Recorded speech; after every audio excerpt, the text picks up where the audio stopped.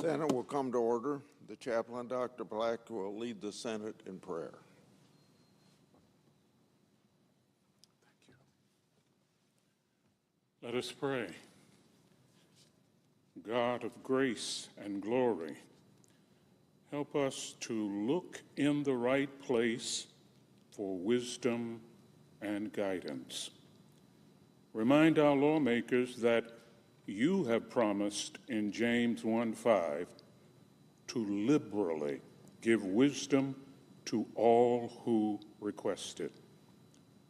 May our senators continue the quest of seeking your wisdom so that when the days of opportunity are past, they will go out with joy and be filled with your peace. Let your wisdom lift them above all discord and infuse them with an unshakable faith in your prevailing providence. Give them a sense of your purposes and a deep dependence on your guidance and grace. As a government shutdown looms, help them to attempt something they couldn't do without your power. We pray in your wonderful name. Amen. Amen. Will you please join me in the Pledge of Allegiance? I pledge allegiance to the flag of the United States of America and to the republic for which it stands, one nation under God, indivisible, with liberty and justice for all.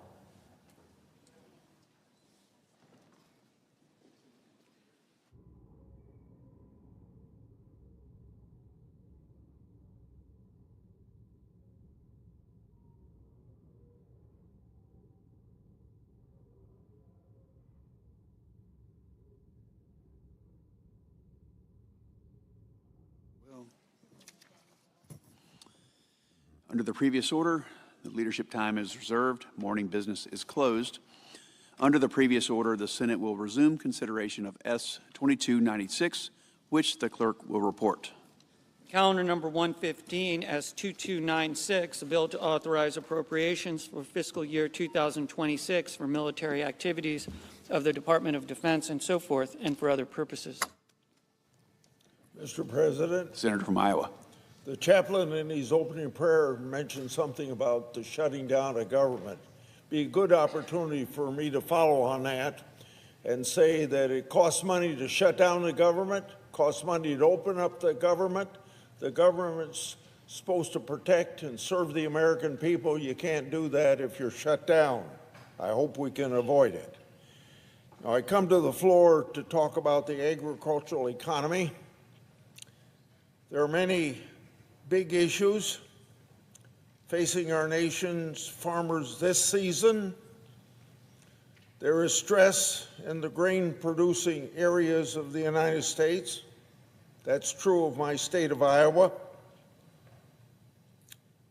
Stress comes from the fact that farmers losing $1.10 a bushel on corn, soybeans about $2 a bushel.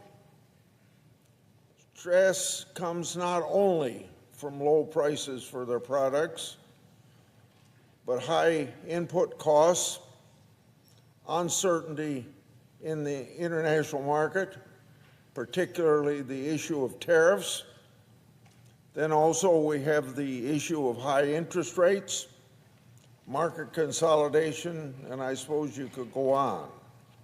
Today, I'd like to focus on high input costs that farmers will be paying this season. The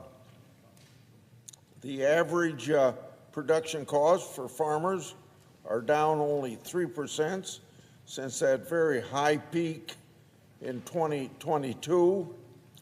Meanwhile, corn prices are down 50% in the same period. To put it plainly, many farmers will be lucky if they break even this fall. Those words, break even, is not possible just because of price. If they break even, it's only because of the expectant bumper crops that we'll have, at least throughout the Midwest, that I know about. In response to the farmers' concerns about the market concentration and changes in anti-dumping and countervailing duty rates, I introduced the Fertilizer Research Act to shed light on fertilizer industry. The issue of ag inputs has become a large enough problem that last year the Department of Agriculture, or I should say last week, the Department of Agriculture and the Department of Justice announced a memorandum of understanding to cooperate on agricultural antitrust issues. I'm certain many farmers are glad to see these developments, but they need more immediate relief. This will become more of an issue as the harvest progresses. My message is, as I see it from my state of Iowa, it's beginning to look like the 1980s agriculture depression all over. Congress was too slow to respond in the 1980s. Thousands of farmers went out of business in the 1980s, and that should concern all of us, because with only 2% of the people producing all the food for the 98%, we can't let the destruction of the family farmer happen in 2025 like it did in the 1980s. I yield the floor and suggest the absence of a quorum. The clerk will call the roll. Ms. Alsobrooks.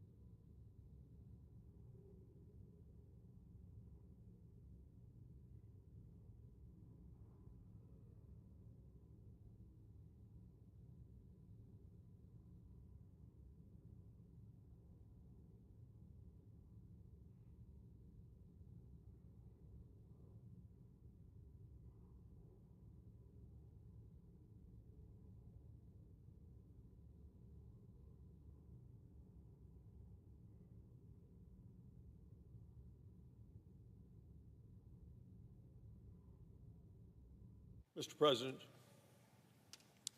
Majority Whip.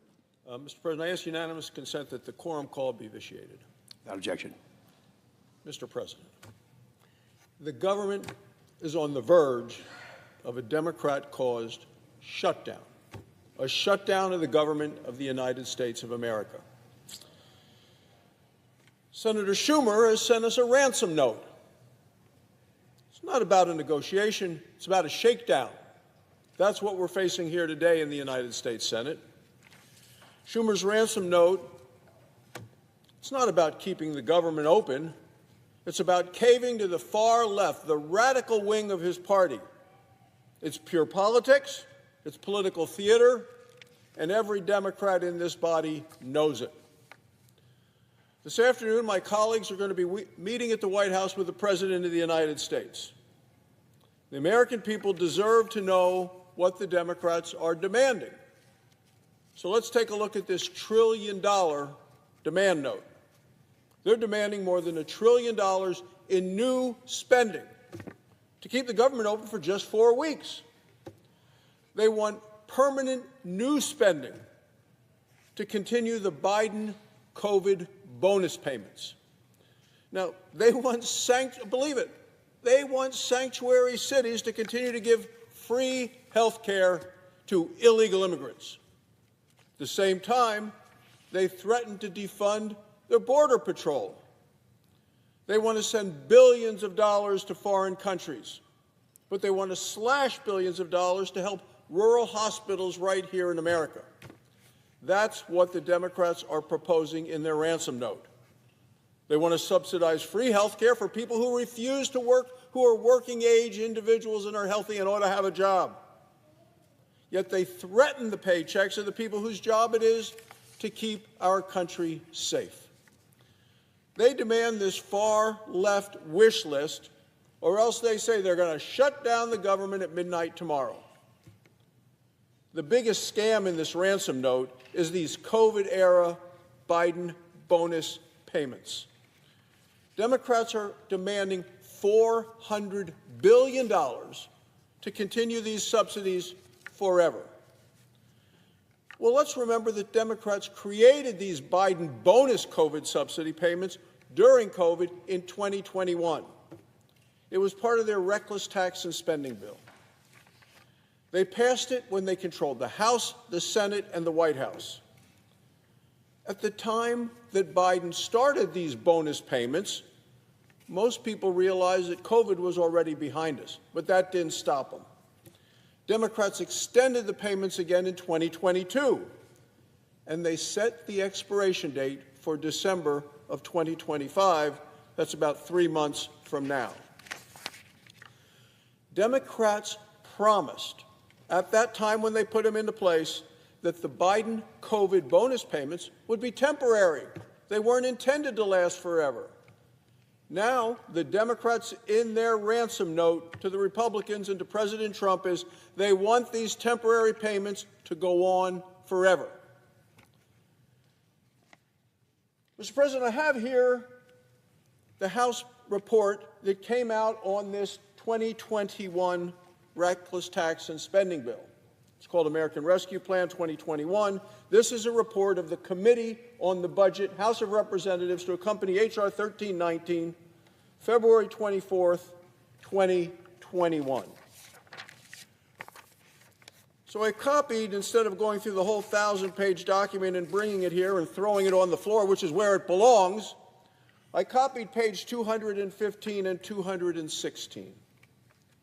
What does it say about these bonus payments? They say right here, it applies, quote, during the public health emergency. The public health emergency is over. And it says in the payments, when you turn to the next page, they would go temporarily. Temporarily. That's their words, not mine. Well, Mr. President, COVID is over. Joe Biden lost. Democrats are in the minority. These Biden COVID bonus payments, they need to go away as well. They were just one more part of a big government giveaway, and now Chuck Schumer is here demanding that we make these bonus payments permanent. To me, temporary means temporary. It's not what the Democrats are demanding, just to keep the government open for 4 short weeks. It's preposterous. 12 years ago, in 2013, America faced another shutdown. At that time, Senator Chris Murphy of Connecticut sent out a press release. 2013, 12 years ago. In his press release, Senator Murphy of the minority party from Connecticut said this. He said, there is a time and a place to debate health care. He went on to say, but not when the funding of the federal government and all the lives that are impacted by it are hanging in the balance. He's not here today to hear those words, but his party needs to recognize that's exactly what they said 12 years ago. And today, Democrats like Senator Murphy are doing the very thing that he condemned here on this floor in his press release 12 years ago. Stunningly, the Democrats want to eliminate, of all things, the $50 billion Rural Health Transformation Fund. This is the fund that Republicans created to keep rural hospitals open. I'm a doctor. I practiced medicine in Wyoming for more than 20 years. I know what affordable, reliable, quality care means to our communities. They're lifelines to small communities. And yet yesterday on Meet the Press, the minority leader, Chuck Schumer, said rural hospitals are closing, so he wants to put the noose around their neck. This makes it worse. He is threatening, as part of his demand, to eliminate the $50 billion set aside for rural hospitals in America. Mr. President, last week I was at home in Wyoming. I attended a ribbon cutting in Pinedale for a new hospital. This is the first hospital ever in Sublette County, Wyoming.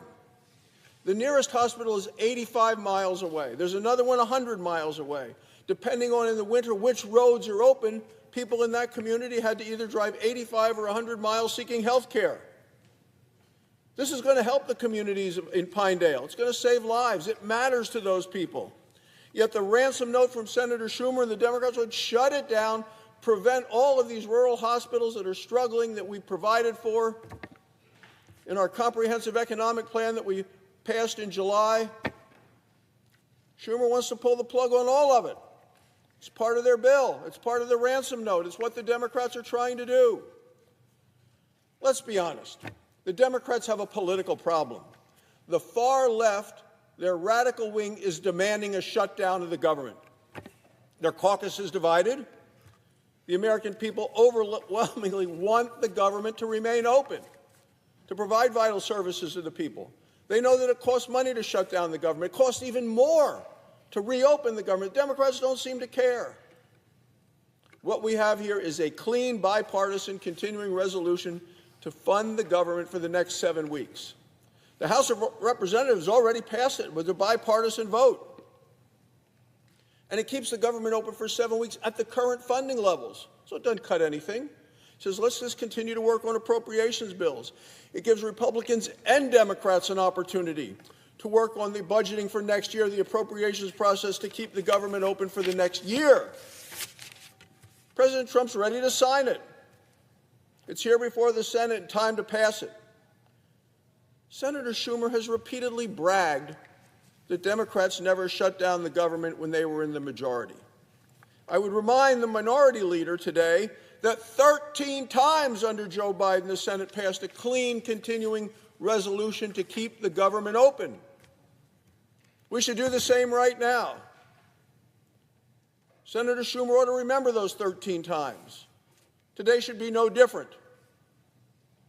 If this government shuts down, and it should not, it will clearly be a Schumer shutdown.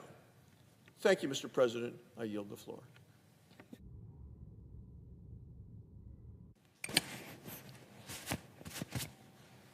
Mr. President. Democrat Whip. Mr. President, Senator from Wyoming is a friend of mine, really. And we may disagree on some political issues. I greatly respect him and glad to call him a colleague. But we do disagree on this point that he just made. And it's a very important disagreement because it affects every family in America.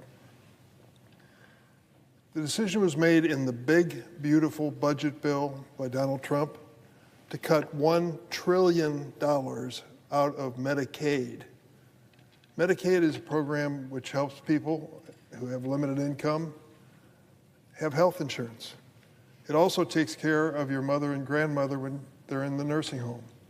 It's a critical element of funding health care in America. And the Republicans cut $1 trillion out of it. If you go to the hospitals in Illinois, some of them are great hospitals, others do great things, but you'll find that the hospitals that struggle to survive are ones that have more Medicaid patients than paying insurance patients. It's tougher margin, and many of them worry about it. And the notion of cutting $1 trillion out of this program worries them. Don't take my word for it. Ask the Illinois Hospital Association, or even if there is one, I'm sure there is, Wyoming Hospital Association, what the impact of cutting $1 trillion out of Medicaid reimbursement is going to be. Not good, particularly in rural areas. Senator Barrasso made reference to his situation in Wyoming. In the state of Illinois, we have plenty of these rural hospitals, and if one closes, it means your pregnant wife who goes into labor now has to drive 70 miles instead of 20 for that delivery. I'd hate to have to go through that. And yet that's what's going to happen. And so the position we're taking is that that kind of cut in Medicaid is going to hurt hospitals and hurt people across America. Secondly, there is a tax credit available for people in middle-income categories to buy health insurance. It's part of the Affordable Care Act, which was the Barack Obama plan that extended more health insurance coverage to America than we ever had in our history. How important is health insurance to you? I had a personal experience as a law student at Georgetown. I decided that I couldn't wait, and I asked a young lady to marry me, and she did. In my second year in law school, we learned that God was sending us a little baby. And we were so happy about it, and she arrived with her share of difficulties. I had no health insurance, none. What do you do as a student with a wife and the baby's sick, when you have no health insurance? Well, Children's Hospital here in Washington, D.C. brought us into the so-called charity ward, and we waited to see who would walk through the door with the name Dr. So-and-so to take care of my daughter. I never felt more inadequate in my life as a father and a husband and not having health insurance. We got through it, she got through it too, and lived a good life. But the point was, there were moments when I worried that I couldn't provide the basics for my baby because I didn't have health insurance. 15 million Americans will lose their health insurance because of this Republican budget that I just referred to, the big, beautiful budget. 15 million will lose health insurance. I wouldn't wish that on anybody. So when the Democrats say there are health care issues that are part of this debate on funding the government, that's what we're talking about. Keeping these hospitals open, critical hospitals in inner city as well in rural areas, making sure that people have their health insurance. And there's one third element I would add, I don't think we'll be able to negotiate it. Medical research. Ever hear of the National Institutes of Health? Why, sure you have. It's the best medical research agency of any government in the world. I went to the NIH about 12 years ago and met with Dr. Francis Collins, an amazing man who is head of the NIH. And I said to him, I really believe in what you do. Your research in cancer and heart disease and so many other things makes a difference. What can I do to help you? Well, he said, thank you for asking. There have been some people who've done remarkable things. I said, oh, I remember. There was a bipartisan coalition a few years back that doubled the budget in medical research for NIH. I said, I wish I could say I could do that again, but I don't think I can. What can I do? He said, give me and this agency 5% real growth each year in medical research, and we'll light up the scoreboard. We are so close finding cures and new drugs in so many areas that if you can give us consistent research, it'll make a difference. Came back to the Senate, sat down with my friends on both sides of the aisle. Roy Blunt, Republican senator from Missouri, was a leader in this effort. Lamar Alexander, Republican senator from Tennessee, another leader. Patty Murray, still serving as head of the Appropriations Committee and one of the best when it comes to medical research. We put our heads together, and over a span of 10 years, the budget for NIH medical research went from $30 billion to $48 billion. We got the 5% coming every single year. It was quite an achievement.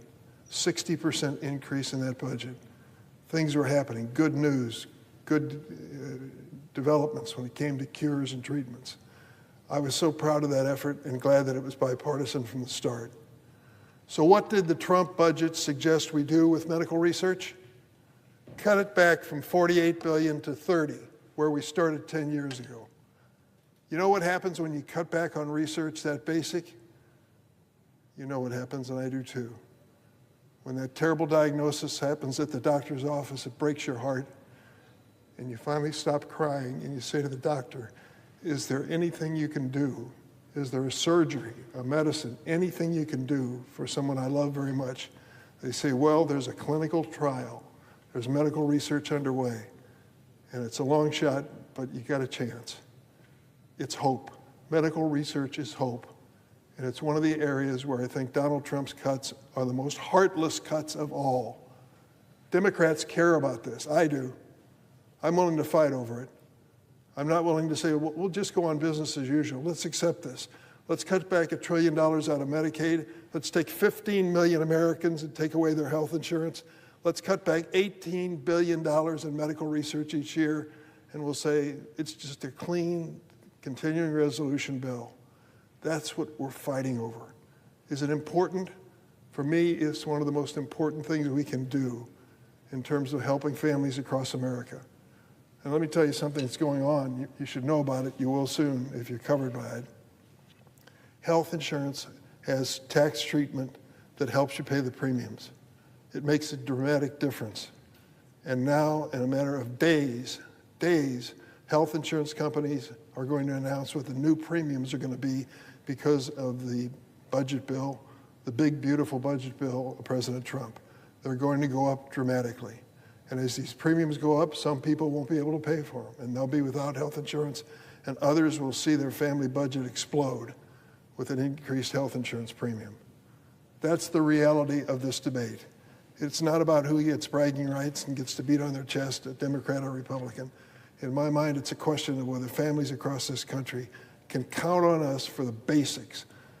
And making sure that health care is there for America is one of the basics as far as I'm concerned.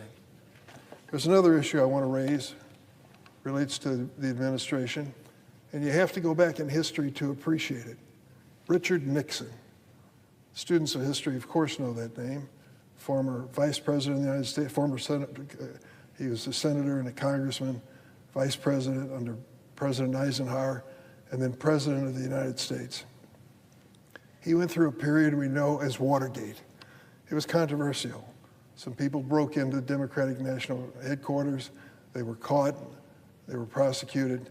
When it was all over, we had the Watergate investigation, and ultimately President Nixon resigned.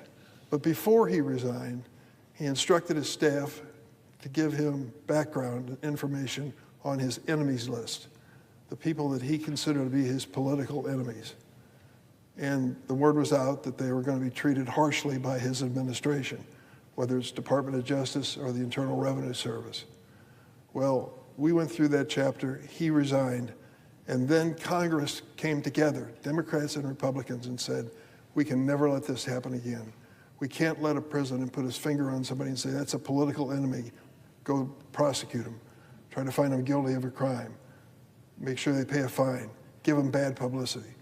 We agreed on a bipartisan basis for standards between the White House, the Department of Justice, and Congress when it came to these political decisions that could ultimately result in prosecution.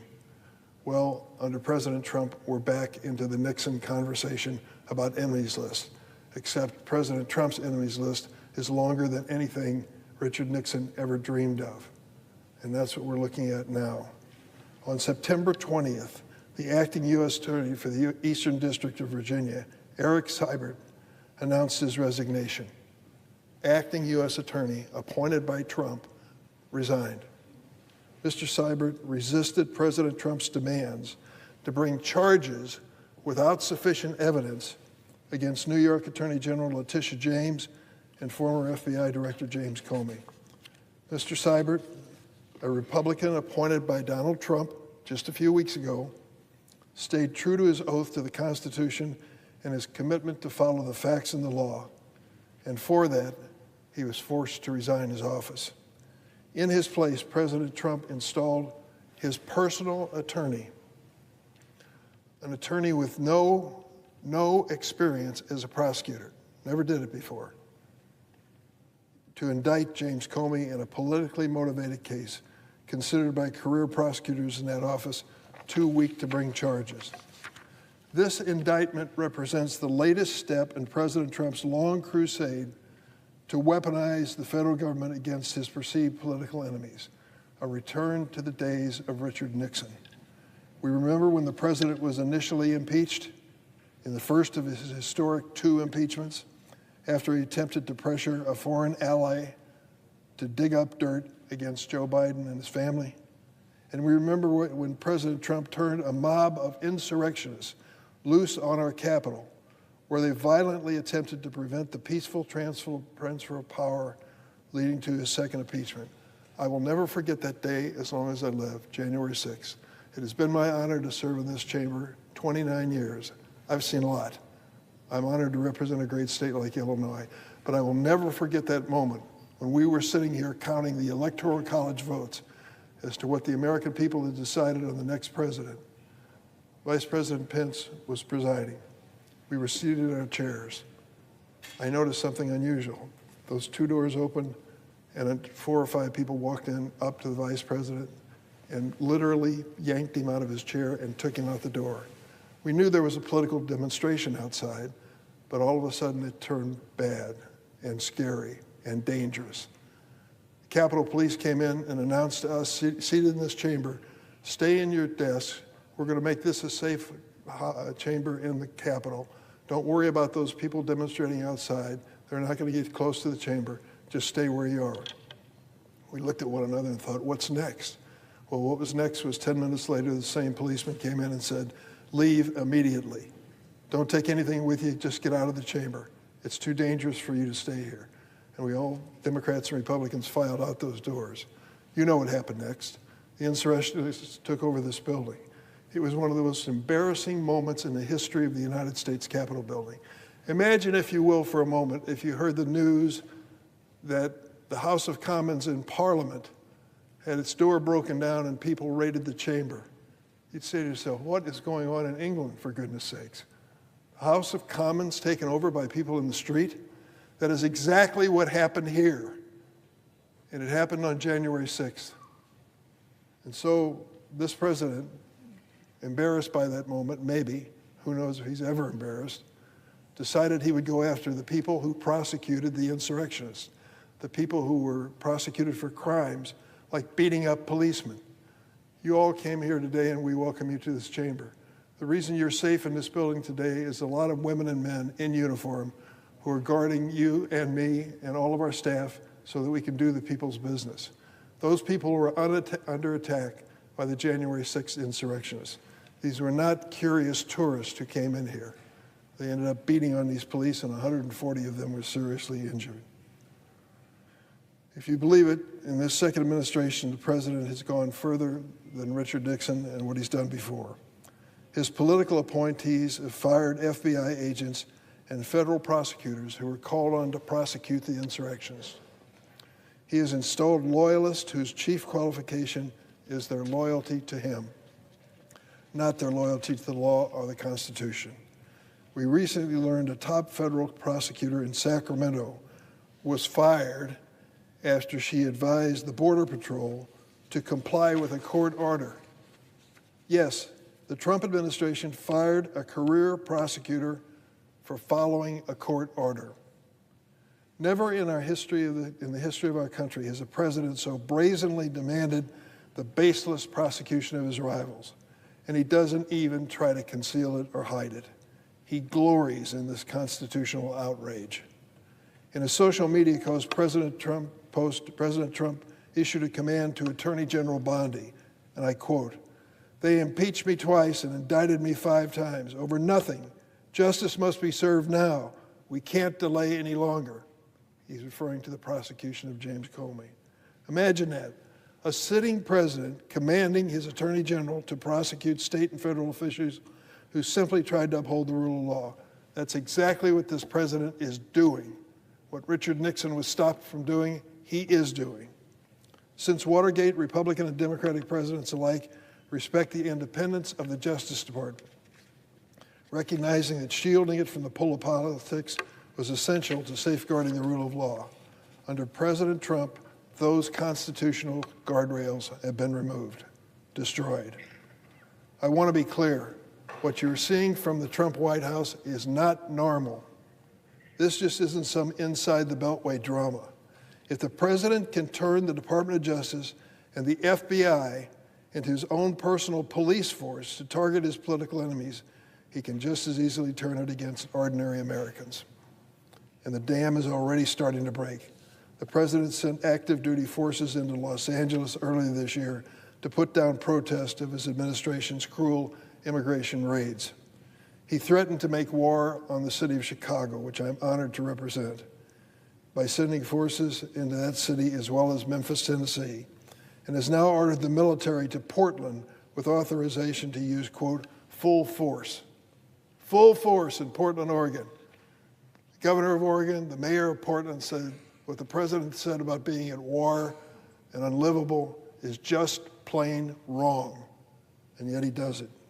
It's a slippery slope into authoritarianism. Once DOJ and our military have been politicized, there are few guardrails left. So while today it's Letitia James and James Comey who are the targets, tomorrow it could be our fellow citizens who dare to even criticize the policies of the Trump regime. That is the risk we face and the danger that lies ahead in its perilous moment. That's why I've opened an investigation calling for answers from Attorney General Bondi, including making available several Trump-installed loyalists for questioning. The American people deserve to know if the chief law enforcement agency of the United States is following the Constitution or pursuing political revenge. Let me end this. During the Watergate scandal, President Nixon attempted to bend the Department of Justice to his will, to go after his enemies, conceal his administration's involvement in this unlawful conduct.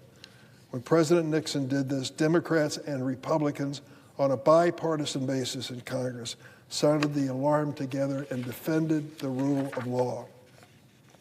On a bipartisan basis, we responded to Nixon. Those legislatures recognized the danger posed by a president attempting to wield power and benefit him personally. They knew it was unconstitutional, and they stood firm on a bipartisan basis in Congress. Where is that same courage today? It's time for the Republicans to join Democrats and step up and say enough is enough. This is not about political parties. It's about protecting our democracy from a would-be dictator intent on setting it all ablaze to achieve his personal aims. This is a code red alarm for the rule of law. And unless we come together to stop the president's abuses, I fear this administration will continue to corrode our American democracy. My question is this: is there one Republican senator in this chamber who gives a damn? I yield the floor.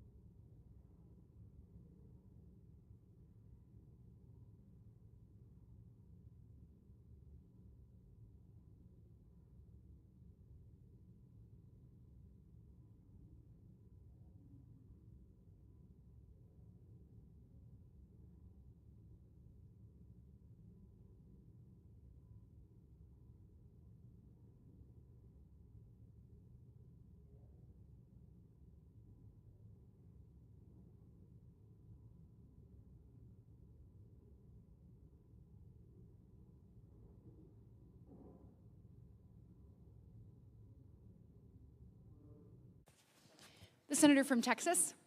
Madam President, are we at a quorum call? We are not. Madam President, I want to begin my remarks this afternoon by reflecting on the tragic shooting at the Dallas ICE facility that happened just last week. One detainee was killed and 2 others were injured by a 29-year-old shooter who was later found dead on the scene from a self-inflicted gunshot wound.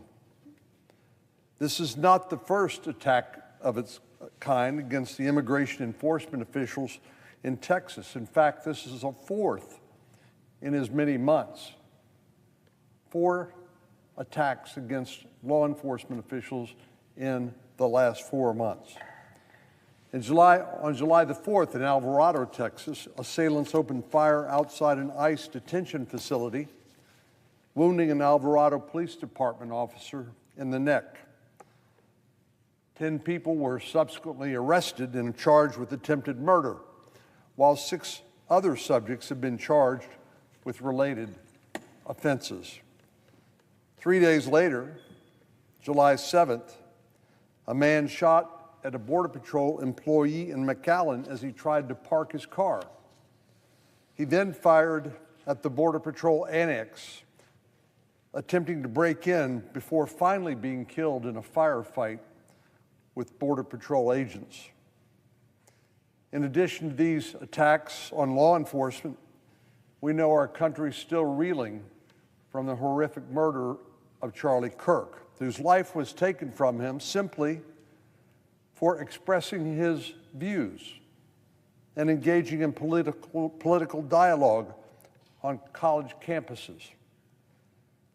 We're beginning to see in our country a level of political violence that is not and should not ever be considered normal. But this is a warning signal about the direction we are heading in as a nation, and it's one we cannot afford to ignore. Many of us are asking ourselves, how did we get here? Well, the answer, it seems, or at least part of the answer, is simple and straightforward. It begins with the demonizing of free speech and the vilification of those who are doing nothing more and nothing less than their duty, which is to enforce the laws on the books.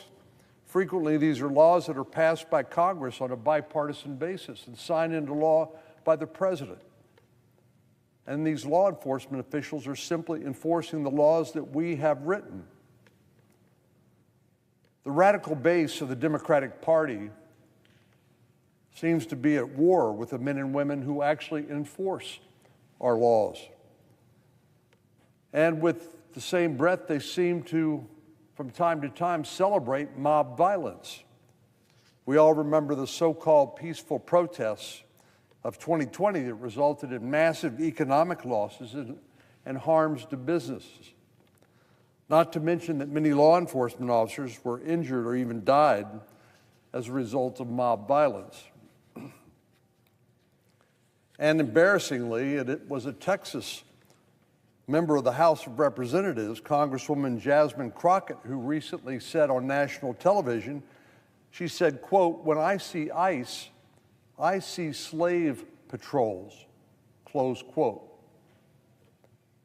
Not to be outdone, Congresswoman Alexandria Ocasio-Cortez described ICE as, quote, "a rogue agency that should not exist." And then there's the former member of Congress, Colin Allred, who called ICE, quote, "un-American and harmful to public safety." These attacks against the men and women who enforce our laws are simply unconscionable, and they've undeniably contributed to getting us in the dangerous place we find ourselves in today. If these individuals and other Democrats truly cared about public safety, they would stand with the Republicans. We would stand united as Americans in supporting our men and women in blue and green, and they would denounce the unprecedented rise in attacks against these law enforcement officers immediately. But instead, Democrats seem to endorse a complete inversion of how a just and ordered society functions. Unfortunately, this is going to require some of our Democratic colleagues to swim against the tide of opinion among their radical base and show some leadership. But they have to decide as a party to move away from the dangerous and radical demands of their left-wing base.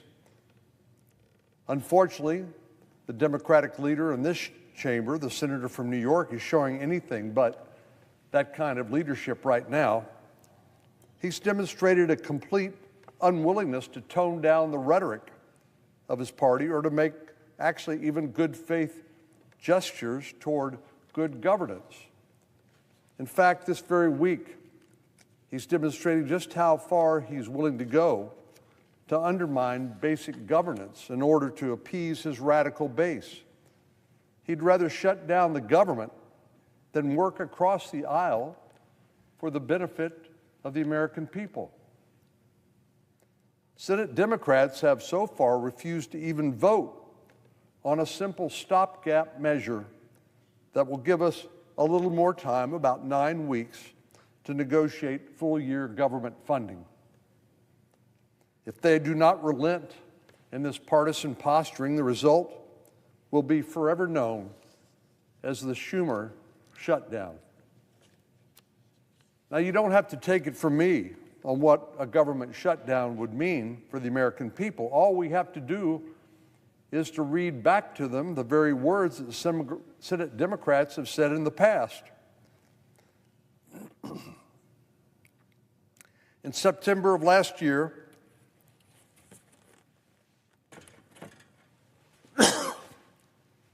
when the shoe was on the other foot,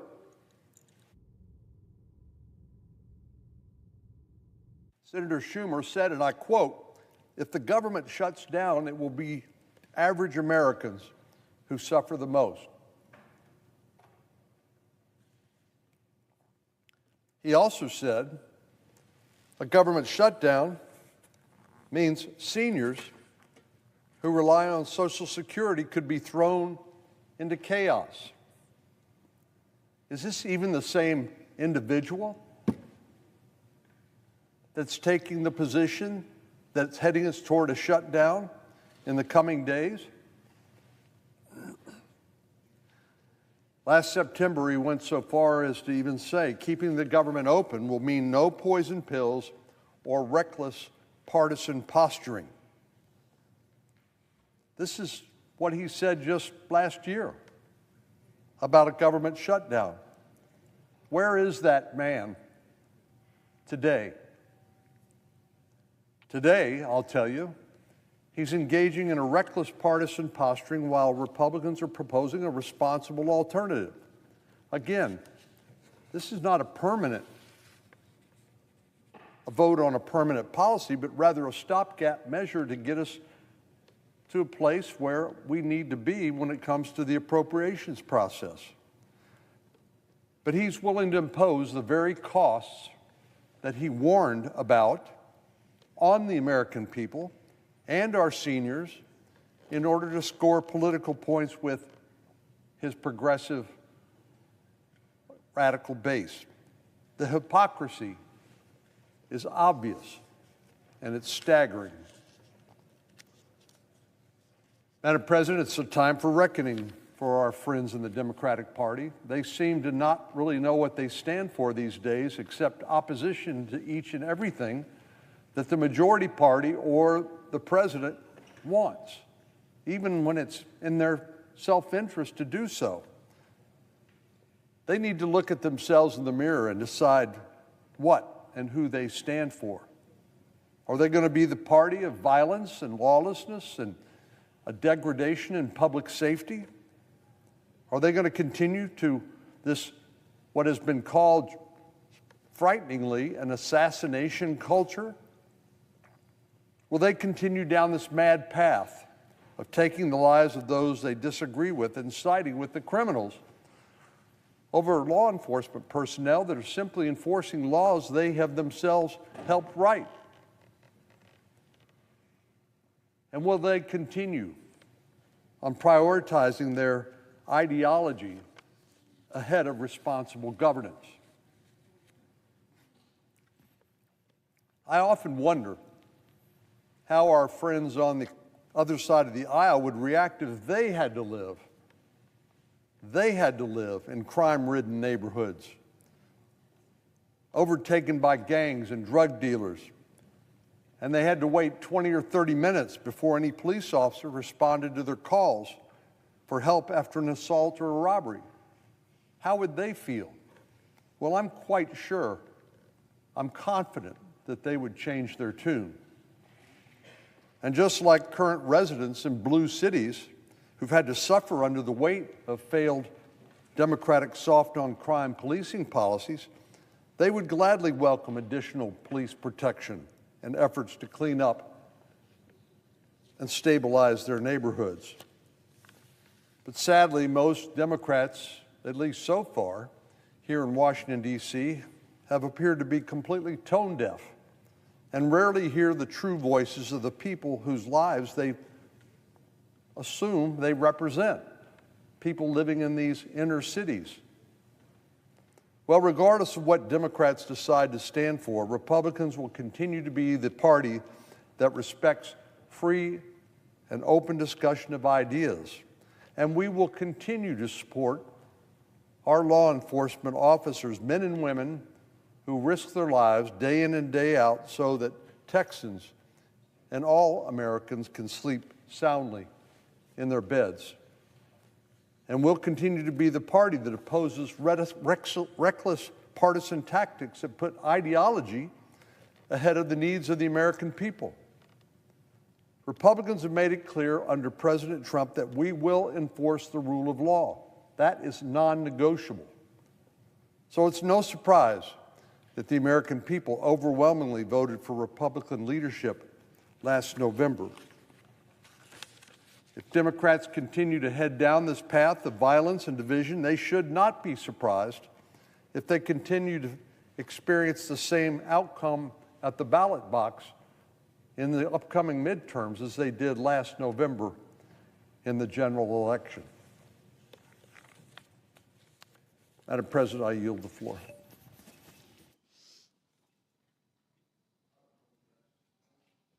The clerk will call the roll. Ms. Alsterbrooks.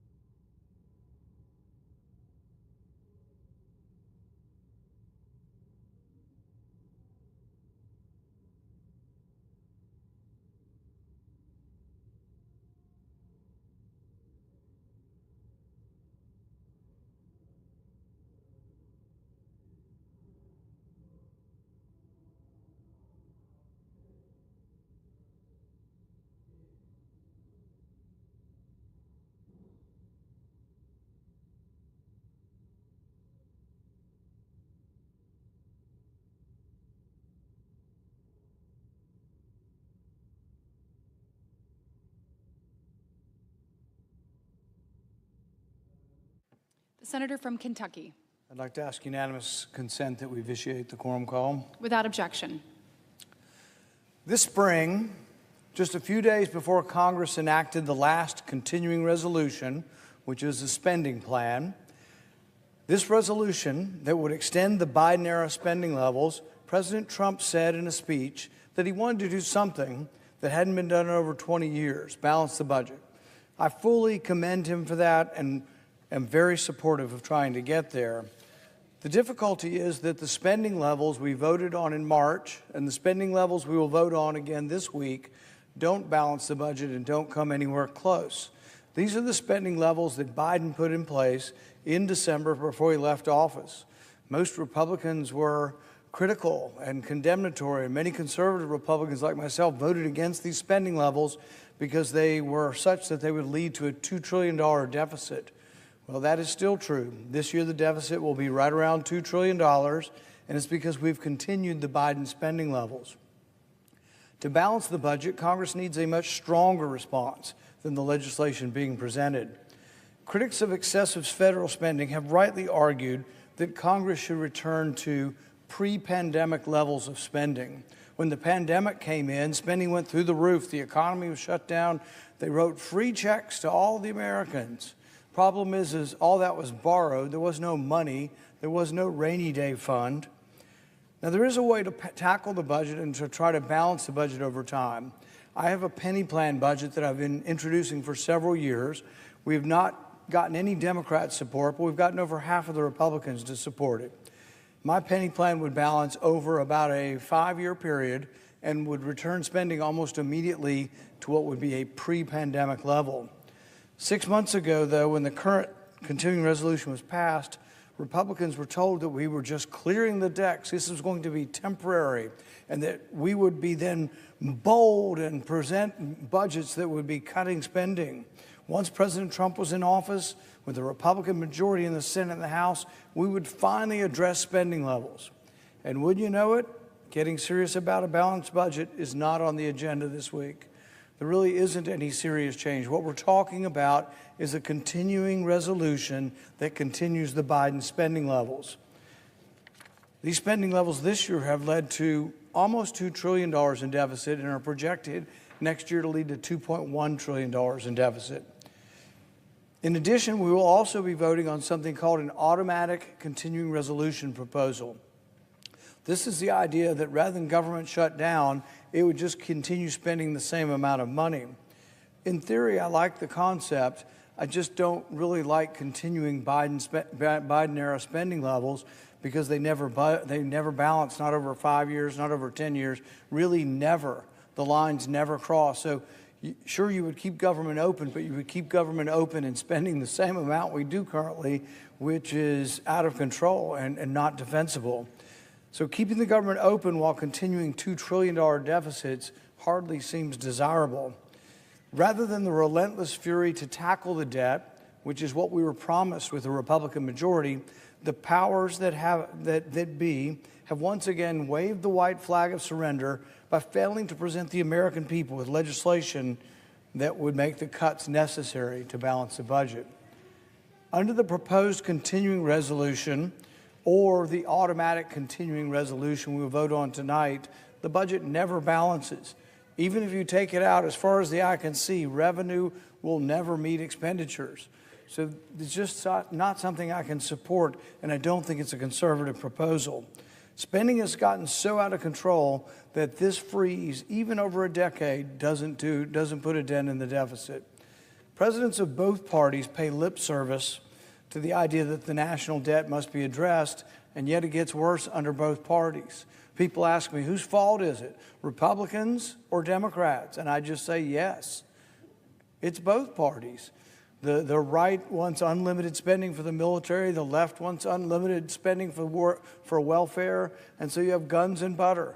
And you scratch my back, I'll scratch yours, and it all goes up. Now, the reverse compromise could happen. You could actually cut a little bit from the military side and a little bit from the welfare side, and really everybody would get a little bit of a haircut across the board, and you could balance your budget that way. But you can't exclude or exempt huge swaths of government spending. You have to look at all spending. And if you do, the budget can be balanced by a 6% cut across the board, excluding Social Security. I am proud of the president for what he's tried to do, though. Unlike past presidents, Donald Trump has created the Department of Government Efficiency to identify and eliminate waste. DOGE has found billions of dollars of waste. Americans were rightfully appalled when they were told that your government's been spending $2 million on sex changes in Guatemala. I mean, it sounds like a bad punchline you might hear on late night comics. $2 million on sex changes in Guatemala. Your government was spending that money, and the DOGE people came in and said we shouldn't do it. Now, I've been talking about these things for years, but finally we had an administration that was interested in it. $25,000 for an LGBT opera in Colombia, and nearly $1 million to study the microaggressions among obese Latinx, whatever that means. But just crazy wasted money. I mean, it'd be one thing if it was even a surplus. These are crazy wastes of money. But we're doing this. We have to borrow the money from China to send it on all these crazy projects around the world. This doesn't even account the $200 billion we've sent to Ukraine. That's all borrowed as well. This summer, President Trump sent Congress a special message identifying $9.4 billion in rescissions. And Congress, for the first time in a long time, did the right thing. We voted for and passed this rescission package to cut $9 billion. I supported, as I always do, cutting this foreign aid. With a deficit of $2 trillion a year, though, $9 billion is a drop in the bucket. We've got to do more. Congress has to do more. And as much as I appreciate this, the power of the purse needs to be exerted more by Congress. We've let so many of these decision-making powers devolve to the president. The founders, I think, would be appalled with Congress. They'd be appalled with what Congress has become. Congress exerts no powers, gives away its powers, and does not seek a restoration of its power. Right now, we're living under emergency rule, where the president has declared emergencies on 160 countries and has declared that he has the right to declare whatever he wants through import taxes. Well, our founding fathers would be appalled. The Constitution's very clear. Taxes originate in Congress, and even more specifically, taxes originate in the House of Representatives. Unfortunately, Congress has all been all too happy to wither in the shadow of the presidency that grows larger with each successive administration. Whether it be Republican or Democrat, the presidency grows larger and stronger. To wit, the continuing resolution that we're considering, the spending plan that we're considering, maintains the Biden spending levels. So if you remember there was an election, you remember the Republicans all said, Bidenomics and Biden inflation and Biden spending were against all that. That was kind of what the election was decided on. And now you have a Republican in the White House, Republicans in the Senate, Republicans in the House, and we're living under the Biden spending levels that they complained about. The great irony is the Democrats have now switched. The Democrats supported the Biden spending levels under President Biden. Now there's a President Trump and the spending levels are exactly the same. All the Democrats are voting no. It makes no sense at all. It is really ironic that every Democrat senator supported the spending levels just 9 months ago that we're voting on now. So when they say continuing resolution, we're continuing the same spending levels that we started with in December of last year, and every Democrat voted for them. Likewise, in December of last year, conservative Republicans voted against the Biden spending levels. And now they're poised to vote for the Biden spending levels. Both parties have completely flip-flopped to the opposite side of the same issue that hasn't changed. Congress has truly entered the upside-down world. To add insult to irony, the CR before us adds the foreign aid dollars we canceled 2 months ago back into the baseline spending. So we finally, for the first time, and as long as I can remember, had a vote to get rid of this crazy foreign aid, this foreign welfare. We did the right thing. We got rid of $9 billion. There's still another 40-some-odd billion in the budget. We got rid of $9 billion. By voting on this continuing resolution today, they're sticking the foreign aid back in. The foreign aid will be back part of the baseline again, and we got to go through the whole thing again. It's almost as if DOGE never existed, as if DOGE never found all of this stuff, criticized it, shamed Congress into doing the right thing, and we cut the foreign aid. It's going back in. So we're going to do a CR that doesn't lessen the foreign aid spending. It's going to have the same level of foreign aid spending that we had last year.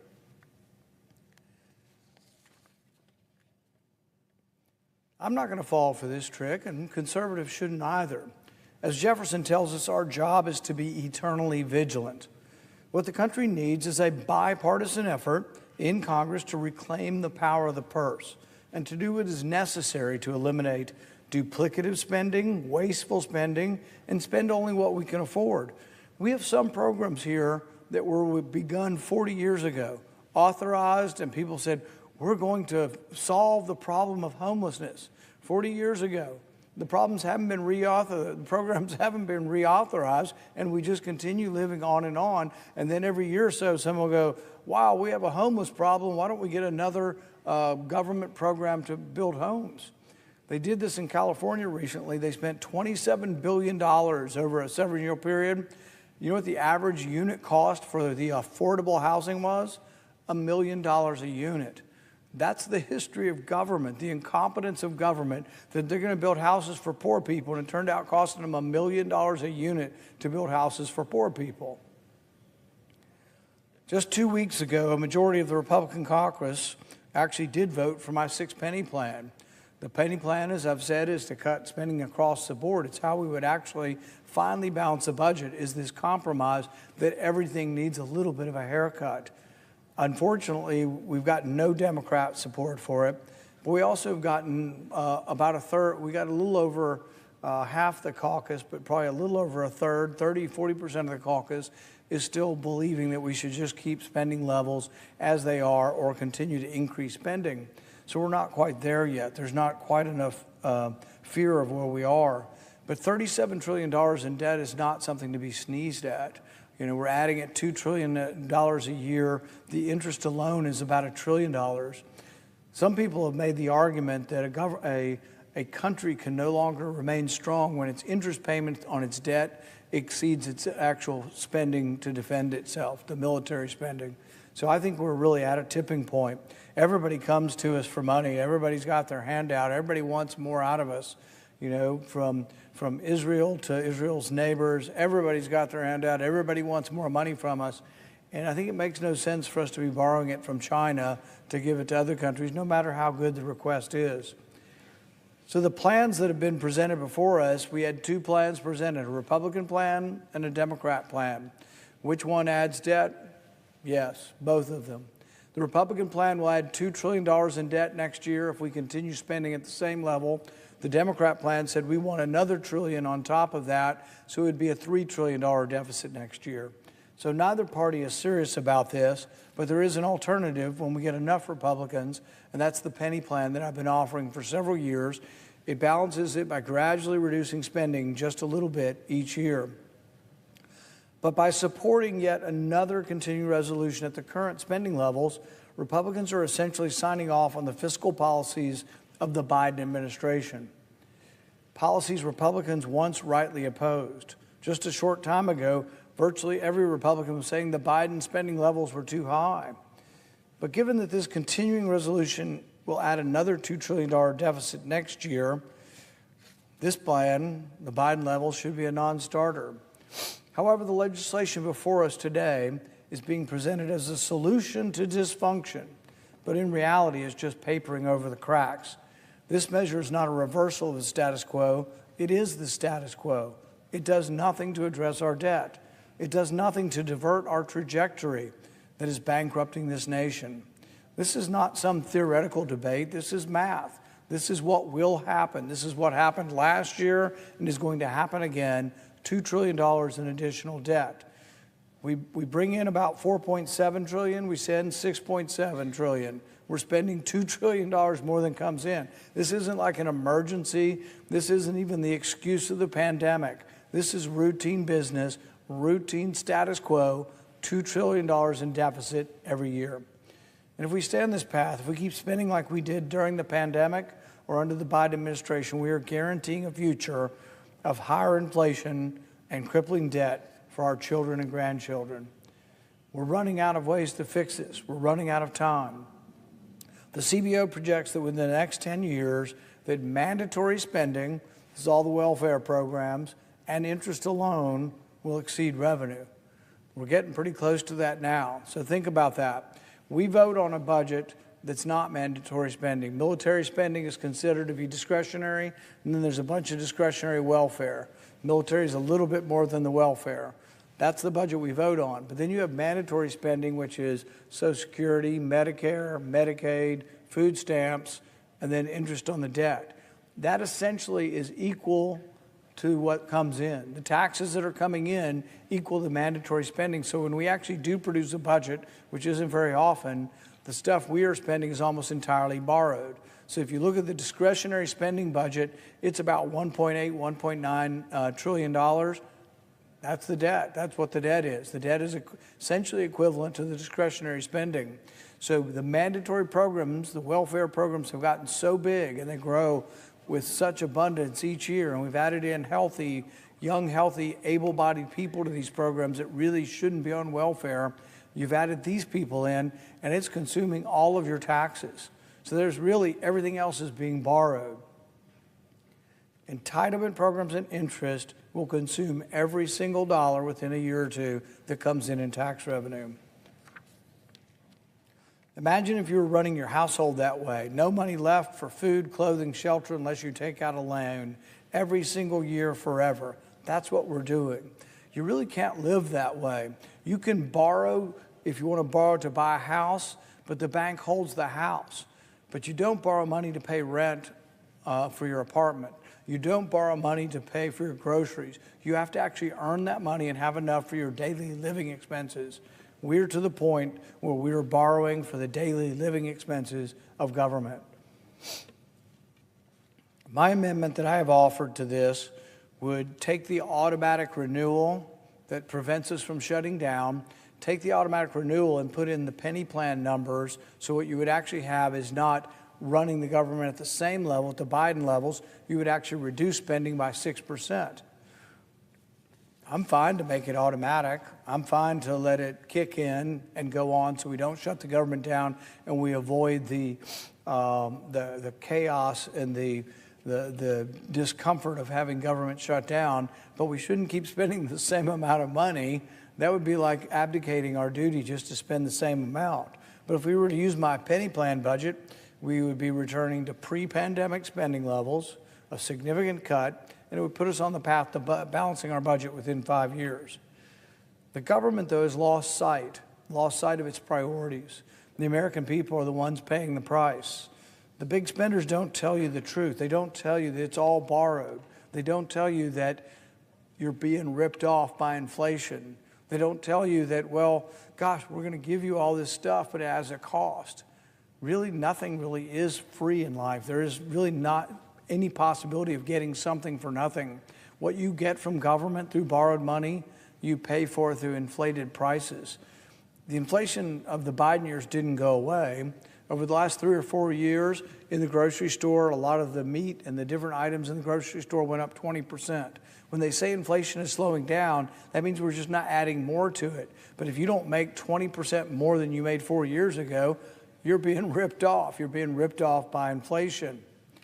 It wasn't that long ago that my colleagues, at least on this side of the aisle, stood united in opposition to this fiscal recklessness. It wasn't that long ago that we drew a line in the sand on debt and the debt ceiling, that we demanded spending caps, that we said we wouldn't mortgage our children's future to fund today's political convenience.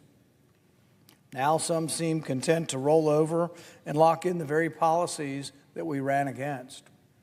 I won't do that, and I won't urge my colleagues to do that either. We can't claim to be fiscal conservatives while voting for more and more debt. We can't claim to be this great opposition to the Biden spending levels and then vote the Biden spending levels in. We can't claim to not like deficit spending and then vote for spending that will inevitably lead to another $2 trillion in debt next year. This country can't afford to write another blank check. We can't afford to lock in the fiscal mistakes of the past. We need real reform. We need it now.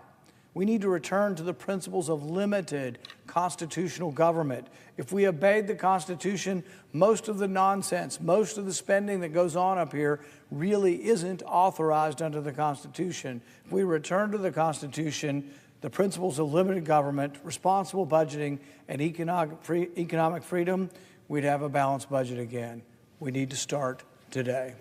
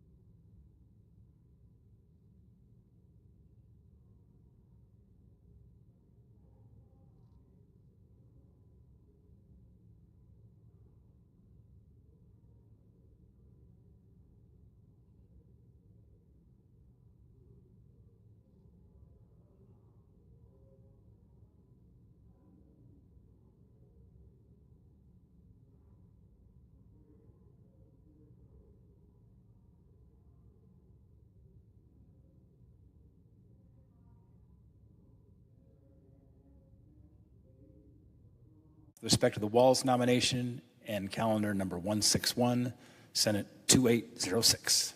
Without objection. That's it.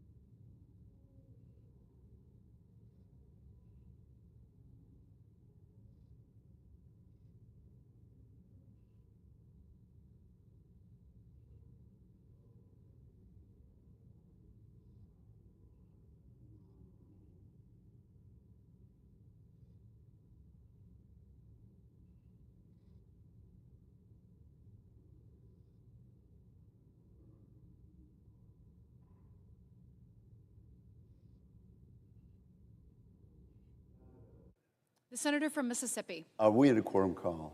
We are not. Madam President, I expect the distinguished minority leader, my friend from New York, will speak possibly after the first vote and report that we're still at an impasse on funding the government, which of course expires at midnight tomorrow night. At that point, I want to implore my colleagues on this side of the aisle, and particularly the Democratic leader, to agree that while we're at an impasse, there is still very, very important business to attend to, and that is the NDAA, the National Defense Authorization Act, which, as the President knows, has been reported from the Senate Armed Services Committee some months ago by an overwhelming majority vote, with only one dissenting vote.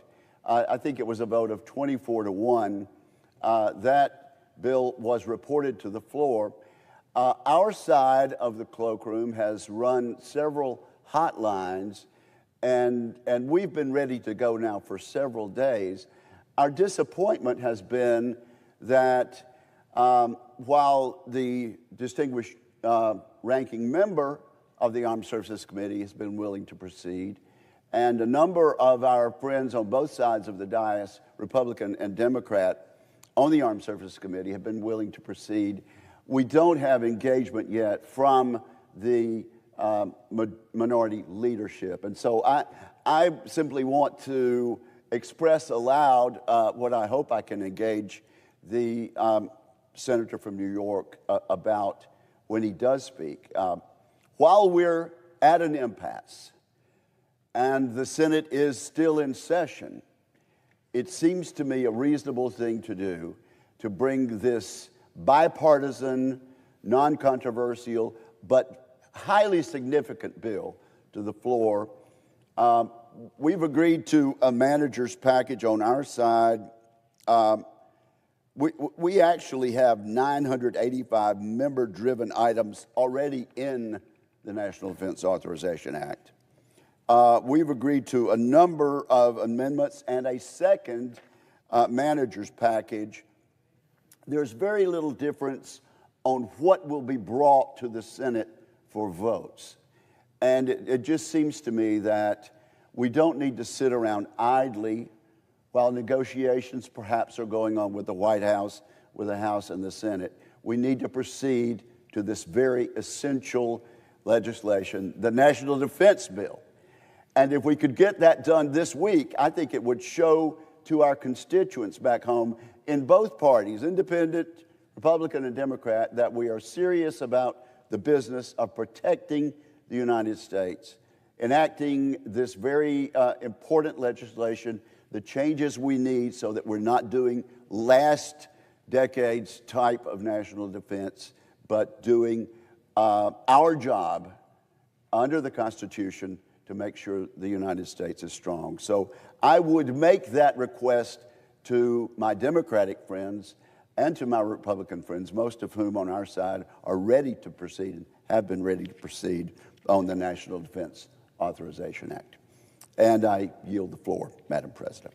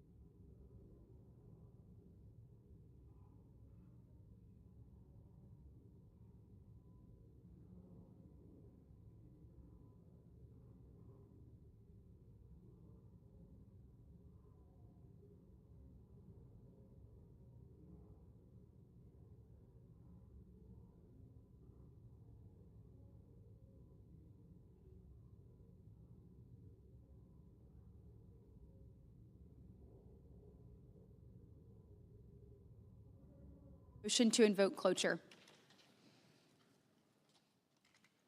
Cloture motion. We, the undersigned senators, in accordance with the provisions of Rule 22 of the Standing Rules of the Senate, do hereby move to bring to a closed debate on the nomination of Michael G. Waltz of Florida to be representative of the United States of America to the sessions of the General Assembly of the United Nations.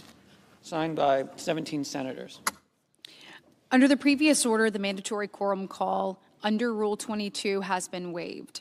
The question is it the sense of the Senate that the debate on the nomination of Michael G. Waltz of Florida to be representative of the United States of America to the sessions of the General Assembly of the United Nations during his tenure of service as representative of the United States of America to the United Nations shall be brought to a close?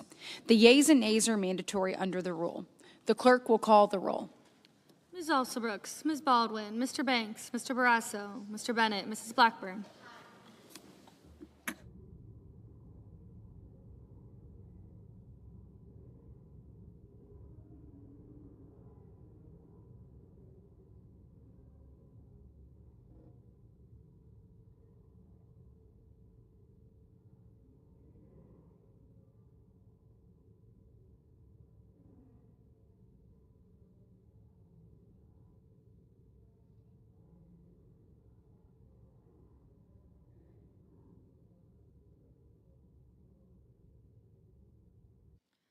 Mr. Blumenthal, Ms. Glenn Rochester, Mr. Booker, Mr. Bozeman, Mrs. Britt. Aye. Mr. Budd, Ms. Cantwell.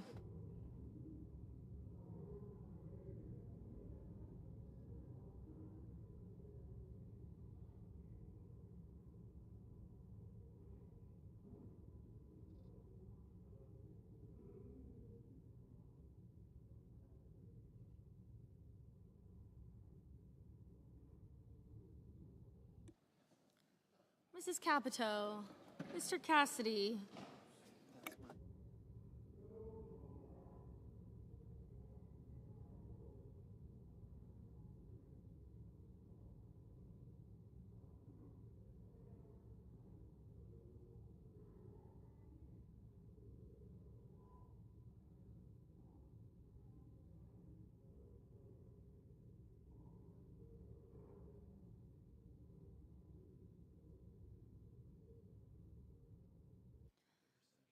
Mr. Cassidy, Ms. Collins, Mr. Coons, Mr. Cornyn, Ms. Cortez Masto, Mr. Cotton, Mr. Kramer, Mr. Crapo, Mr. Cruz, Mr. Curtis, Mr. Daines, Ms. Duckworth, Mr. Durbin, Ms. Ernst, Mr. Fetterman, Mrs. Fisher, Mr. Gallego, Mrs. Gillibrand.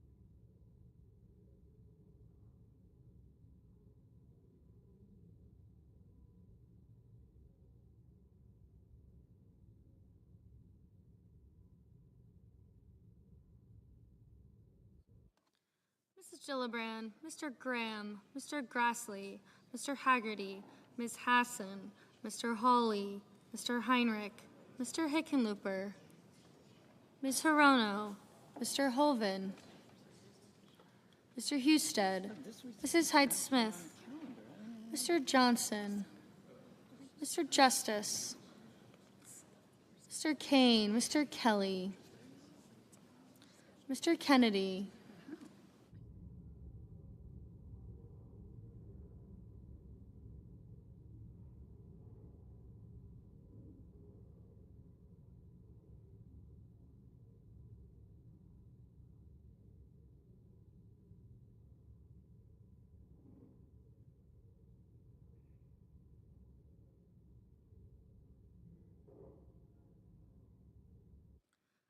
Mr. Kennedy, Mr. Kim, Mr. King, Ms. Klobuchar, Mr. Langford, Mr. Lee, Mr. Lujan, Ms. Lummis, Mr. Markey, Mr. Marshall, Mr. McConnell, Mr. McCormick, Mr. Merkley, Mrs. Moody, Mr. Moran, Mr. Marino, Mr. Mullen, Ms. Murkowski, Mr. Murphy, Mrs. Murray, Mr. Ossoff, Mr. Padilla, Mr. Paul, Mr. Peters, Mr. Reed, Mr. Ricketts, Mr. Risch, Ms. Rosen, Mr. Rounds, Mr. Sanders, Mr. Schatz, Mr. Schiff, Mr. Schmidt, Mr. Schumer, Mr. Scott of Florida, Mr. Scott of South Carolina, Mrs. Shaheen, Mr. Sheehy, Ms. Slotkin,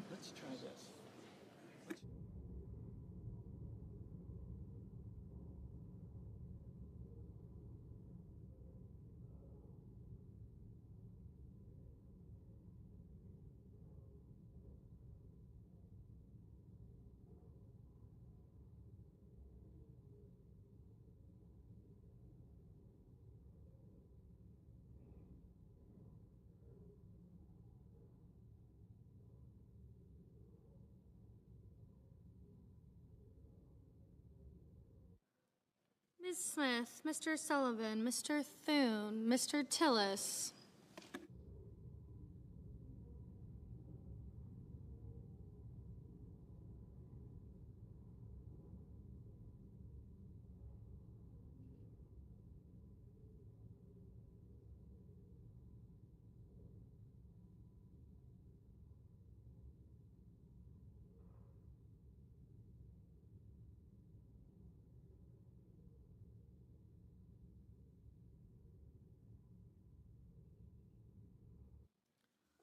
Mr. Tuberville, Mr. Van Hollen, Mr. Warner, Mr. Warnock, Ms. Warren, Mr. Welch, Mr. Whitehouse, Mr. Wicker, Mr. Wyden, Mr. Young.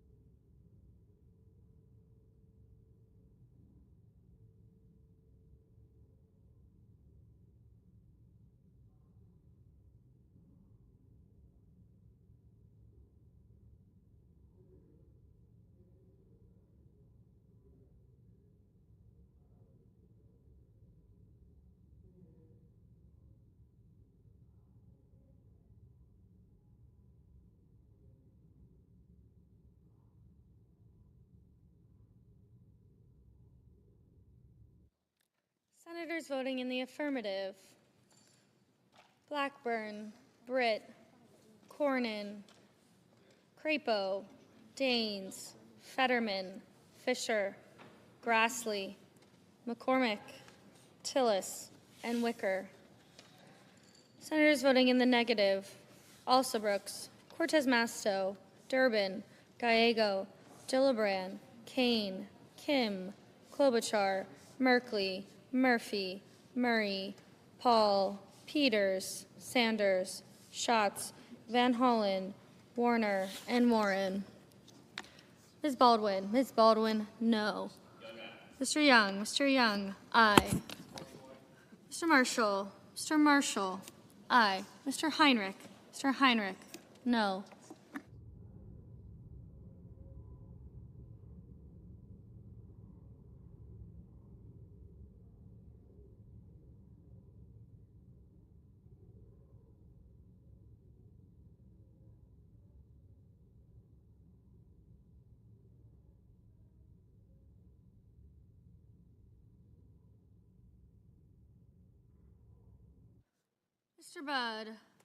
Mr. Budd, aye.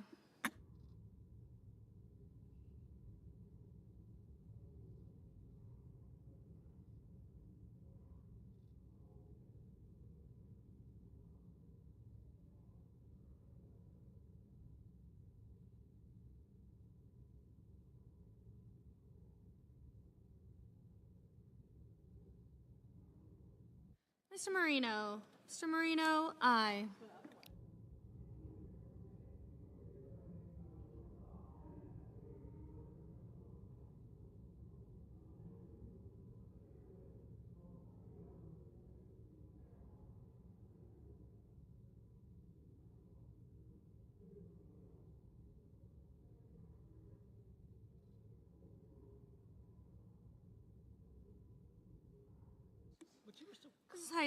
Mrs. Hyde-Smith, aye. Mr. Scott of Florida, aye.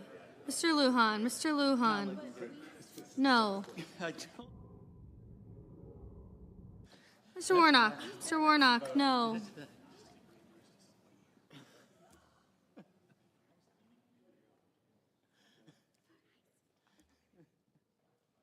Mr. Langford, aye. Mr. Bennett, no. Mr. Ossoff, no.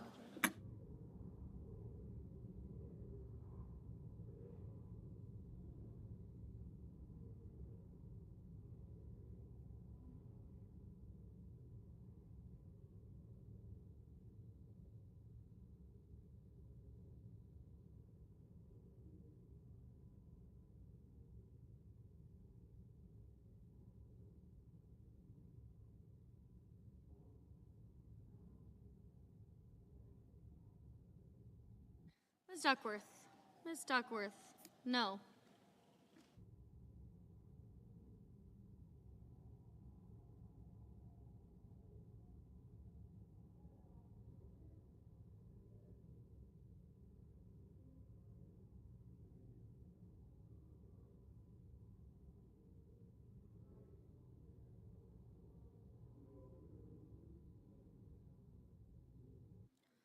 Mr. Booker, no.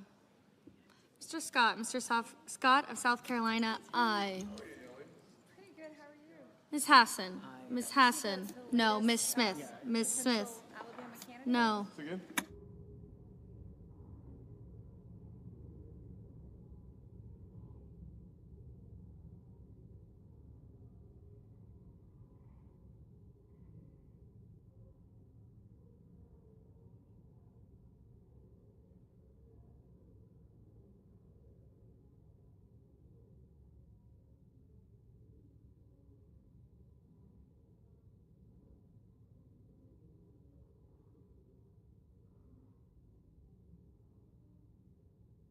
Mrs. Capito, aye.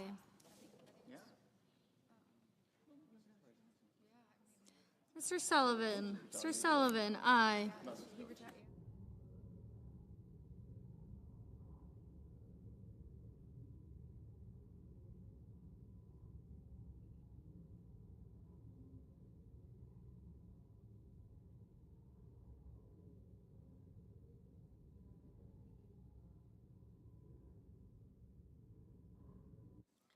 Mr. Johnson, aye.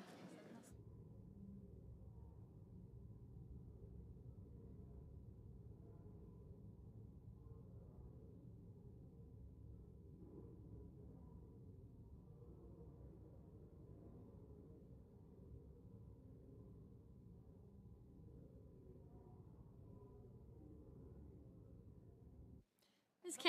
Cantwell, no. Mr. Reed, no. Mr. Barrasso. Mr. Barrasso. Aye.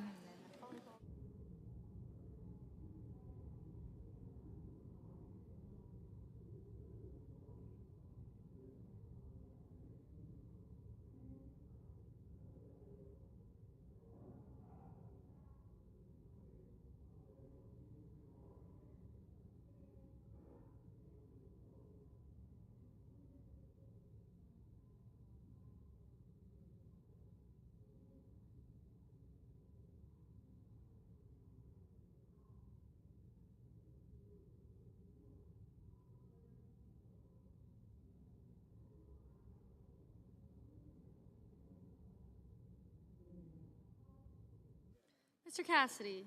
Mr. Cassidy. Aye. Mr. Justice. Mr. Justice. Aye.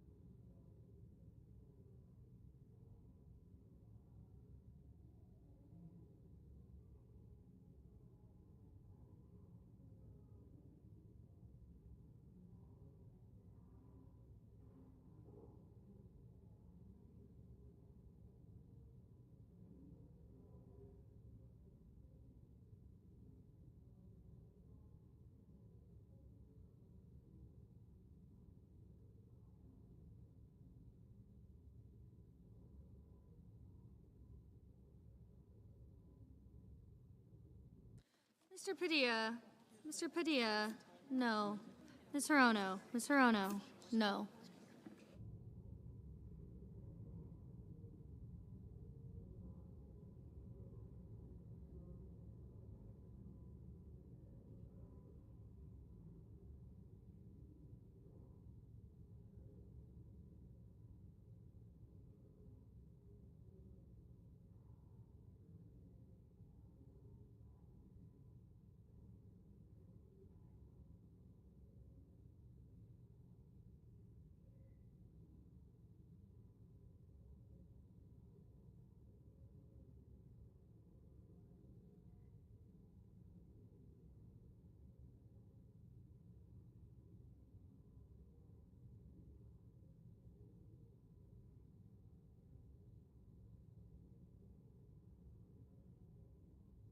Mr. Kramer. Mr. Kramer. Aye.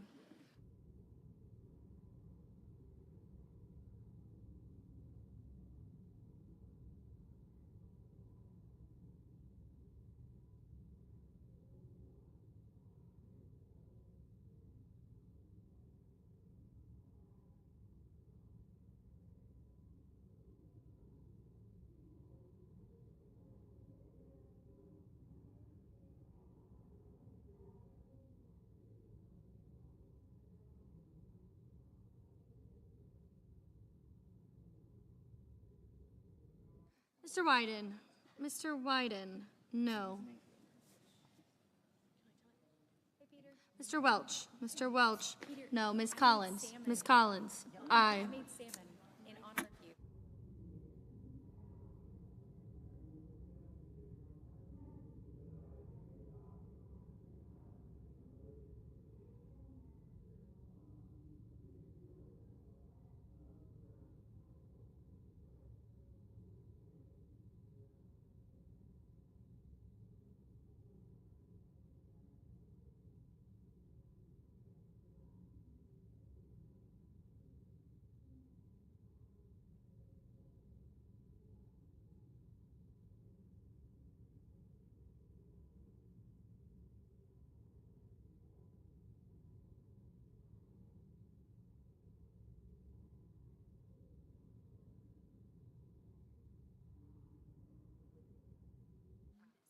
Mr. Kelly. Mr. Kelly. Aye.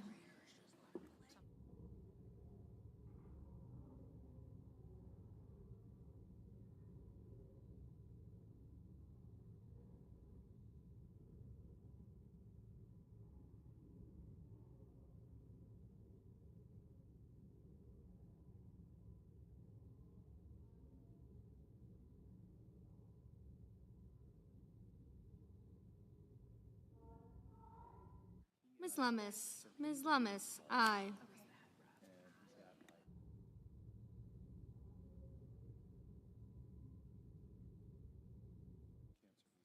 Mr. Kennedy. Mr. Kennedy, aye.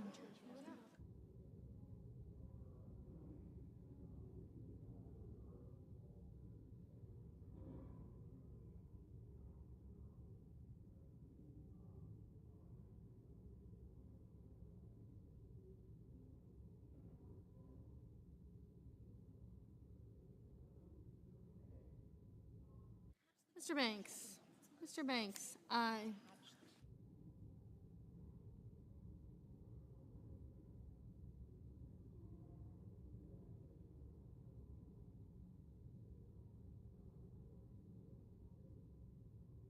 Ms. Ernst. Ms. Ernst, aye. Ms. Blunt Rochester. Ms. Blunt Rochester, no.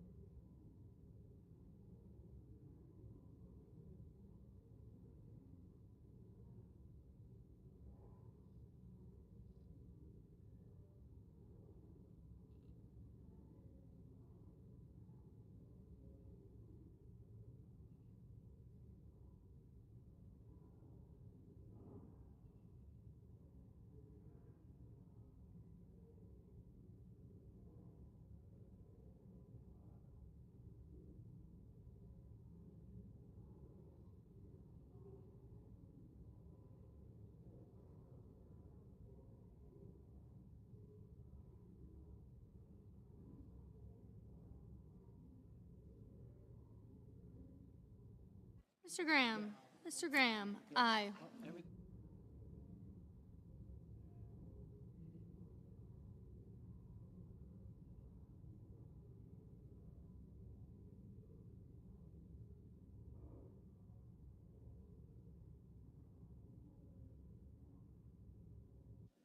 Mr. Bozeman. Mr. Bozeman, aye.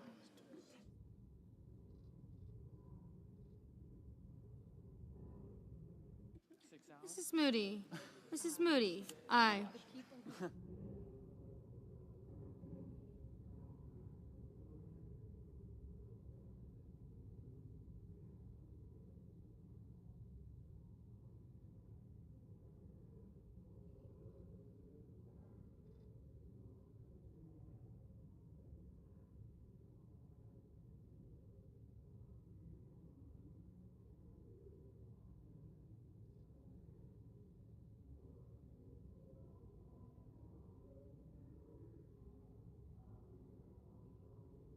Mr. Markey. Mr. Markey, no.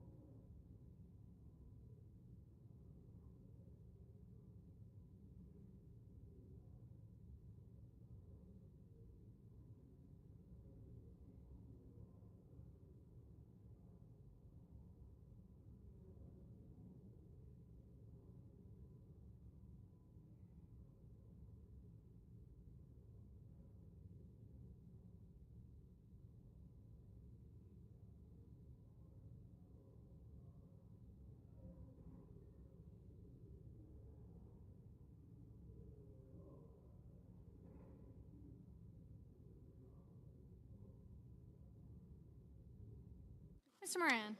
Mr. Moran. Aye.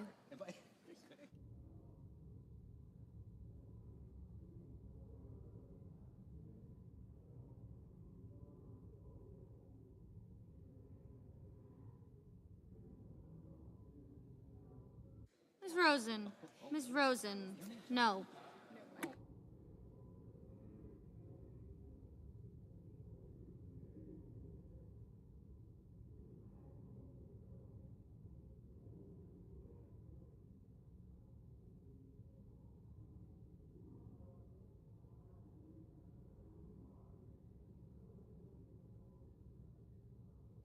Mr. Cotton. Mr. Cotton. Aye. Mr. Ricketts. Mr. Ricketts. Aye.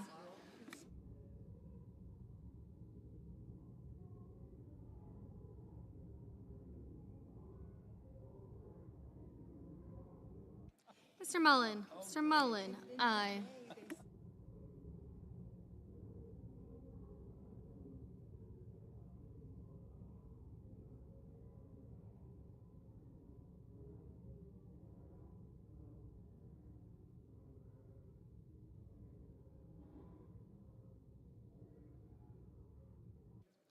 Mr. Rounds. Mr. Rounds. Aye.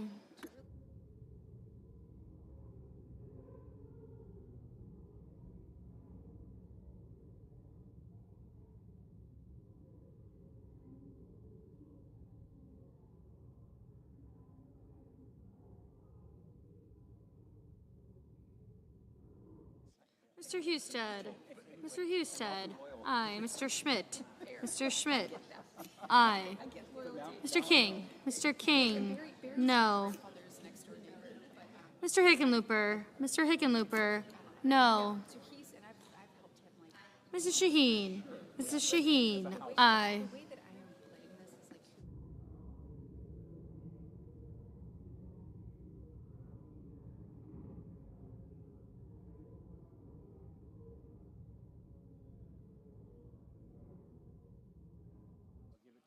Mr. Hoven. Mr. Hoven. Aye.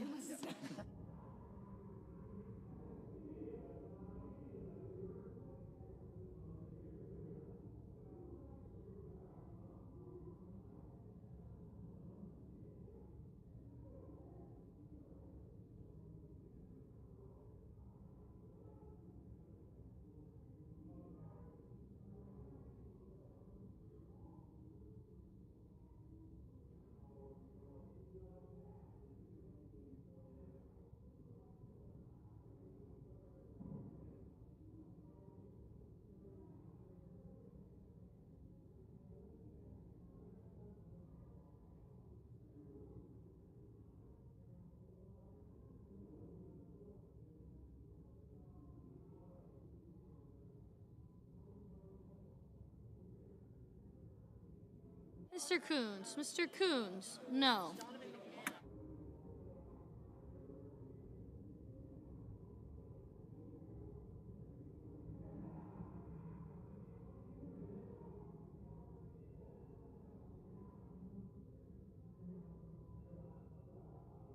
Mr. Hawley. Mr. Hawley. Aye. Mr. Blumenthal. Mr. Blumenthal. No. Mr. Curtis. Mr. Curtis. Aye.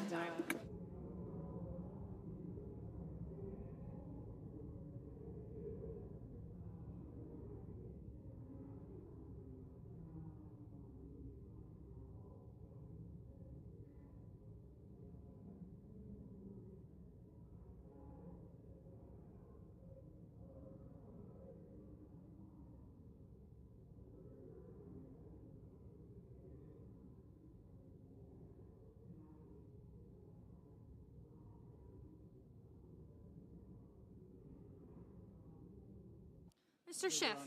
Mr. Schiff. No.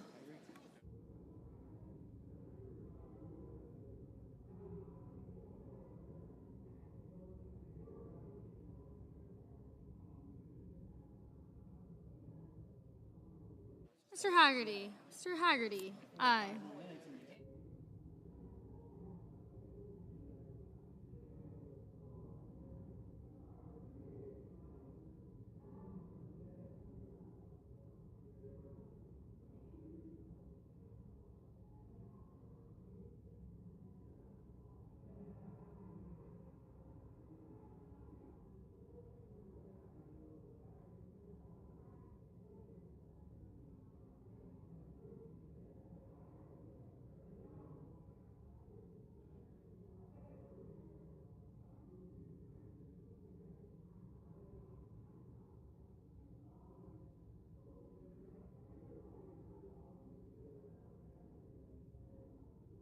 Mr. Sheehy.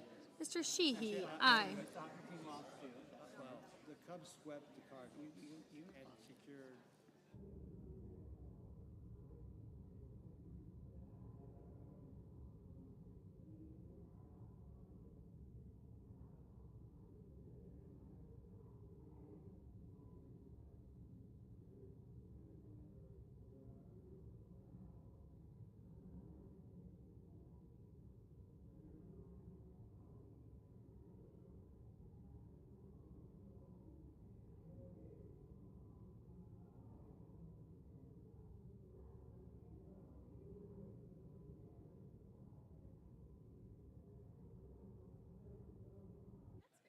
Mr. Lee, aye.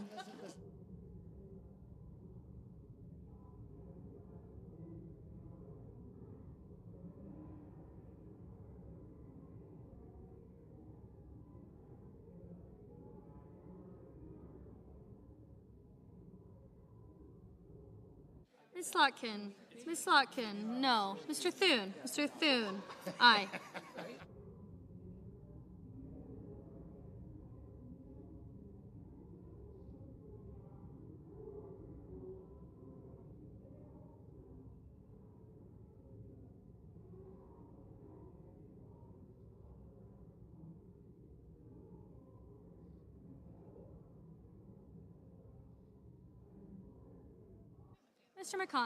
Mr. McConnell, aye.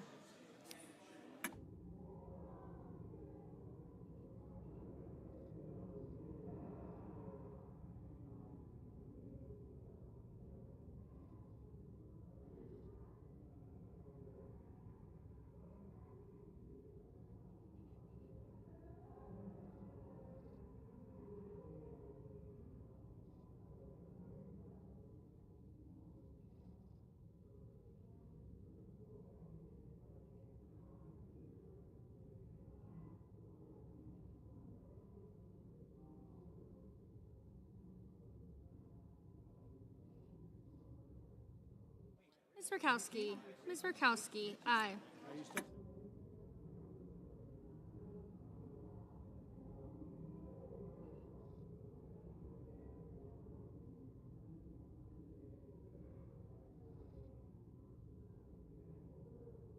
Mr. Risch, aye.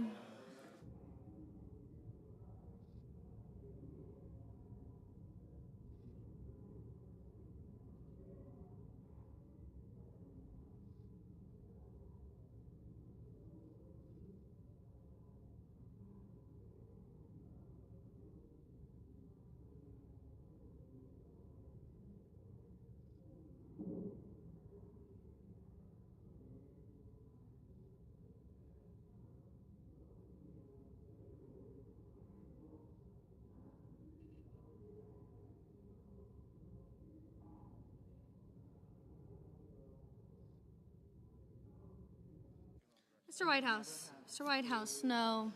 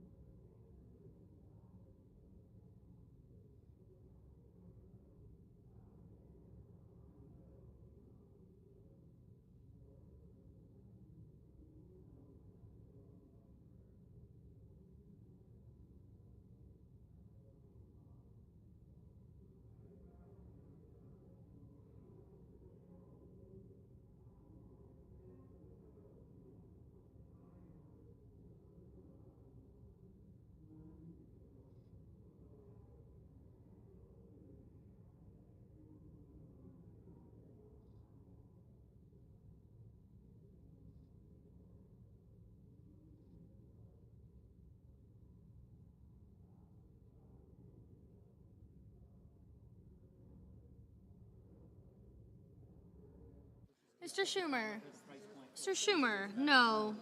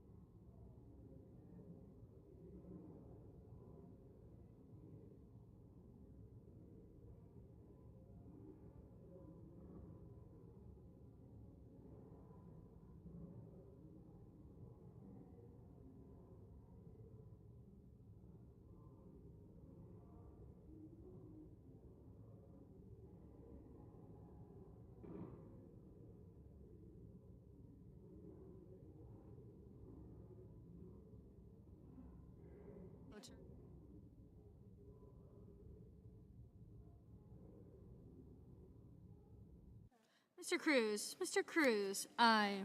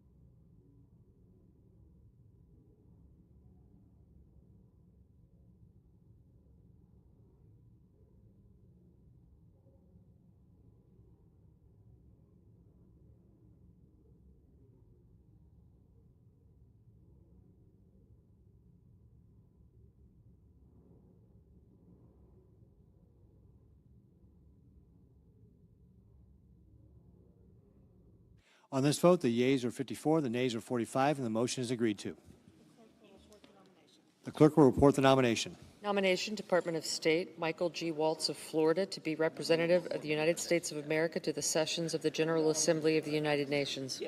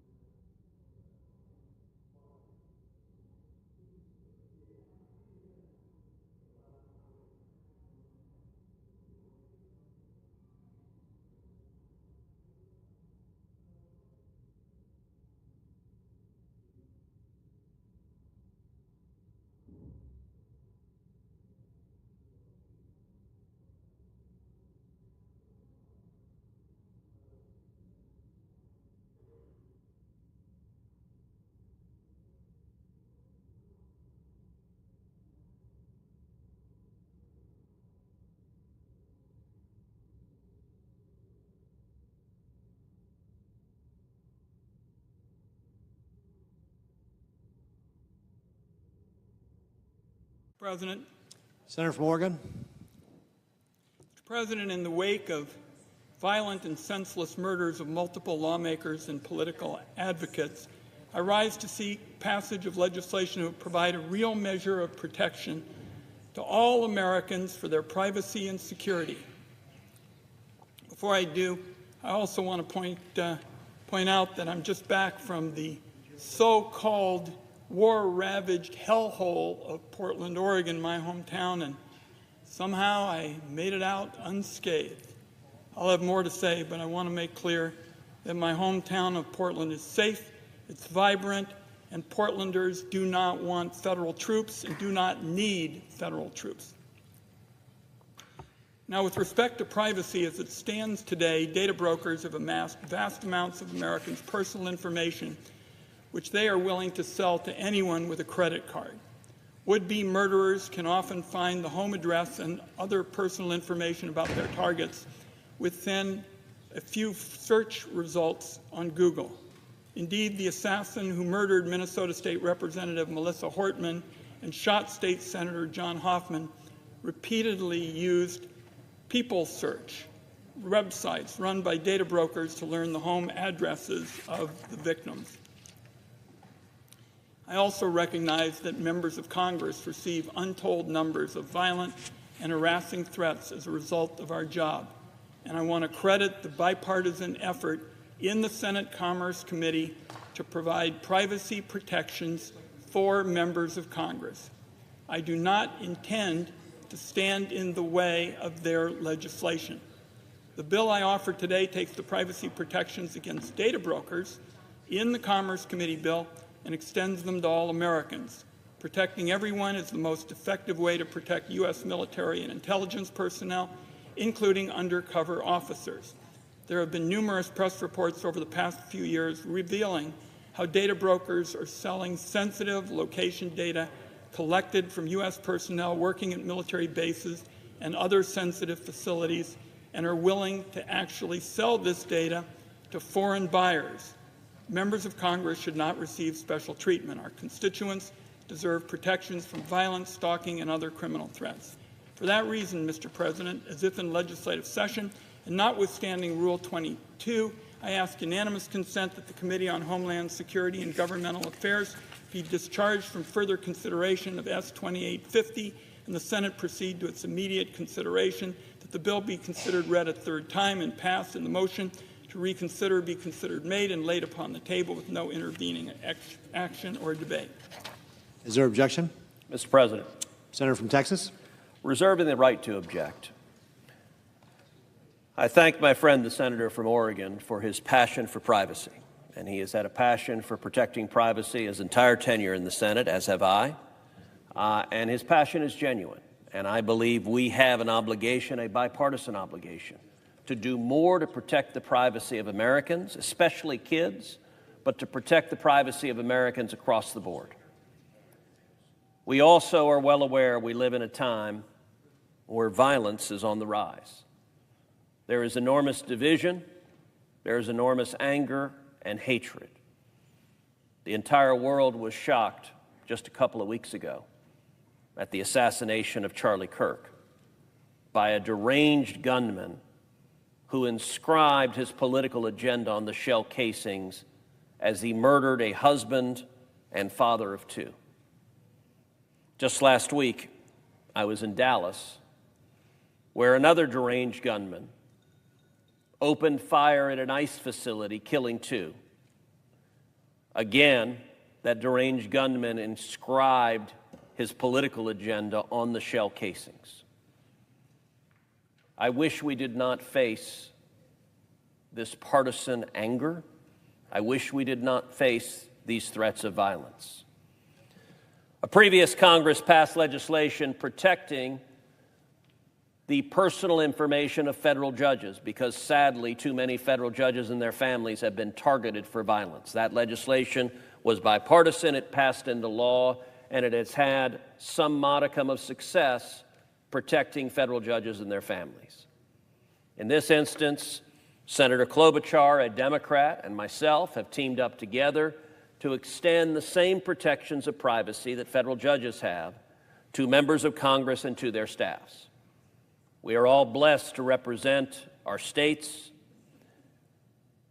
and yet we know that there are threats of violence that come with this job. Collectively, the 100 of us in this chamber have faced thousands and thousands of death threats and threats of violence.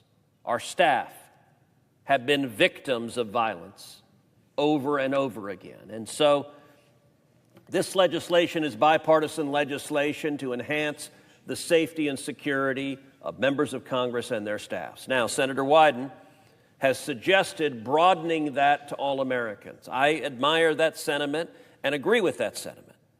There are challenges, however, with the language he has drafted. The language he has drafted, as presently written, could, among other things, prevent law enforcement and parents from knowing where convicted sexual predators are living. It could have the effect of gutting Megan's laws that have been adopted all across this country. So what I have offered to Senator Wyden is to work with him in good faith. I chair the Commerce Committee. I've already offered to convene a hearing examining how we can expand privacy protections more broadly, but do so in a way that doesn't disrupt law enforcement, doesn't disrupt legitimate interests such as knowing where sexual predators are living and making sure they're not living near young children, near daycares, near schools.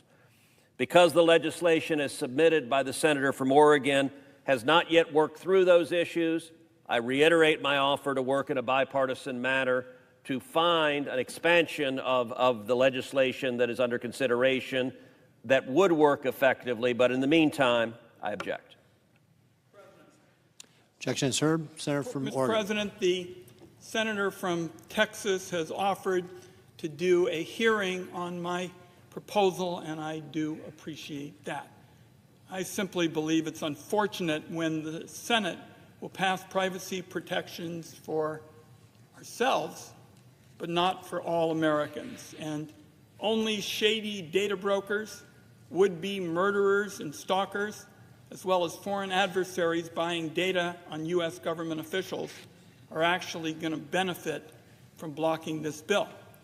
However, understanding that my colleague has made his arguments believing that my legislation goes too far, I also have a narrower piece of legislation tailored specifically to 3 groups of people who face elevated risks of violence, doxing, and stalking, similar to members of Congress and our staff. This bill is also modeled on the bipartisan Commerce Committee bill and protects members of Congress and staff. Additionally, it protects state and local officials, including state judges, who were left out of an earlier judicial privacy bill. The threat to state and local officials has not gone away. Just this week, a gunman fired a bullet directly into the home of a state senator in Illinois. This legislation protects survivors of sexual assault and domestic violence who deserve the strongest possible safeguards against being stalked or harmed. Mr. President, even if a member objects to protecting all Americans, surely the people doing our jobs in state capitals across the country and those who've suffered assault and violence deserve the same protection as you and I. Therefore, as if in legislative session and notwithstanding Rule 22, I ask unanimous consent that the Committee on Homeland Security and Governmental Affairs be discharged from further consideration of S-2851 and the Senate proceed to its immediate consideration, that this bill be considered read a 3rd time and passed, and the motion to reconsider be considered made and laid upon the table with no intervening action or debate. Is there objection? Mr. President. Senator from Texas. Reserving the right to object for the same reasons I articulated a minute ago. I am quite sympathetic to the concerns raised by the senator from Oregon, and he is right. There are threats against state and local officials. Those threats are serious, and they deserve to be dealt with seriously.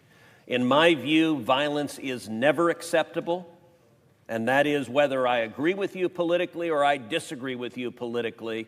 We should debate civilly, with respect, with decency, and violence should never be the answer. And so, just as I did with his previous amendment, I extend my offer in the hearing we convene to consider the issue of state and local officials, to consider how best to expand the protection. I'm interested in expanding the protection to as wide a universe as is feasible, as is practicable, but that answer is not yet worked out. State and local officials is a universe that comprises tens of thousands, if not more people than that. And we should have hearings and consider the effect before passing legislation that, if the bill got expanded, would engender an objection to this bill and kill the entire bill altogether. Because I don't want this body to do nothing and to fail to take a reasonable, common sense step to protect the security of members of Congress and their staffs, and because I very much want to pass Senator Klobuchar's legislation, which I might note, Senator Klobuchar is a Democrat, I'm a Republican. This is bipartisan legislation. Because this amendment at that time, I believe, would imperil the Senate doing anything right now, I object. I'm going to close with this. Senator Morgan. Mr. President. Senator Morgan. Thank you. I want to tell my colleague from Texas I look forward to the hearings on legislation that will ensure that all Americans have these protections, because, as you and I have talked about, I think it's critically important there not be a double standard in America. I thank my colleague for the offer of the hearings. Mr. President, I yield.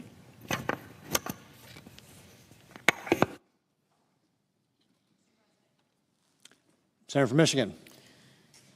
Thank you, Mr. President.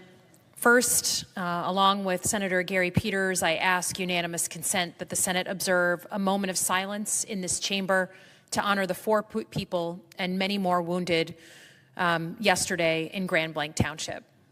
Without objection.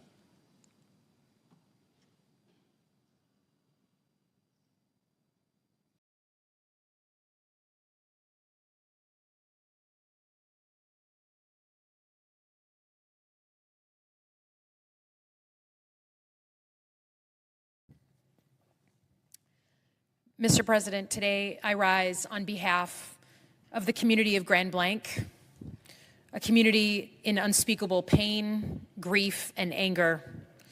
I stand on the floor of the U.S. Senate as Michigan's junior senator, along with our senior senator, Gary Peters, to represent and honor what has gone on in our community. At 10:30 yesterday morning, a man drove a car into the Church of Jesus Christ of Latter-day Saints in Grand Blanc Township. The gunman set fire to the building and started shooting. At this time, 4 are deceased, more are injured and at the hospital. And in this small community, just 15 minutes from my own community, we are shocked to the core. In addition to mourning the dead, we pray for the injured. We pray for the community that will be living with the effects of this for months and years to come. And we thank the professionals who are taking care of those in shock today. Everywhere you go in Michigan, whether I was picking up a cup of coffee or picking up my dry cleaning, Michiganders are very raw. I think the most important thing first is to thank our first responders, but also use them as an example. The first officer was on the scene 30 seconds after the 911 call, and it took law enforcement 8 minutes to neutralize the shooter. 8 minutes. They did a masterful job addressing an incredibly complex act of violence, and their efforts are what are keeping people afloat. I want to give special recognition to 2 officers, one from the Michigan Department of Natural Resources, the other a Grand Blanc Township police officer who happened to be in the area close by and risked their lives to protect the innocent. They did not wait. They ran towards the danger without hesitation, and they are heroes today. I visited Grand Blanc Township this morning. We made a point to go, both Democratic and Republican elected leaders, local, state, and federal. What I saw in the community is confusion and deep pain that something like this could happen in this small place. It's a community where fender benders are much more common than any kind of violent crime. And there's a feeling of pain that such a senseless and useless act of violence happened in our community. I think it's important to learn that lesson from law enforcement, from everyone I talked to, whether it was local law enforcement, our state folks, our federal folks. They all said we just all joined in. We didn't think. They put their heads down and they started protecting people. That is the example I hope we can all learn as we try to understand this moment in our country's history. We have a problem in this country. We have an epidemic in this country, and we have to acknowledge that. The only way we get better is by acknowledging we have a problem. We have a problem with mental health, And we have a problem that people think violence is a legitimate option in voicing disagreement in our system. Whether it was the death of Charlie Kirk, state legislators in Minnesota, people worshiping in Grand Blanc, those who attacked the President of the United States. It's normal to look for an ideology and a reason why they would perpetrate these kinds of attempts or these kinds of attacks. But I think more than anything, what I ask Michiganders and ask Americans to do is look not for the specific reason why, but understand that what is happening in our country, we are signaling that we are unwell. We are unwell. Whether it's in Nevada or Michigan, people are unwell. And we have to understand that it is our responsibility to address that. Now, in Michigan, we unfortunately have had 5 mass shootings in the past 4 years. Oxford High School, Michigan State University, the Splash Pad in Rochester Hills, another church in Wayne, Michigan, and now Grand Blanc Township is added to this sick fraternity of communities that have to endure this kind of violence.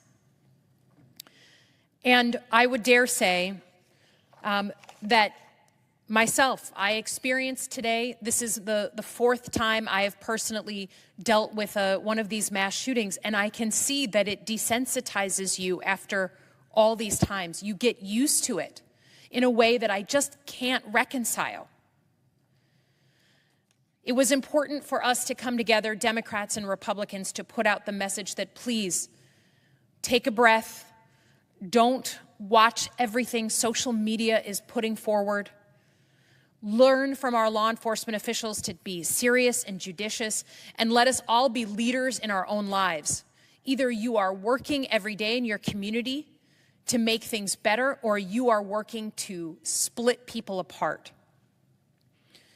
Now, this targeted violence was meant to terrorize us. It's meant to make us scared in our houses of worship, where people were just trying to pray on a Sunday morning. It is meant to terrorize us in our high schools, in our colleges, in our places of political discourse, on our university campuses. But what it does by making us afraid, it is infringing on our freedom. If people don't feel that they can go to their sanctuaries, the place where they and their children are supposed to be safe, that is infringing on our freedom. So I would say we must acknowledge as Americans that we have an illness. And the symptom is this extreme violence that is being perpetrated on our most innocent civilians. So I hope today, after a long month of violence across the country, that Democrats and Republicans, especially in this body, can rise above the petty political games and come together to get to work on this epidemic. It is our responsibility as leaders. It is our responsibility as the people look to us to lead. And I just encourage every American to rise above the anger and vitriol of this moment and instead focus on our communities and what we need to come together and heal. And with that, Mr. President, I yield to my senior senator, Gary Peters. Mr. President. Senator from Michigan. Mr. President, I, along with my Senate colleague from Michigan, Lissa Slotkin, are heartbroken and appalled to stand here today as we grieve yet another tragedy in our home state of Michigan. On Sunday, Grand Blanc Township experienced unimaginable violence when a gunman drove his car into the Church of Jesus Christ of Latter-day Saints, fired gunshots at the members of the congregation, and then started a massive fire using gasoline that destroyed most of the church building. This was shocking, it was horrific, and it was a violent attack on a quiet and peaceful community. There are now families whose loved ones will never return their call, never hug them back, and never sit by their side as they practice their faith. I'm devastated to share the ages of these individuals that ranged from just 6 years old to 78 years old. I simply can't imagine the agony that their families are now experiencing. There are also 8 other victims who remain in critical condition in the hospital, with their families waiting anxiously by their side. My thoughts are with them as we hope and pray for their safe recovery. This was the kind of horror that you don't want to believe is even possible in our world, let alone in our own community. But unfortunately, this is not the first time that I've stood at this podium after senseless acts of violence devastated parents, siblings, children, friends, and neighbors in my state. That's why a part of me feels this terrible sadness today for the pain and loss that was inflicted upon Grand Blanc Township and the greater community. But I also feel just immense outrage, because there are no words to describe the pain and the devastation and confusion you experience at these moments. Pain for the senseless loss of life, devastation for the sense of fear that no matter how hard we work to heal, this despicable act has shattered this quiet community. And our utter confusion as to how someone could have the capacity to inflict this kind of evil. We know that our nation is plagued by an epidemic of gun violence. More than 100 Americans will die from gun violence each and every day in our country. We also know that there has been a rise in violent threats and deadly attacks targeting churches, synagogues, mosques, and other houses of worship in communities all across our country. We cannot allow these patterns of violence to continue. We cannot simply accept these attacks like it's another normal day. It is not. And despite what people may tell us, there's far more that unites us than divides us. Now more than ever, we need to come together and hold each other up. And once we have grieved, we must work together to find solutions that will prevent this kind of tragedy from devastating more communities. It's certainly past time to enact sensible gun reform and ensure that every American can practice their faith without fear for their lives. It is certainly past time to take the temperature down on our politics, a growing sickness that has undoubtedly contributed to the rise of polarization and hate-fueled violent attacks across our country. The bottom line is that the time to act is now. There is simply no other option. I want to once again share my deepest condolences for the families and loved ones of the victims of this absolutely horrific attack. My heart breaks for the entire community and everyone that has been impacted by this catastrophic event. I also want to thank the law enforcement and emergency personnel who responded immediately to this harrowing scene. In fact, 2 law enforcement officers engaged the shooter in less than a minute. And as a result, there is no question that countless lives were saved. Their profound bravery and heroism can never be forgotten, as well as a courageous community members who acted quickly to shield women, children, and the elderly from gunfire. And finally, I want to thank the numerous local, state, and federal agencies who have stepped in to support the victims and their loved ones and ensure a thorough investigation is carried out. Mr. President, Michiganders are tough. Michiganders are resilient. But most importantly, they're kind. And on Sunday, that kindness showed through as we saw so many people race to help in the aftermath of this appalling attack. As we remember the victims, and as we remember their loved ones and the community members who are still grieving, I hope those actions not only provide some form of comfort, but also show that heroism and kindness in the face of unspeakable tragedy is truly who we are as Americans.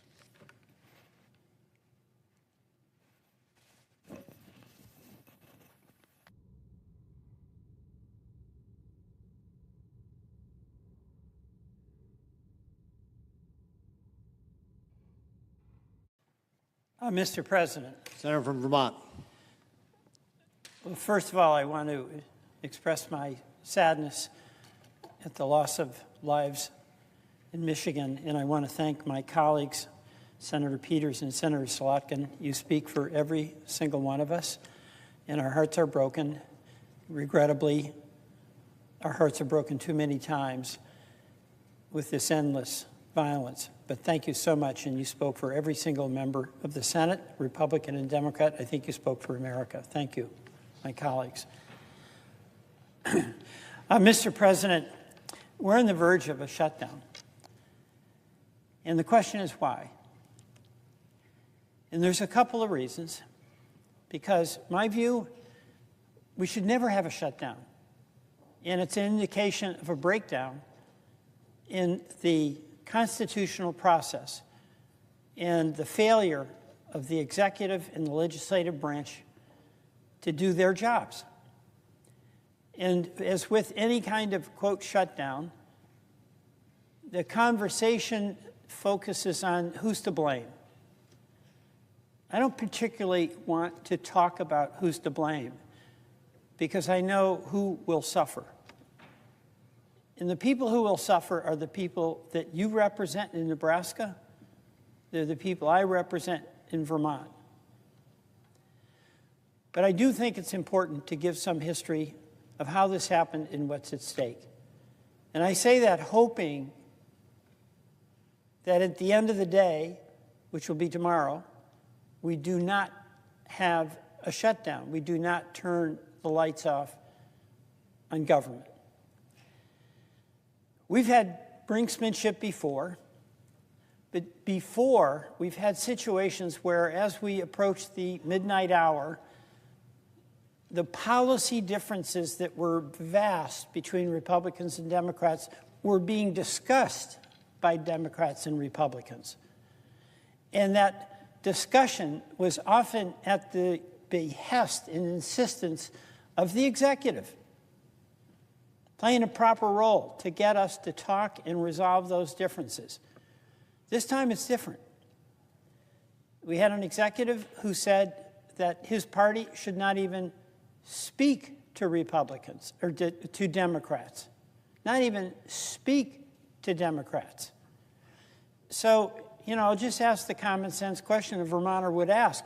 Peter, if you disagree with somebody and you won't talk to them, how will you resolve the disagreement?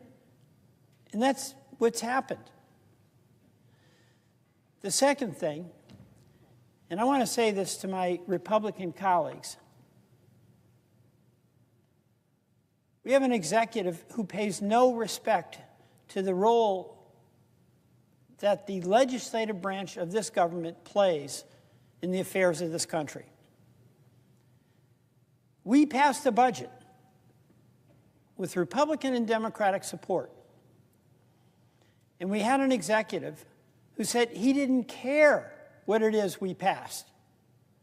He was going to do what he wanted under the aggressive, caustic leadership of Russell Vought, the head of Office of Management and Budget. And what Republicans and Democrats in this body agreed to spend, the executive refused to spend, froze the funding, whether it was foreign aid or health care. He could decide. That is a total and complete violation of the constitutional separation of powers. And to the extent that this body, Congress, puts its head in the sand and disregards the assault on our authority by the executive, we have relinquished our authority. More importantly, we have relinquished our duty. We have relinquished our duty, Mr. President, to the people we represent to stand up for the constitutional separation of powers and to bear the responsibility that we have to make decisions about taxing and spending.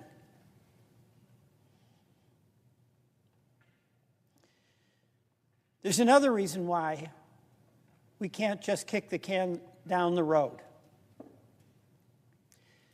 There is in this country an affordability crisis. People can't afford homes, and they definitely cannot afford health care. And folks are terrified at the likelihood of a person they love in their family getting sick if they don't have insurance. And what is about to happen if we don't act before this shutdown is that folks who are getting their health care on the Affordable Care Act, who are paying a significant portion of their income for that health care, but can only afford it because of the subsidies, not because they want to have subsidies, but because the health care system is so expensive. Obamacare, Affordable Care Act. Those folks in your state and mine are going to lose their health care. And that is a reason we cannot condone a resolution that does not include protecting people's health care across this country. All those folks who are dependent on the Affordable Care Act, for them to be able to have security that if their partner, if their child needs health care, they'll have access to health care. That's the urgency of this. That's what makes it different. We have an executive who has told the Congress and the Republicans in Congress, don't talk to the Democrats, disgraceful. But more than that, we have a situation where the people all of us represent will lose their health care if we don't resolve that now, right now, because they are starting to hear about the premium increases that will make it completely unaffordable for them to have access to health care. You know, when we get into the political situation, my Republican colleagues ask me, Peter, why would you want to have a shutdown? Which I don't want, by the way. But you know what? It's a fair question. But you know, there's a fair question I can ask of my Republican colleagues. Why do you want to have a resolution where the people we all represent are going to lose their health care? That's a fair question for us to ask you. And my belief is that there is no answer for that question because it is within our power right now, today, tonight, to make certain that folks who are on the Affordable Care Act will continue to have access to health care. It's up to us to solve that problem. And let me just talk specifically about that and what it means to folks. If we don't act, Mr. President, in Florida, 30% increase. Kentucky, 32% increase. Louisiana, 32% increase. Alabama, 34% increase. West Virginia, 35% increase. Texas, 39%. Tennessee, 41%. South Carolina, 50%. And you know, we have wicked high health care premiums in Vermont, and we may have the worst situation. Let me give you an example, and I know you, Mr. President, as a former governor, are totally sensitive to this. I know you are. A family where you've got two folks working, they're making a little over $100,000, they can get the Obamacare health care for about $7,500. Their premium is going to increase by $23,000. That's not their fault. They have no control over that. They can't shop around. But what they know is they have a child, maybe a child with disabilities. And what they know is they love that child. They know they love their family. And they know as responsible adults, they want to make sure if those kids, if their partner needs health care, they'll have it. And if we fail to act, we're saying, you're on your own. It's complicated. It's political. That is so unacceptable. And that's what we're talking about. The blame game is, why are you in favor of a shutdown? I am not in favor of shutdown. I think the more profound question for each of us, Republican, Democrat, Independent, is it within your power to continue health care for the Americans that we represent? And the answer to that, we all know, is a yes. It is within our power. Now, we may have to stand up to an executive who doesn't particularly care about that. But we do. We do. And if we do, we must act. So that's what's at stake here, Mr. President. Will we step back from the politics and the blame game and the shutdown, showdown activities that are becoming ever more prominent here, and just ask ourselves, as United States senators, all of us whom represent people who are working class, some are wealthy, some are disabled, all kinds of people, and we care about them. But can we really say we care about them if we'll let them lose their health care? My answer to that is no. So I'm ready to do whatever it takes to continue access to health care. And the people who want health care, it's about the love they have for the people in their lives. It's not about getting some political advantage with the outcome of this debate. Mr. President, I yield back.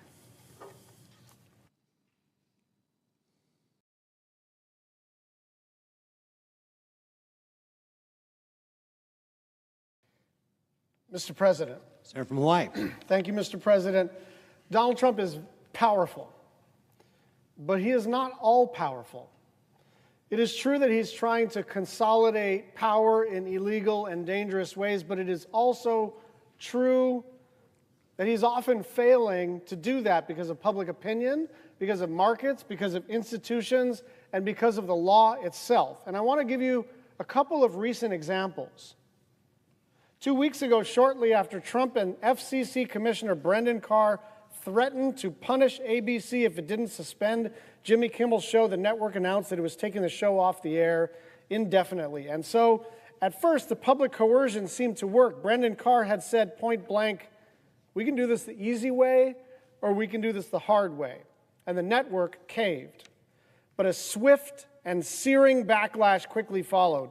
Consumers revolted. People began canceling their subscriptions.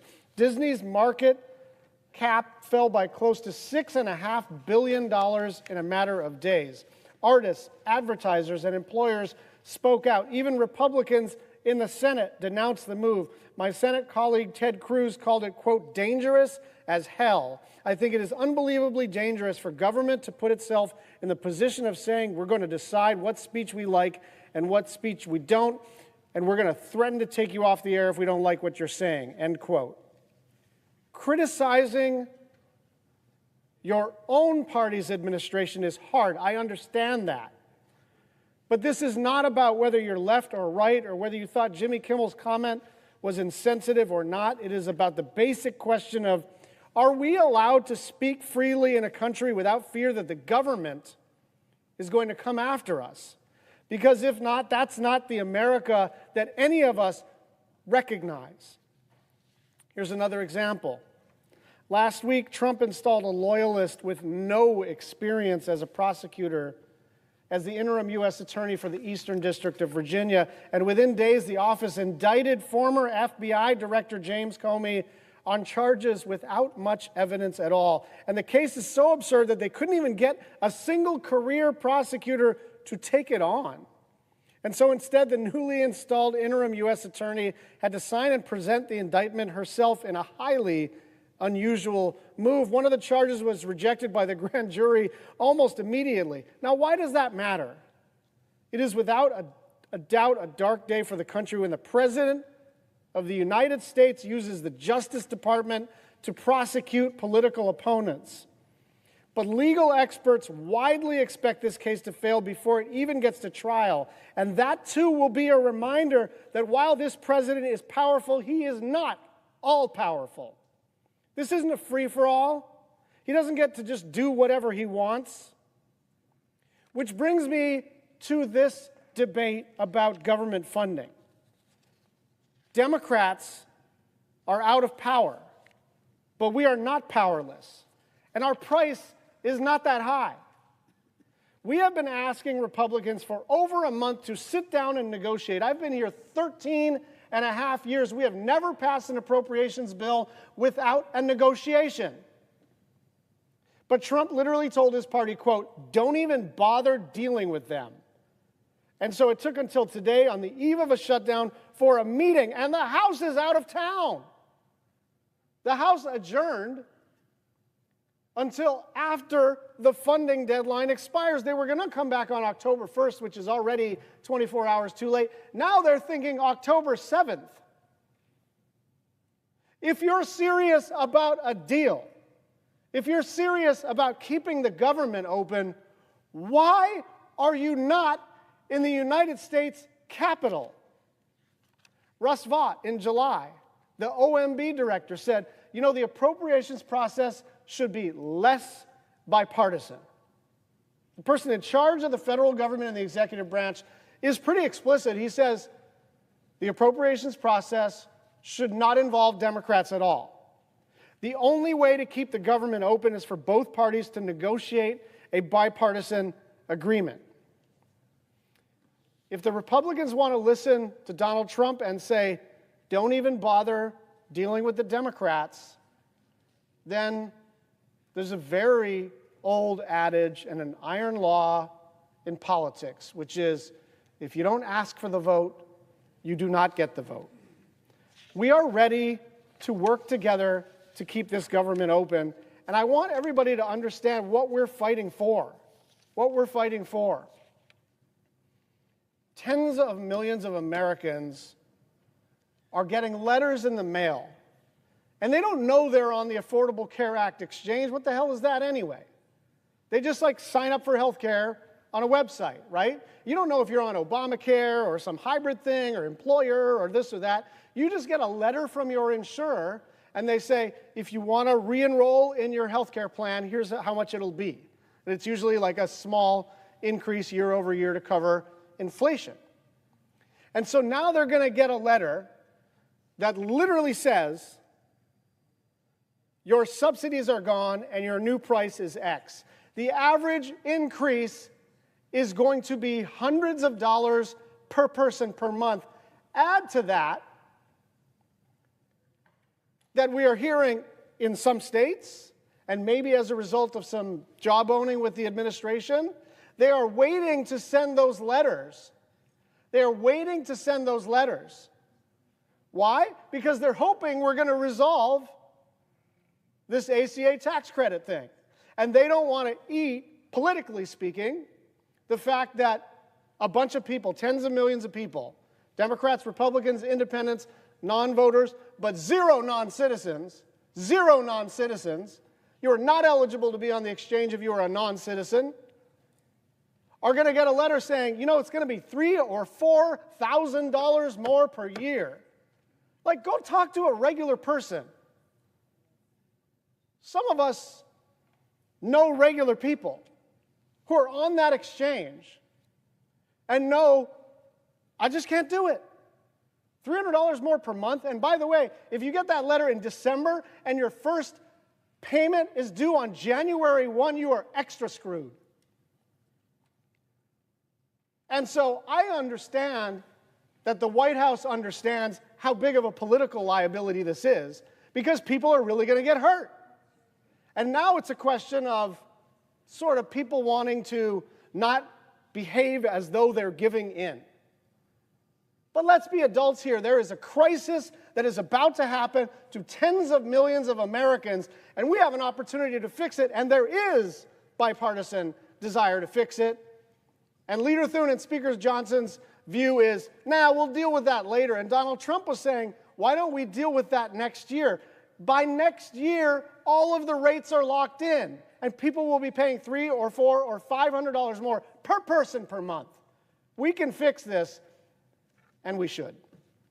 I yield the floor.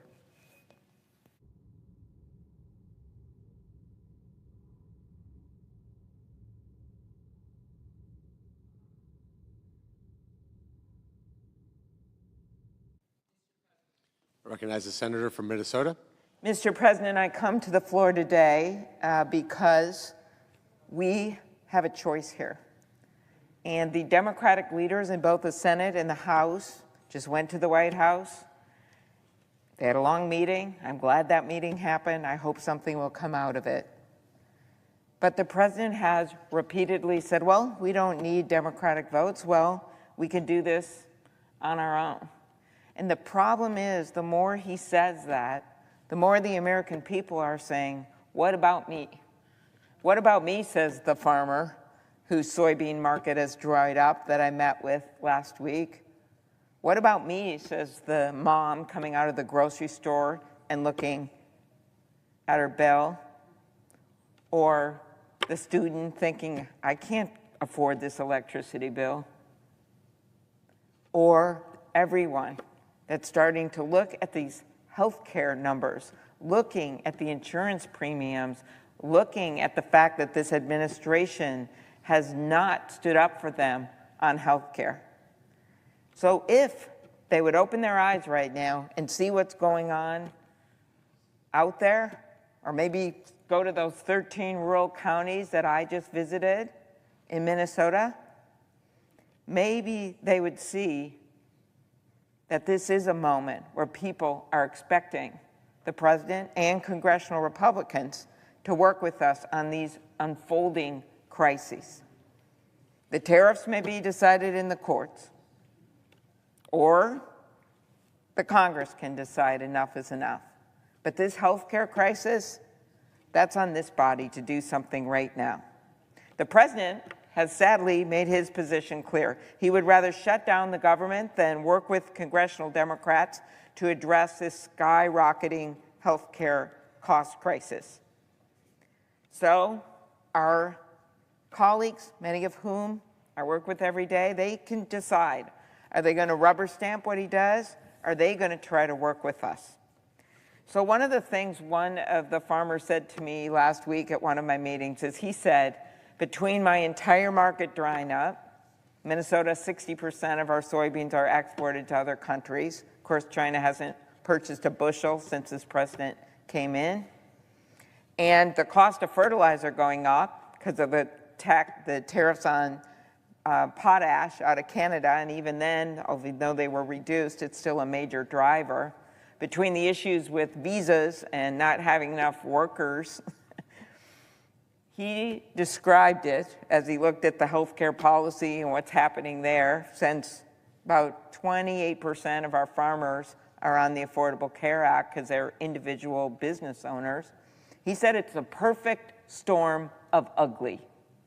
And I think that's a good way to describe it. So what do you do when there's a storm, a perfect storm of ugly coming at you? Do you go out there with an umbrella and say, well, maybe we can look at this in a month or two?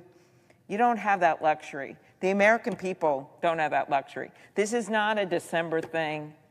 This is not a January thing. This is a now thing. So I hope our colleagues will see it as the opportunity that it is, and that is to finally do something to help the people that are facing this. NBC recently reported on one family that currently pays $278 a month for health insurance thanks to the health care tax credit. If Republicans in Congress and the president let this expire, this family's premiums could soar to $1,800 a month, increase of $1,500 a month. Estimate is nationally it'll be 75% increase in premiums. In rural, it'll be double. I was actually surprised in our rural hospitals. Of course, they're concerned about the Medicaid cuts, that $500 billion in Medicare cuts that is coming at them because of the fact that the debt was increased so much in that bill with the tax cuts for the wealthy that it triggered an automatic $500 billion in Medicare costs. All of that worries them.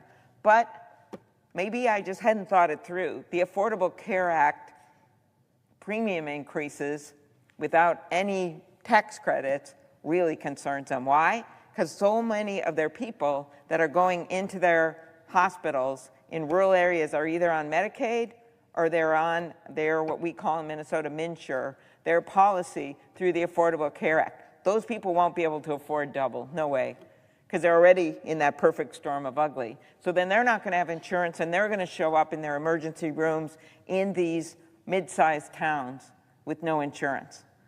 So they said this could make a major, major difference for them. Our legislation, it would have kept the lights on.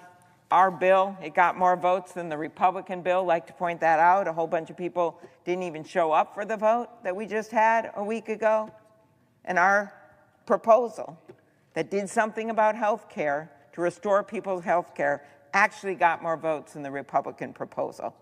So we want people to work with us and prevent millions of Americans from losing their health care. This is our opportunity to show why we came here to begin with, and that is to stand up for our constituents. Thank you, Mr. President. I yield the floor. Mr. President. I recognize the senator from Wisconsin. For the past 6 or so months, I've been crisscrossing the state of Wisconsin, listening to families, small business owners, parents, caregivers, doctors, nurses, and neighbors about what good, affordable health care means to them. And the overwhelming consensus, as you might expect, was that having health care you can rely on and afford means everything. I know this exact feeling. When I was just 9 years old, I had a very serious childhood illness, similar to spinal meningitis. That wasn't the exact diagnosis, but I was in the hospital for 3 months. And even though I was able to make a full recovery, my family was then not able to find any health insurance to cover me, not at any price, because I had been labeled as a child with a pre-existing health condition. You see, back then, insurance companies were under no obligation to cover people who had been sick or were sick. So people with pre-existing health conditions like diabetes or cancer diagnosis so often went uninsured.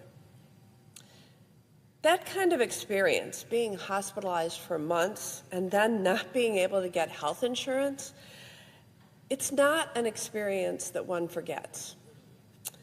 So when we have these debates about healthcare policy, I know that it's not just a high-minded conceptual idea. It is real. The consequences are real. And the people behind the stories are real. And over the past few months, I've been able to hear those real stories.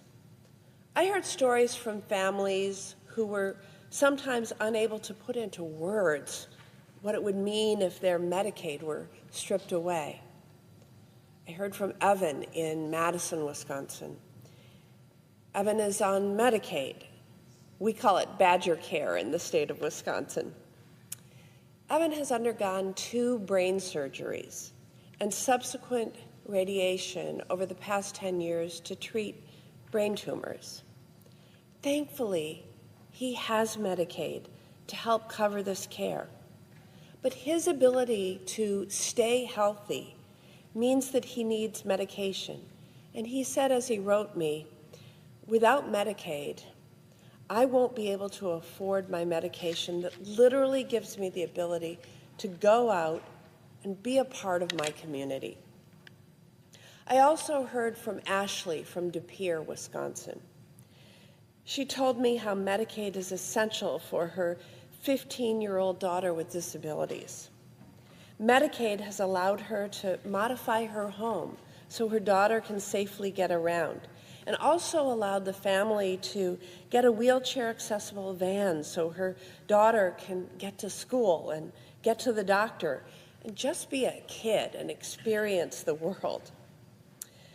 These are the Americans who are now living in fear that their Medicaid is on track to be terminated because my Republican colleagues jammed through a partisan bill that cuts Medicaid to the bone and will kick more than 10 million Americans off their health care. And as always, I would be remiss if I did not say that that was all in service to giving huge tax breaks to big profitable corporations and the ultra-wealthy. This is the damage that I'm hearing about from people I work for. And sadly, the stories from folks who are worried if their health care is on the line don't end up there. 24 million Americans get their health care from the Affordable Care Act. And they're waiting right now for that dreaded letter in the mail, letting them know that their premium costs are about to skyrocket. For the 22 million who receive enhanced premium tax credits, their costs will go up on average by 75%. 4 million of these Americans are going to get that letter and realize that they cannot afford health care at all anymore.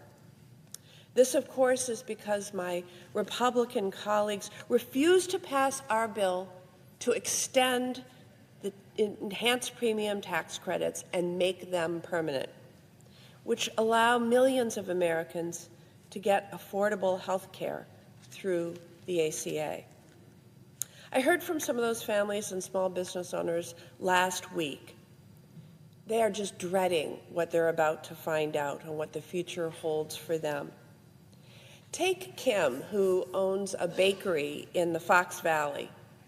Last week, she laid out how if Republicans refuse to extend these tax breaks, she's not only worried about how she will be able to afford her health care, but also that increased costs on the exchange will mean that employees may quit working for her to go work for a big company that offers insurance.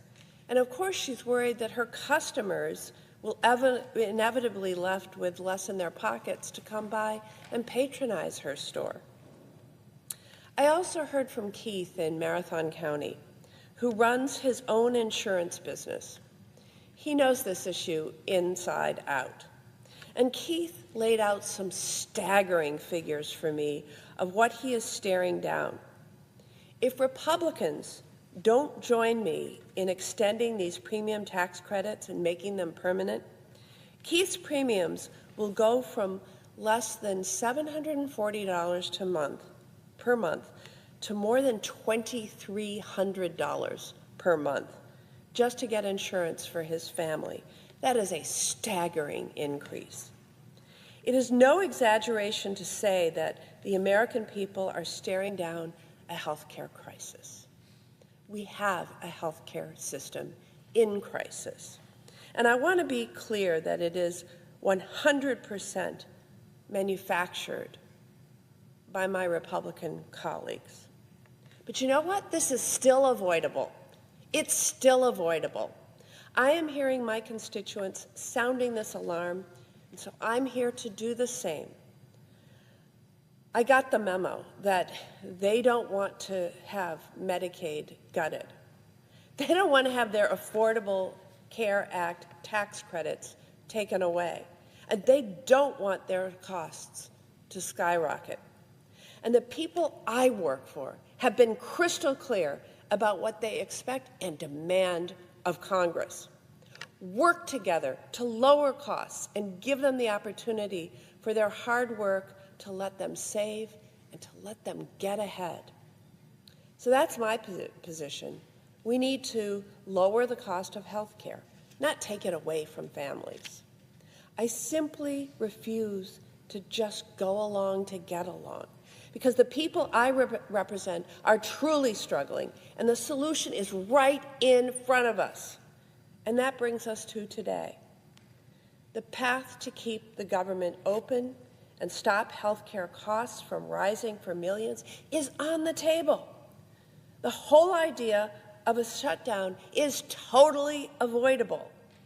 If Republicans refuse to see what is right in front of them, then a shutdown is on them.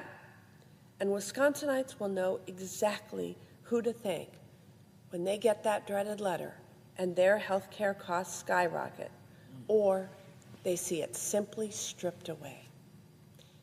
Mr. President, I yield.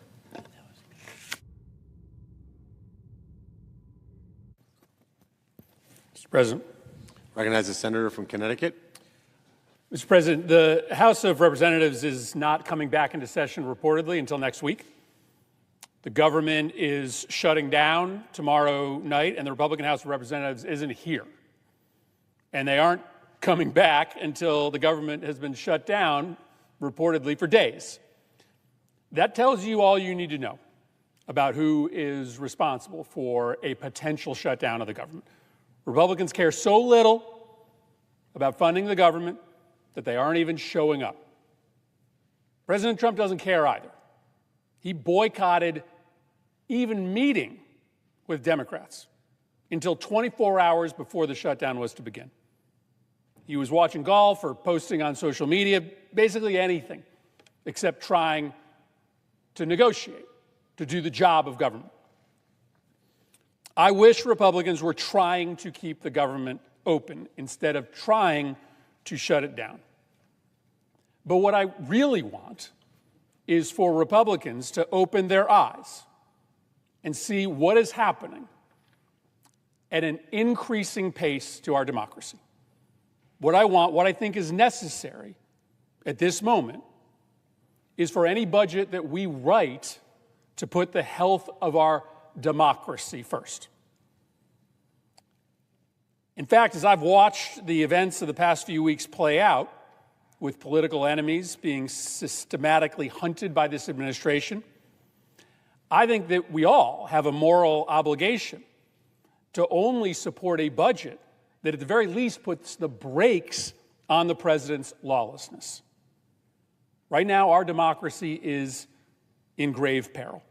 And there's no better example of this than the events that played out last week over the indictment of former FBI Director James Comey. The president has made it clear that he wants to put his political enemies in jail as retribution for the charges brought against him. He does not care about whether there are grounds for these charges. He just wants charges. And so he instructed Eric Siebert, the U.S. attorney in Virginia, a Republican, to bring charges against James Comey. But Siebert refused for a simple reason. There was no evidence that James Comey had done anything illegal. So Trump fired Siebert. He appointed his personal lawyer, who has never set foot in a courtroom, as the new U.S. attorney, simply because he knew she would follow orders.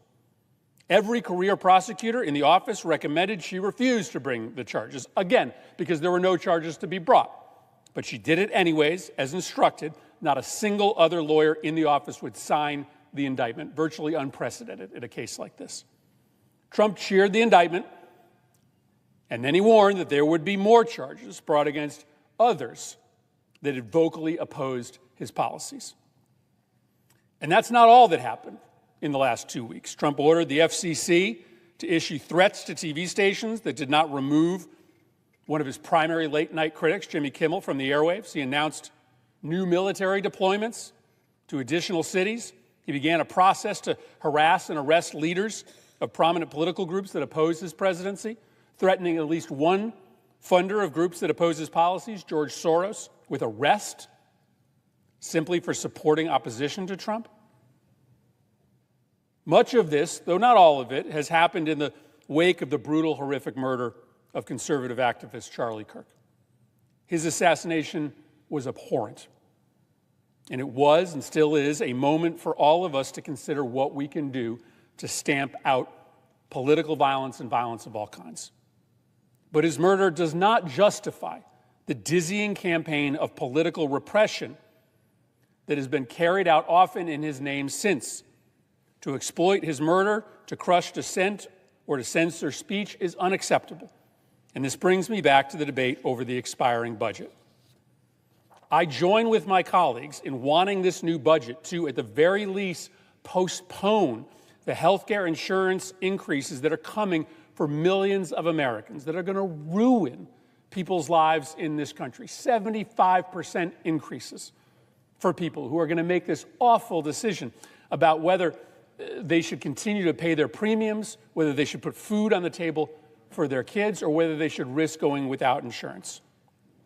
I think that's a pretty reasonable ask. Just don't increase costs on families when it comes to health care at a time when the cost of everything else is going up because of President Trump's insane economic policies. But let me ask you this as well. Why would we not also simply say that any budget we pass should stop the worst of the lawlessness? Stop the deployments to our cities. Stop the witch hunt of Comey and Soros and Senator Schiff. Stop using the FCC to censor speech. Stop unconstitutionally ignoring the budget and spending only money that the president wants to spend. To me, this is simple.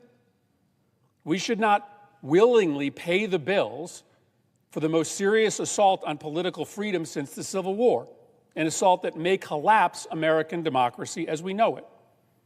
Now, I know my Republican friends think that this is hyperbole, that our fear for democracy is just fear-mongering, just politics. I swear it is not.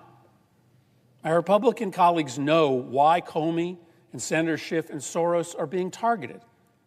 They know that the president just picked the people that give him the hardest time and told his folks to come up with charges. My Republican colleagues know the impact that this has on people who want to politically and peacefully oppose the president, but now won't do that because they fear for their freedom. Republicans know this. They should not defend it. Republicans know that it's wrong to sit down and agree to a budget and then cheer the president when he refuses to spend the money in blue states or on the priorities that got Democrats to sit down at the table to begin with. Republicans know that that's not fair play. They shouldn't defend it. And Republicans know that using the FCC to crack down on speech that the president doesn't agree with is wrong. They know, as Senator Cruz pointed out, that that's a slippery slope that we may never get off. I want to find agreement with the Republicans on stopping these premiums from going up. I do. I think that's really important for people in this country. And I think it's okay to admit that this is an odd arrangement that we have in American government today, where the minority party in the Senate, so long as it has 40 members, is kind of in a coalition government with the majority party because the budget can't pass without bipartisan agreement. But the majority party has an obligation to honor and fight for a basic set of protections for our democracy. And when it doesn't, it really stops being a good faith negotiating partner. How do Republicans expect us to vote for a budget that funds a government that is lawlessly pursuing Democrats, that is arresting and harassing our members and our allies, that's deploying the army and masked officers to our cities? We are at a moment of decision for this country. Right now, Republicans aren't even trying to keep the government open. They're not even here. They're rooting for a shutdown. But if we're going to keep the government open, why can't we all agree that it should only be a government that respects our democracy, that is not corrupt, that doesn't treat people and places that oppose President Trump as enemies deserving of indictment or military deployment? That also seems like a pretty minimalist ask. So it's decision time. Is this Senate going to fund the destruction of our democracy, or are we going to do what is necessary to stand up for basic American values? I yield the floor.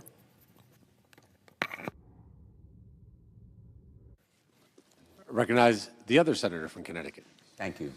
Well, I'm honored to follow my colleague from Connecticut and to build on some of the arguments that he has made so well. We're here because our democracy is in crisis. It's not some potential catastrophe on the horizon that's distant or hypothetical. It's real. It's now because of the lawlessness and recklessness of this administration. And it is the result of a contempt for the law, for legal norms, that seemingly is boundless. We've seen it in the Jimmy Kimmel episode where the FCC chair said in mobster-like language, they can do it the hard way or the easy way. You have a nice restaurant there, it would be a shame if anything happened to it. I prosecuted mob cases. That's the kind of language we see from organized crime. And it was shown in the indictment of James Comey, a document signed only by the United States Attorney, not by any career official. And after only 14 members of the 23 people on that grand jury voted to do it on 2 of the counts, rejecting a third, all of this kind of procedure is so highly extraordinary. As a former prosecutor, it would be an embarrassment. But this administration is beyond shame when it comes to lawlessness. And we've seen it in immigration, in healthcare, in education, in the VA, where countless people have been illegally fired, some of them hired back. And that is why we are insisting that there be a guarantee that the president will follow the law when we pass a budget. Not a hypothetical danger that he will disobey it. In fact, he's ordered rescissions, impoundments, clawbacks. If we pass a law, we have to be sure the president will follow it. Otherwise, there really isn't any point to this branch of government. And so I say to my Republican colleagues, as a matter of your self-respect, as a matter of protecting this institution, you should agree with us that there must be a guarantee that the rule of law will prevail. And I say to my constituents in Connecticut, we're going to stand up for you to save your health care, because you can't wait to get sick. You don't choose to get sick on November 22nd or January 3rd when it's convenient for Donald Trump and the Republican majority. You need to know when there's open enrollment on November 1 whether or not your insurance will be affordable for you. You need to know whether those subsidies will make it affordable for you, because otherwise you won't be able to buy insurance through the ACA. In fact, 90% of all people in Connecticut who buy insurance through the ACA marketplace receive some kind of subsidy, and their insurance premiums will skyrocket by 75% if that subsidy is ended. They need to know now, when open enrollment starts, whether those subsidies will be there for them. And it will affect insurance premiums for everyone if we fail to extend those subsidies as part of this continuing resolution now. Why? Because healthier people who see their insurance premiums rise by 20%, right now they're projected to rise at least 18% for everyone, because that's the cost of this failure to extend the subsidies. The healthier people are going to say, I'm not bothering, I won't need it. The sicker people may try to buy it, and the insurance companies will have to cover illnesses, more of them with fewer premiums, and they will have to charge more to everyone to cover it. So this failure to do the right thing has impacts for everyone who seeks health care. And tries to buy insurance to pay for it. The Republican proposal is an abject failure when it comes to ensuring that the American people don't pay more for health care. And I heard from constituents just over this past weekend as I went to the Durham Fair, as I went to the Mum Parade in Bristol, as I went to Norwalk and Stamford and Milford, all around the state, people asking me, what will happen to my health insurance? What will happen to my health care? Nothing is more important than health. And we are saving health care for the American people by insisting that this extension of government funding include a reversal of the cruel and stupid, big, blatant betrayal. It's not a big, beautiful bill. The big, blatant betrayal that failed to extend those health care subsidies and insist that whatever the bill that's passed be obeyed by the president. The ACA premium tax credits have protected millions of Americans from those higher health care costs, and they've reduced the number of Americans without health insurance coverage. They've provided robust choices for consumers and provided stability for health care providers, especially in rural areas. And I've heard from those providers who are as worried as their patients about what will happen to this program. What the Republicans are doing is cruel. It's unnecessary. There is a straightforward, simple solution. It should not be a partisan issue. Republicans know we have to extend those subsidies. Why not now? That's the mystery to the American people. And there will be no credit for a shutdown. The American people know that we're not seeking it. We hope to avoid it. It will be on Republicans who have refused to come to the table. House Republicans have refused even to come to town, come back to go into session. And they are having discussions, reportedly, about whether they can have fundraisers during the shutdown if there is one. So we need some wiser heads and stronger consciences to prevail. And I am hopeful there is still time to reach that kind of agreement. I choose to stand with working families, and I urge my Republicans to do the same. Thank you, Mr. President.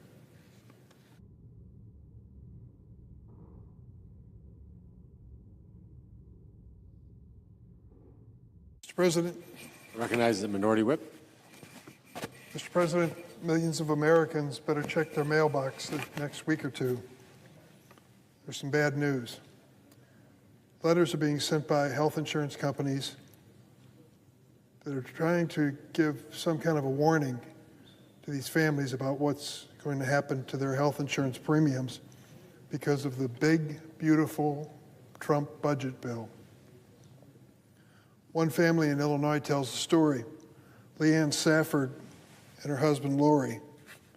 Right now, Leanne and Lori pay $278 a month for health insurance under the Affordable Care Act.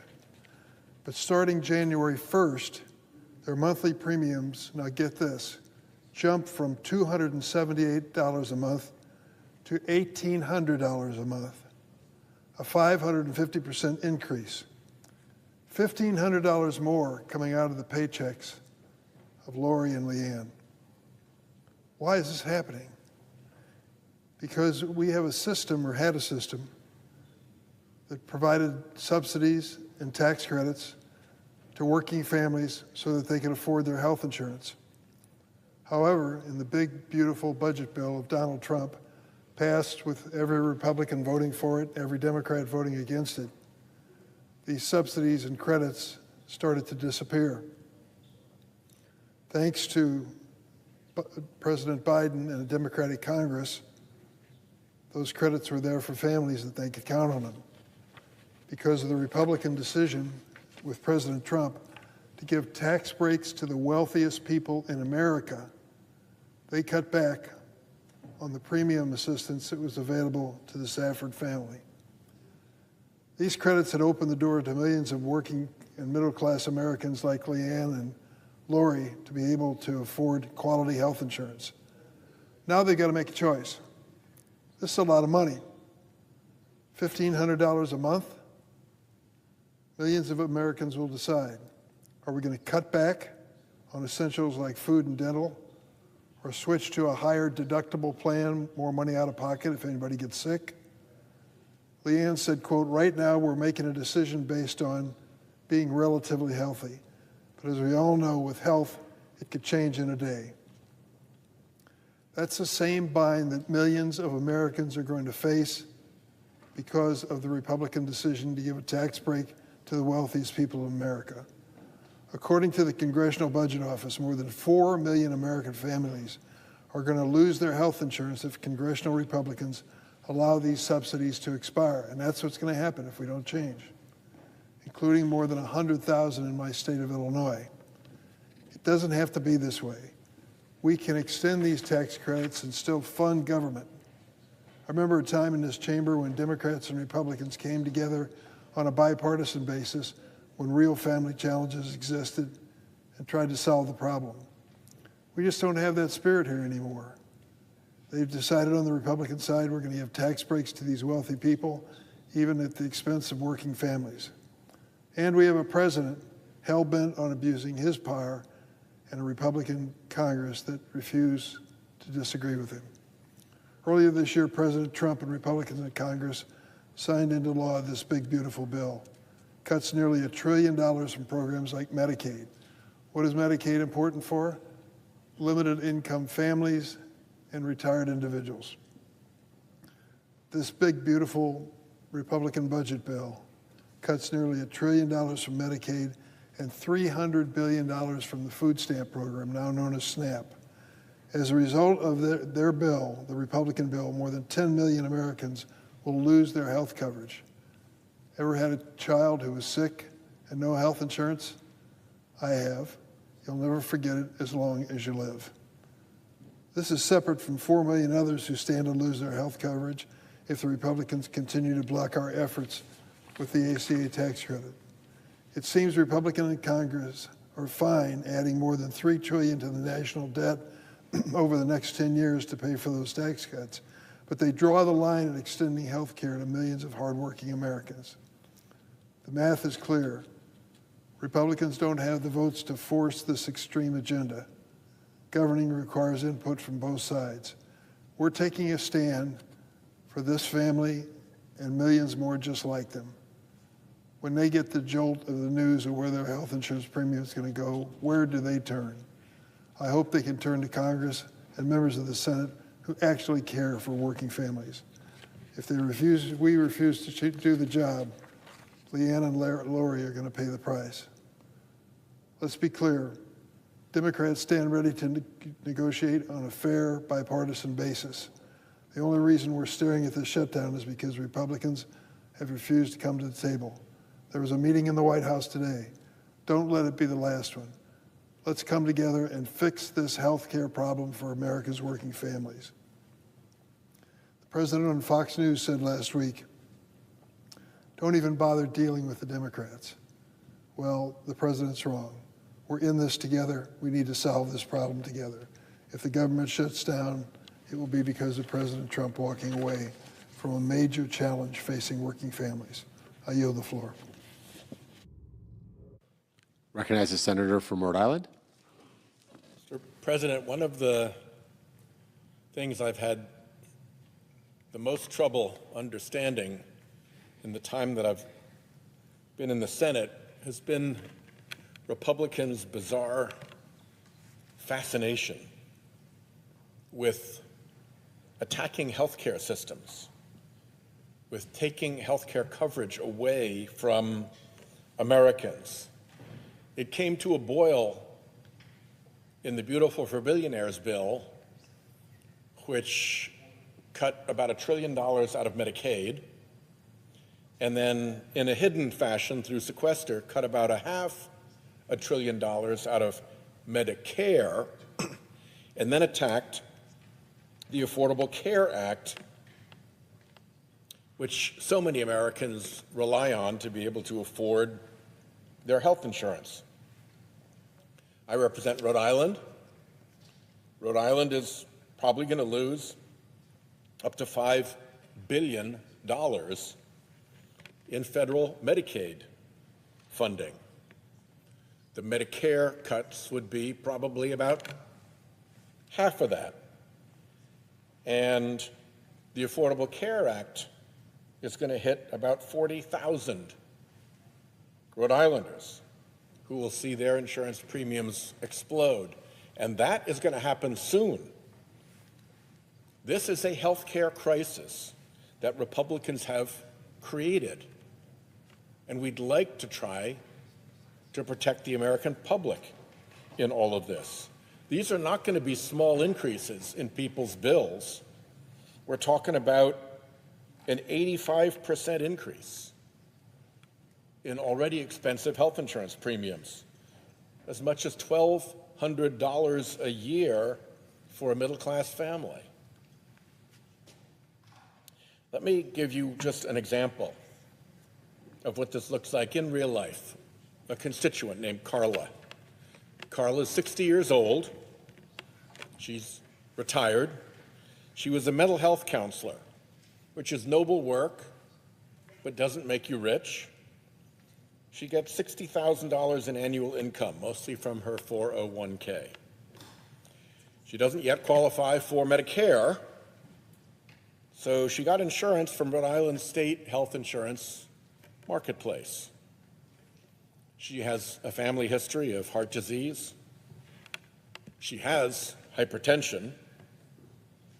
When the tax credits under the Affordable Care Act expire at the end of the year, Carla's monthly premium will go from $427 a month to $904 a month. That's more than double. That's a $477 per month increase to the expenses of a woman whose total income is only $60,000 a year. We ought to be able to solve this. All we're asking for is serious negotiations to address the Republican health care crisis. Or, I guess, if they refuse, the Republican government shutdown. It's very much up to Republicans where we go from here. All the reports are that the meeting between the president and congressional leaders went badly. No progress was made at all. It's really up to the Republicans. Will they really choose to shut down the United States government just to indulge their bizarre fascination with taking health care away from Americans? Aren't we better than that? Mr. President, I yield the floor.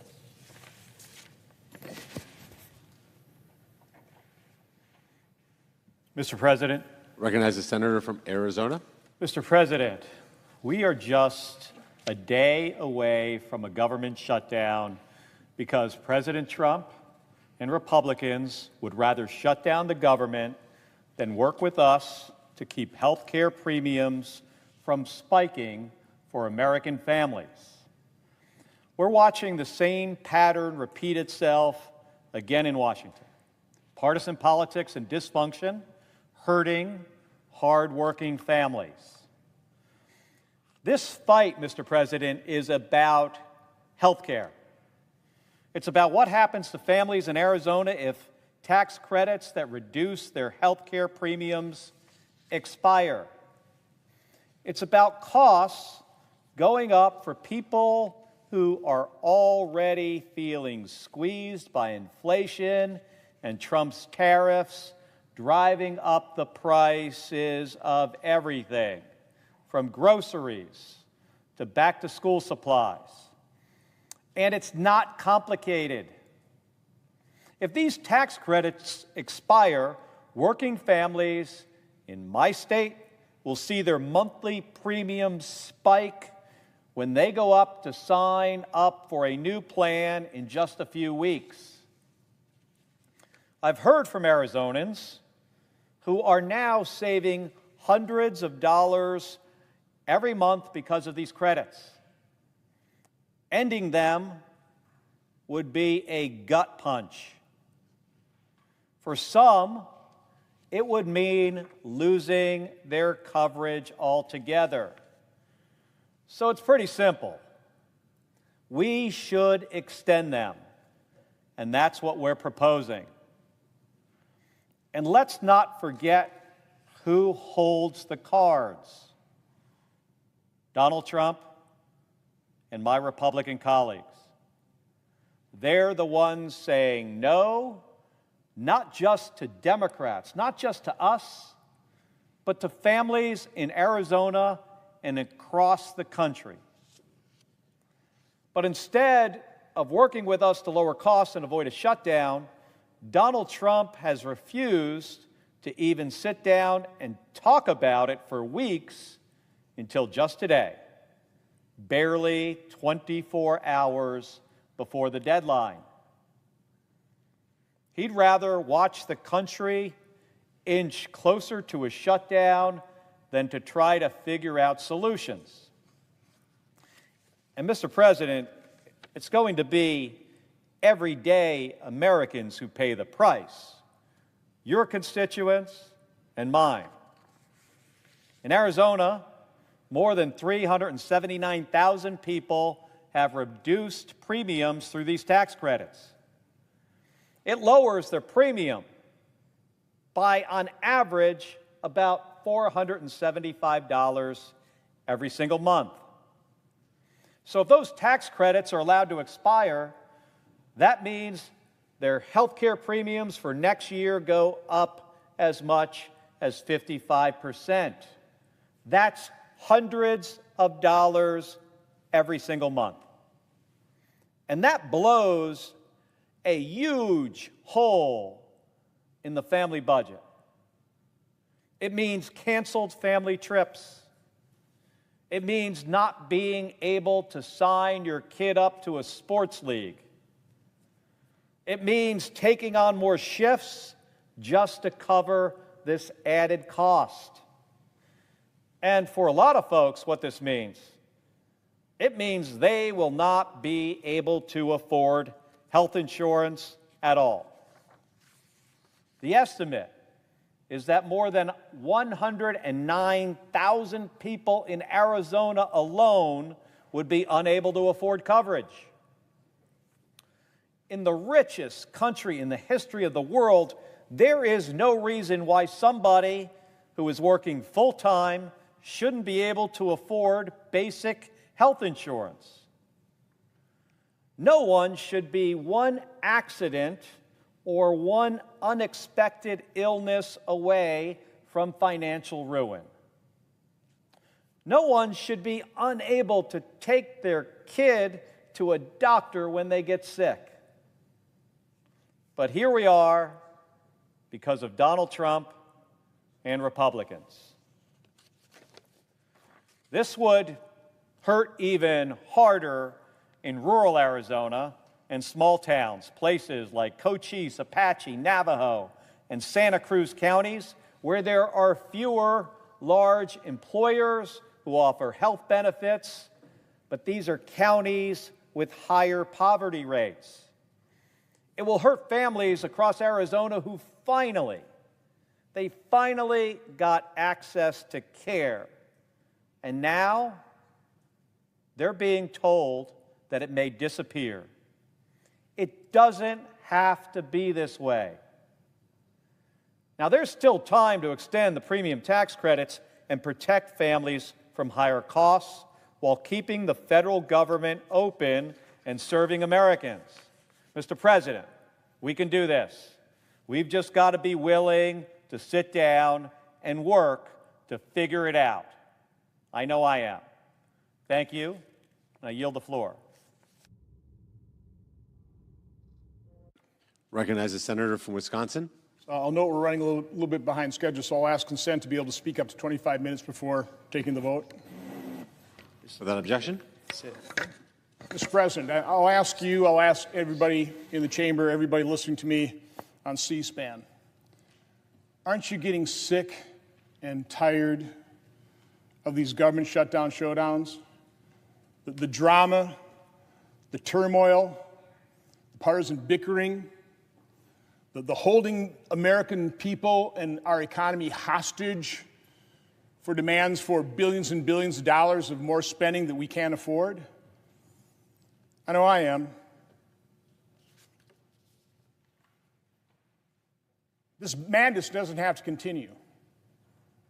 We can begin ending this madness tonight by voting on a very simple piece of legislation. Eliminate Shutdowns Act. Again, it's very simple. All it does is, if we don't pass an appropriation bill for all of government or any department, we don't shut those departments down. We don't shut all of government down. We do literally what the state of Wisconsin has done since the 1950s. We just keep spending at last year's levels. I mean, how more common sense can you get? Now, we accomplish that by enacting 2-week rolling continuing appropriations to fund, again, all of government or any department that doesn't have an appropriation passed for it on a rolling basis. Now, I asked the chamber, who could be opposed to something so simple that, again, prevents all this turmoil, all this drama, all this partisan bickering? Well, my guess is Democrats will oppose it. My guess also is some of our appropriators will oppose it. I've heard some of the rationale. I don't think it really holds water. What one point made is the problem with continuing resolutions. They fund programs that should be reduced or canceled, and they prevent important new programs from being started. Well, again, that will create the incentive. I agree with that, by the way. I don't like CRs either. That will create the incentive under these automatic, rolling, 14-day continuing appropriations to pass appropriation bills. It doesn't in any way, shape, or form diminish or detract from the authority of appropriators or the Appropriation Committee. I've also heard that appropriators, they want the pressure of government shutdowns to allow them to pass appropriation bills. I guess I somewhat understand their point, but I'd like to point out that that pressure certainly hasn't worked. Mr. President, I got here in the year 2011. I don't think anybody can dispute the fact that, at least since that point in time, and probably before that, the appropriation process is broken. It's dysfunctional. In 15 years, what we should have done in Congress is pass 180 appropriation bills during those 15 years. 12 a year times 15, 180 bills. You know how many we actually passed? 6. 6 bills. 1 for fiscal year 2017, 5 for fiscal year 2019. 6 bills. That's 3.3% success rate, or stated a better way, that's a 96.7% failure rate of the appropriation process. During that 15 years, we've had 3 shutdowns. We passed 55 continuing resolutions. 55. And people are going to oppose an automatic rolling continuing appropriation? By the way, this year, the continuing resolution that we did pass, it took us 6 months. 6 months of dysfunction before we finally passed the appropriation for this year, which, of course, is going to end in a day and a half. Now, what the shutdown pressure did produce is it produced the pressure to mortgage our children's future further. It produced the pressure to pass multiple 1,000-page omnibus spending bills. We've increased or suspended the debt ceiling 12 times in those 15 years since I've been here. Our debt has gone from $14 trillion to over $37 trillion. Clearly, this is a broken process. Spending is completely out of control. Now, I don't think it's going to surprise anybody to find out I brought a couple charts to basically make my point. I'd like to talk about a few facts, a few figures. This chamber is generally not really interested in talking about, like, figures. This is my accounting background. I like to do so. Let me give you a little history lesson. This dates back, these are 4-year average deficits going back to the year 2001. And you'll see in the first two terms of President Bush's administration, average deficits were $200 billion, then $300 billion. So average over his 8 years, $250 billion worth of deficits. Again, those were unacceptably high back then. That's when $100 billion or two actually was real money. People were concerned about it. President Obama came into office with the Great Recession, and his advisor, Rahm Emanuel, said never let a good crisis go to waste, and they didn't. So in his first term, President Obama's average deficit was $1.27 trillion. That sparked the Tea Party movement. I'm part of that. And the Tea Party came. We actually made a difference. We did dig our heels in on that out-of-control deficit spending. And so for President Obama's second term, deficits averaged $550 billion. Again, $550 billion, that's a lot of money, except in Washington, D.C. President Trump came into office, divided government, and he had to do deals to get spending bills passed. So his deficit increased to $810 billion for the first 3 years. Then COVID hit. We went on a massive bipartisan uniparty spending spree, $3.1 trillion a year deficit. $3.1 trillion. We went from $4.4 trillion in spending to $6.5 and never looked back.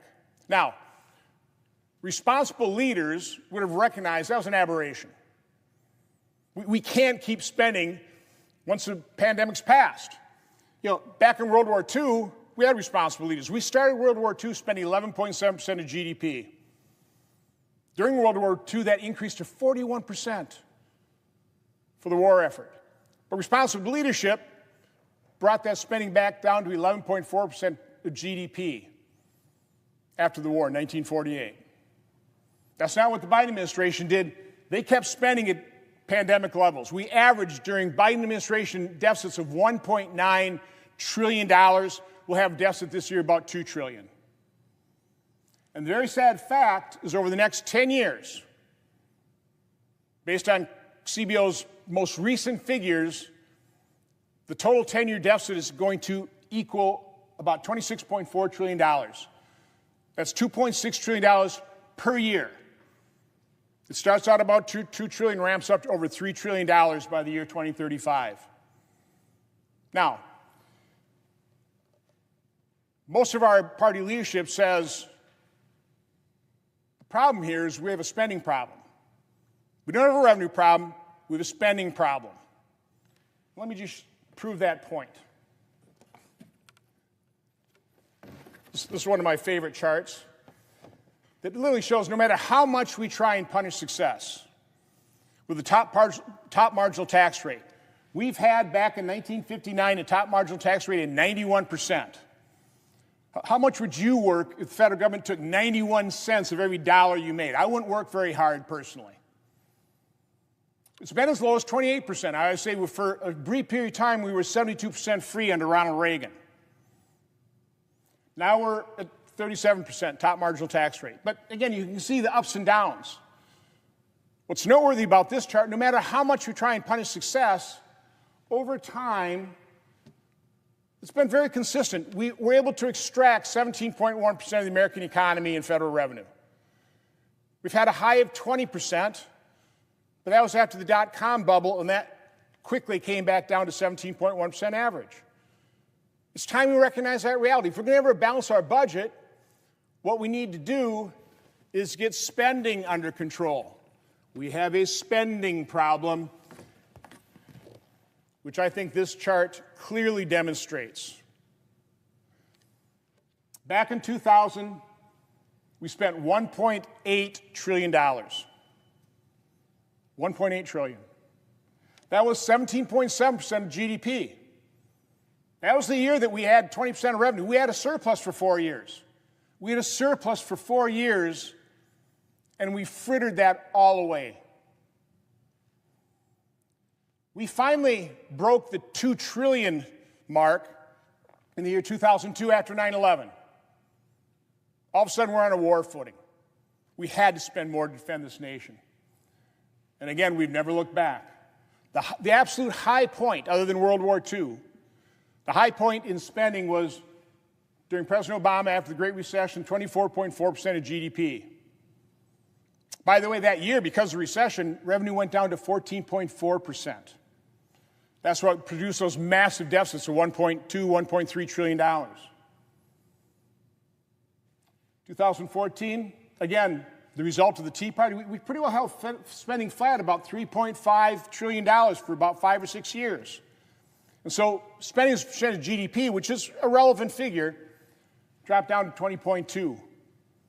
This year we're going to be spending about over $7 trillion, greater than 23% of our economy. And we're going to collect about 17.1%. We've got in excess of a 6% structural deficit. It's clearly unsustainable. Now, I hear a lot of talk about, well, Ron, it's all mandatory spending, which is a problem. Okay, all these government shutdowns is all about 25% of federal spending, the discretionary accounts.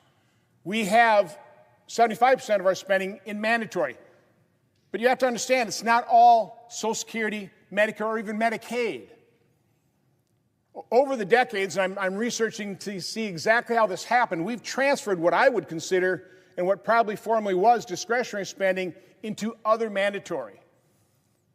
So this year, we'll spend about $1 trillion in other mandatory spending.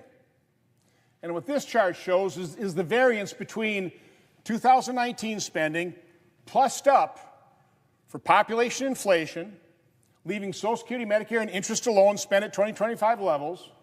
If we were to do that, instead of spending $7 trillion this year, we'd be spending about 6.5. Other mandatory, again, not Social Security, Medicare, or even Medicaid, we're spending $239 billion more than inflation and population adjusted 2019 spending. I don't think we're spending too little in 2019. Non-defense discretionary, up about $145 billion over fully inflated 2019 levels. So that's not the problem.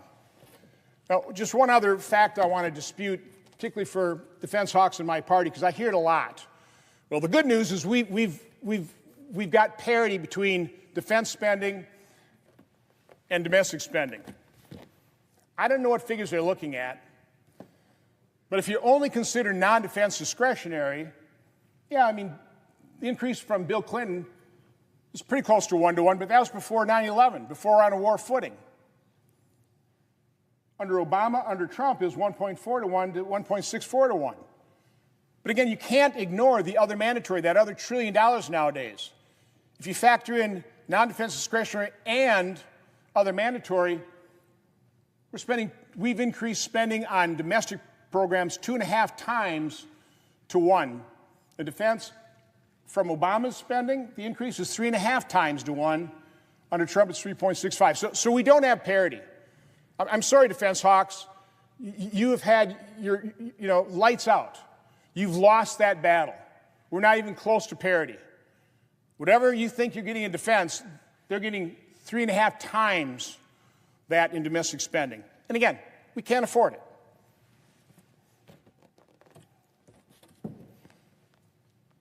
So again, those are just some basic facts, some basic figures that explain our current fiscal situation. But let me go back to where I started. Here we are again, another shutdown showdown. Democrats' opening bid, by the way, was, okay, we'll give you a 4-week CR, 4 weeks. And all we're asking is another $1.5 trillion in spending. So we'll end the turmoil, we'll quit playing games with people's lives for 4 weeks, as long as you agree to roll back everything you passed in the one big beautiful bill and increase spending $1.5 trillion. Is that a serious starting negotiation point? I don't think so. What I'm asking all my colleagues is, please imagine a world in which these ridiculous shutdowns are no more than a ridiculous relic of the past, where we're not wasting our time and effort and energy and angst over this partisan bickering. Again, I have to remind you, the Eliminate Shutdowns Act does not diminish the authority of the Appropriations Committee. If we do these rolling continuing appropriations, now the appropriators can get together, they can find areas of agreement like we did in this chamber on Veterans Affairs and military construction and that minibus. Where there's areas of disagreement, will take some time, find the compromises. As I said, I agree with the point that the problem with CRs is they fund programs that should be reduced or canceled, and they prevent important new programs from being started. There again, there's another incentive to do appropriations, and now you have the time to do it. We won't be wasting our time and effort and energy and angst on these charades. These are charades.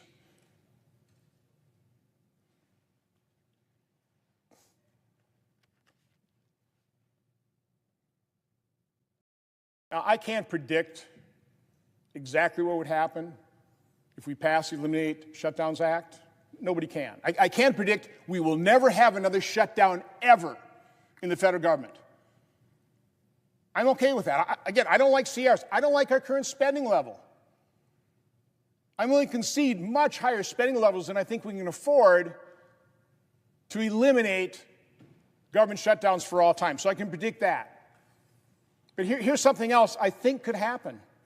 If we're not wasting our time on this partisan bickering over shutdowns, there have been so many discussions about bipartisan appropriation and budget reform. Things like 2-year appropriation cycles, where instead of 12 bills, which obviously we can't pass, how about doing 6? Make it manageable. The year you don't appropriate for an account, you're doing oversight, and just reverse the cycle. I mean, I'd even consider 3-year appropriation bills, 4 a year. That could impinge on future Congresses. So I understand that, again, there are complications to all these things, but think positively about what ending shutdowns could do for this body, for this government, for people's lives. Passing the Eliminate Shutdowns Act, eliminating shutdowns for all time, would be a signature achievement of this Congress. Think of that. We together on a bipartisan basis can say, we're the group.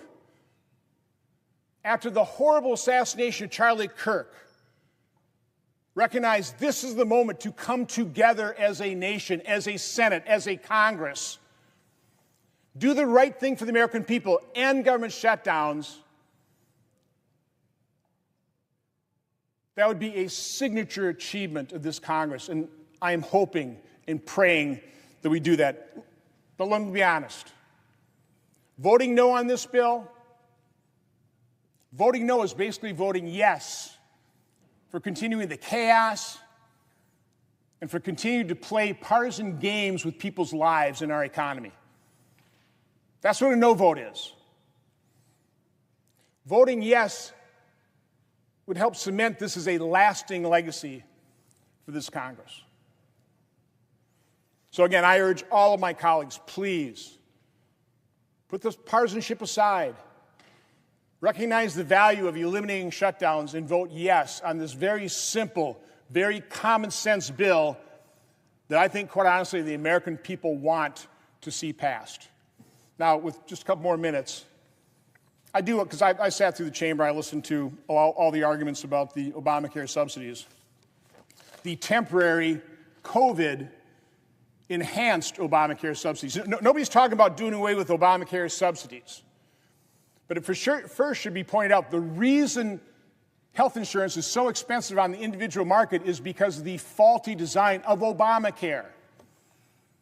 We had high-risk pools to take care of people with pre-existing conditions. Need a couple tweaks to cover everybody. But that wasn't good enough for Democrats because they wanted a single-payer system, so they threw out and outlawed high-risk pools, and in its place forced people on the individual insurance market to pick up the full cost of covering people with pre-existing conditions. That caused insurance rates on the individual market to skyrocket. That's why insurance prices continue to skyrocket on the individual market in particular.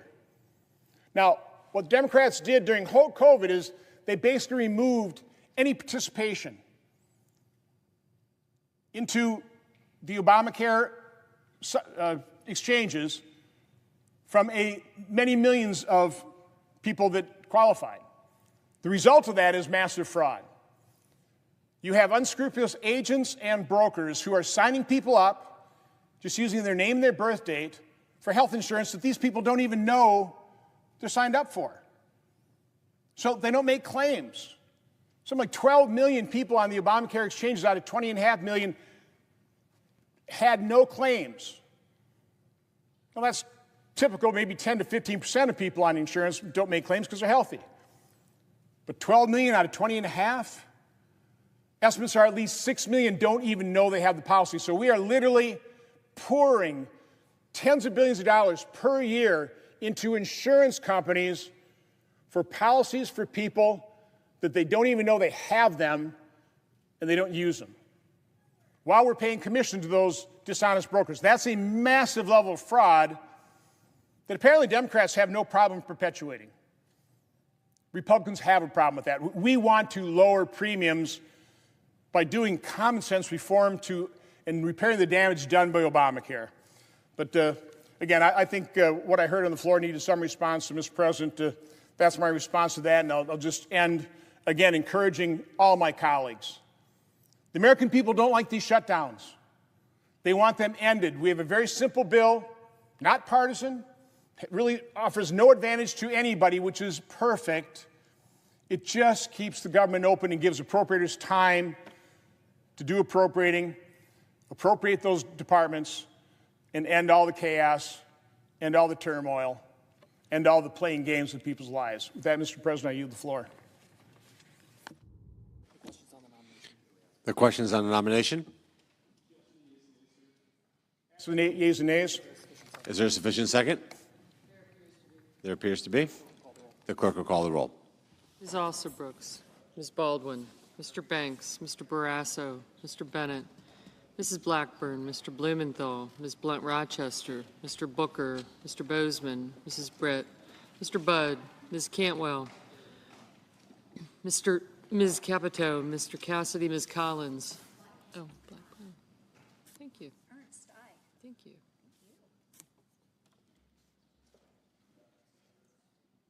Mr. Cassidy, Ms. Collins. Thank you. Mr. Coons, Mr. Cornyn,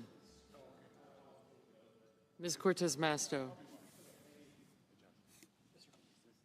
Mr. Cotton, Mr. Kramer, Mr. Crapo, Mr. Cruz, Mr. Curtis, Mr. James, Ms. Duckworth, Mr. Durbin, Ms. Ernst, Mr. Fetterman, Mrs. Fisher, Mr. Gallego, Mrs. Gillibrand, Mr. Graham, Mr. Grassley, Mr. Haggerty. Thank you. Ms. Hassan, Mr. Hawley. Thanks. Mr. Heinrich.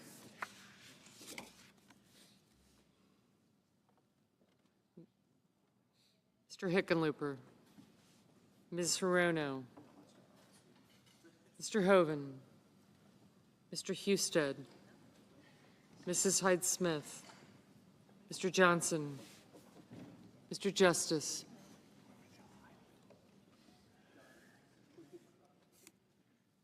Mr. Kane, Mr. Kelly, Mr. Kennedy, Mr. Kim, Mr. King, Ms. Klobuchar, Mr. Langford, Mr. Lee, Mr. Lujan, Ms. Lummis, Mr. Markey, Mr. Marshall, Mr. McConnell, Mr. McCormick, Mr. Merkley, Mrs. Moody, Mr. Moran, Mr. Marino. Aye. Mr. Mullen, Ms. Murkowski, Mr. Murphy, Mrs. Murray, Mr. Ossoff, Mr. Padilla, Mr. Paul, Mr. Peters, Mr. Reed, Mr. Ricketts, Mr. Risch, Ms. Rosen, Mr. Rounds, Mr. Sanders, Mr. Schatz, Mr. Schiff, Mr. Schmidt, Mr. Schumer, Mr. Scott of Florida, Mr. Scott of South Carolina, Mrs. Shaheen, Mr. Sheehy, Ms. Slotkin, Ms. Smith, Mr. Sullivan, Mr. Thune, Mr. Tillis, thank you, Mr. Tuberville, Mr. Van Hollen, Mr. Warner, Mr. Warnock,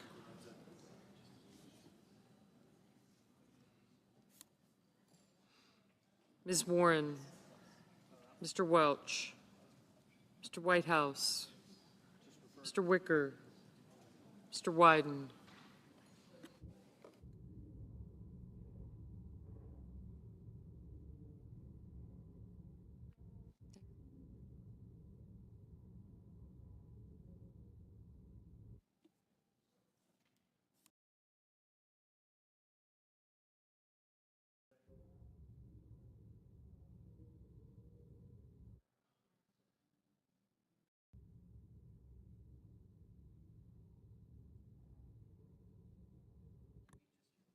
Mr. Young.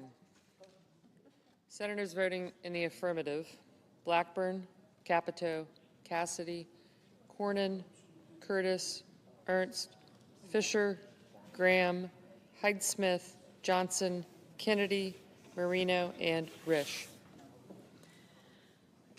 Senators voting in the negative: Gillibrand, Klobuchar, Murkowski, and Padilla.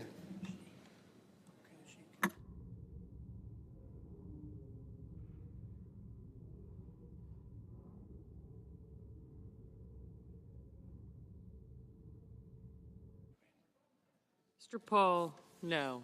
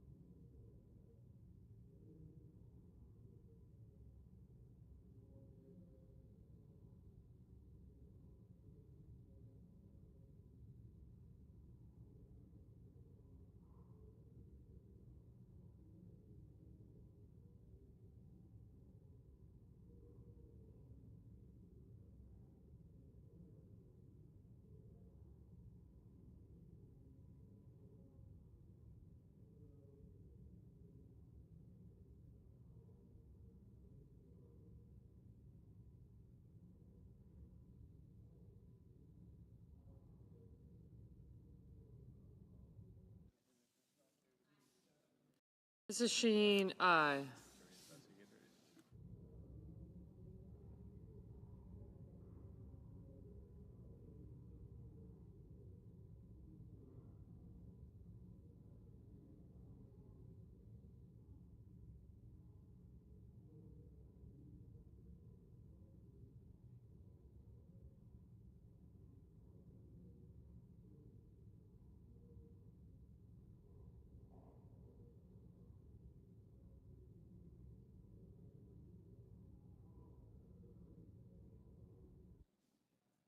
Mrs. Moody, aye.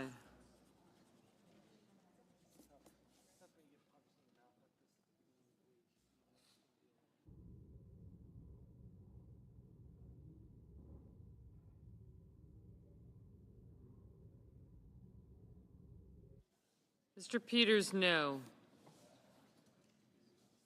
Mr. Tuberville, aye. Ms. Rosen, no.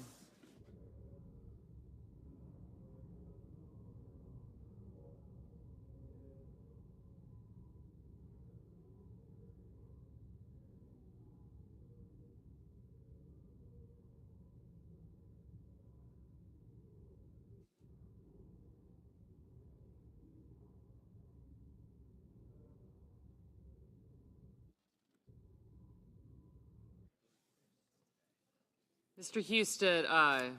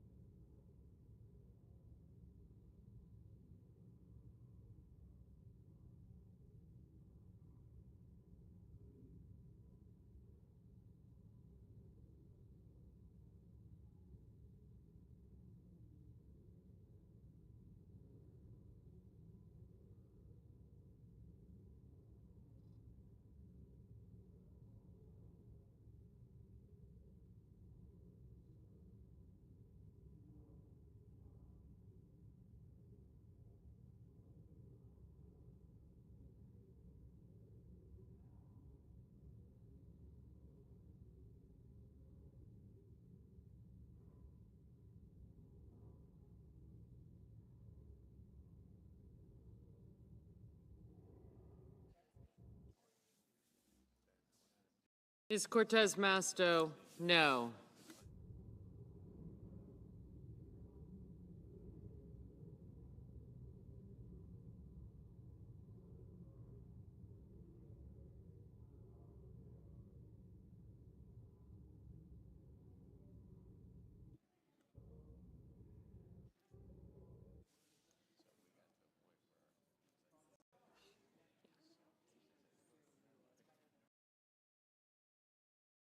Ms. Murkowski, aye. Mr. Lujan, no. Mr. Crapo, aye.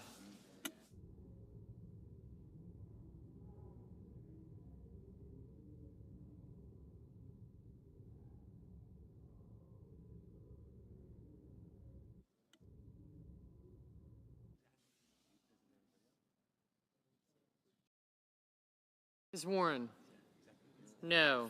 Mr. Reed, no.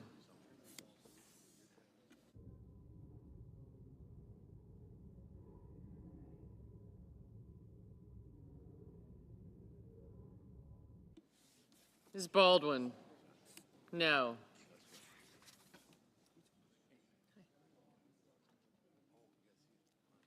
Mr. Scott of Florida, aye. Mr. Schatz, no. Mr. Young, Aye. Mr. Gallego, no.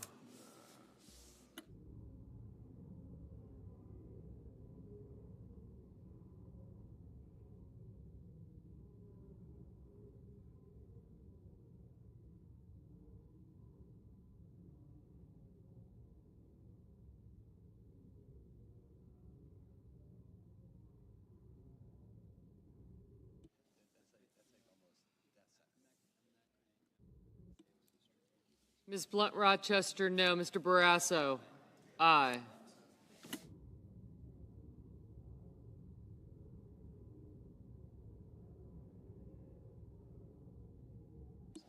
Ms. Duckworth, no. Ms. Collins, aye.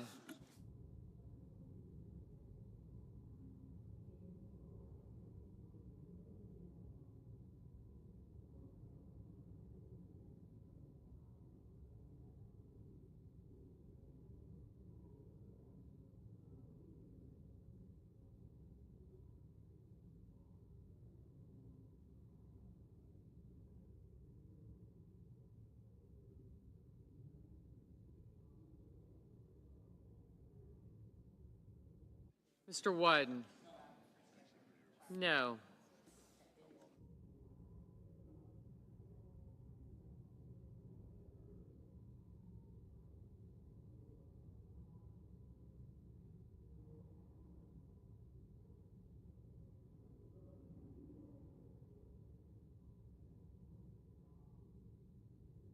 Mr. Kane, no.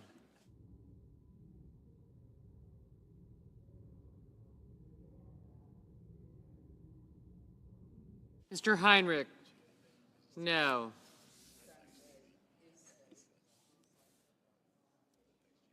Mr. Daines, aye.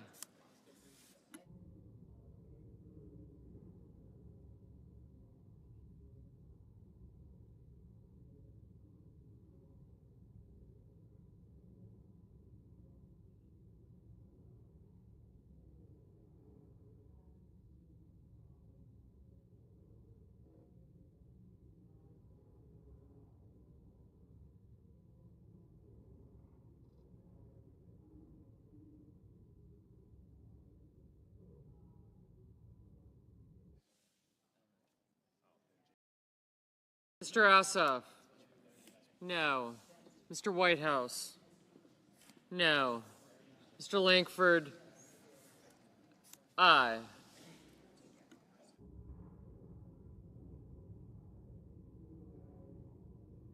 Mr. Sheehy, aye.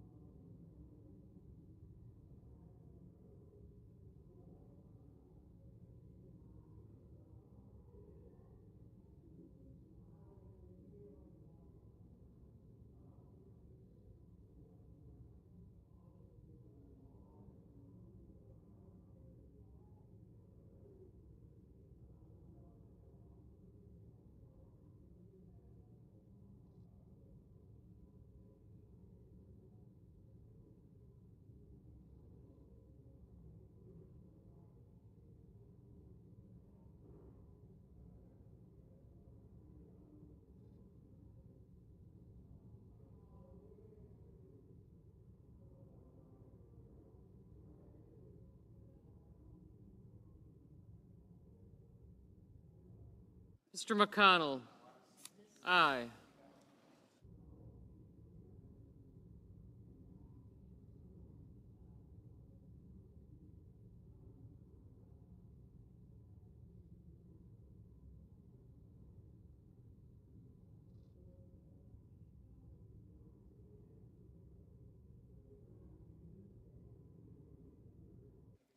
Mr. Grassley, aye.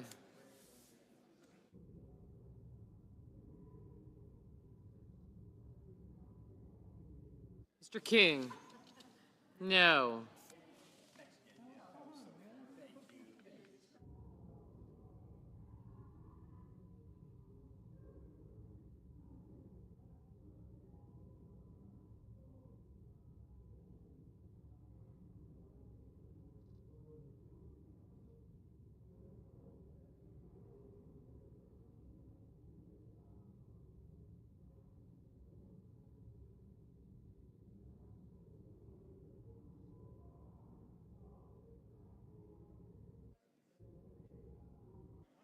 Mr. Cotton, aye.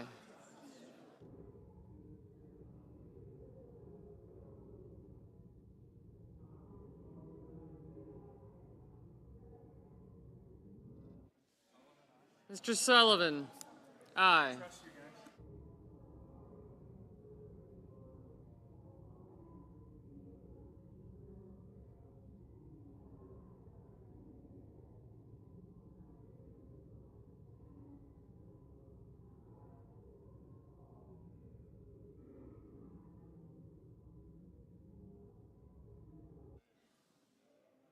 Mr. Marshall, aye.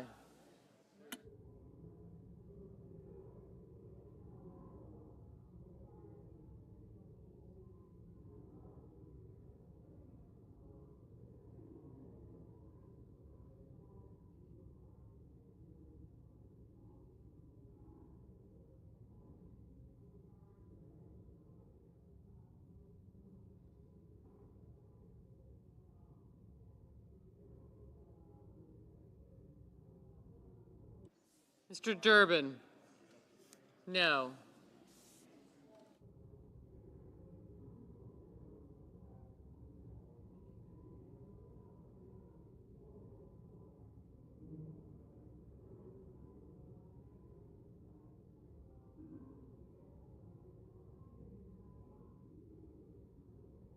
Mrs. Murray, no. Mr. Welch, no. Ms. Lummis, aye.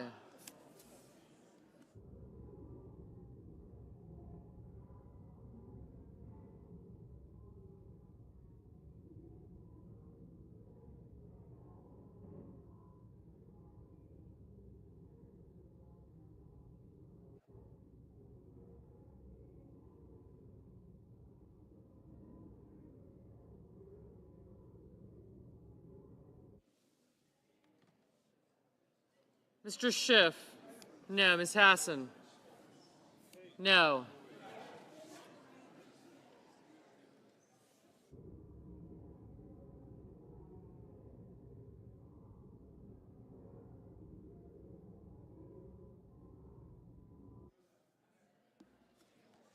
Mr. Bennett, no. Mr. Schumer, no.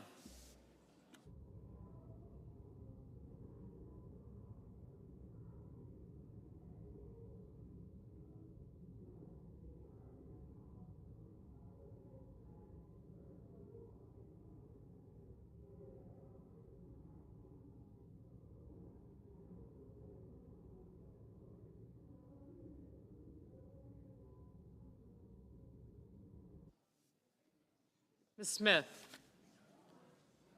no. Ms. Cantwell, no. Mr. Justice, aye.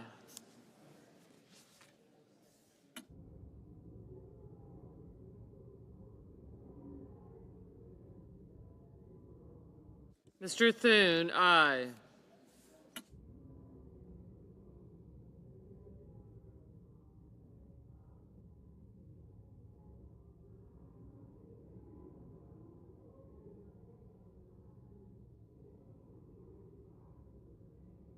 Mr. Bozeman, aye.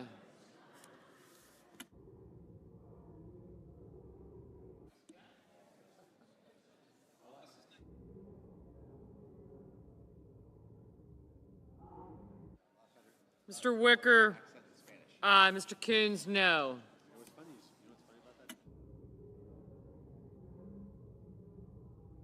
Ms. Hirono, no.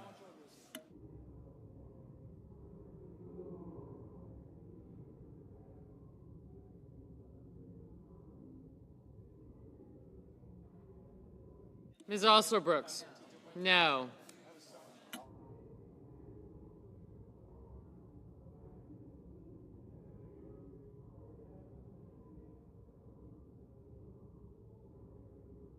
Mr. Warnock, no.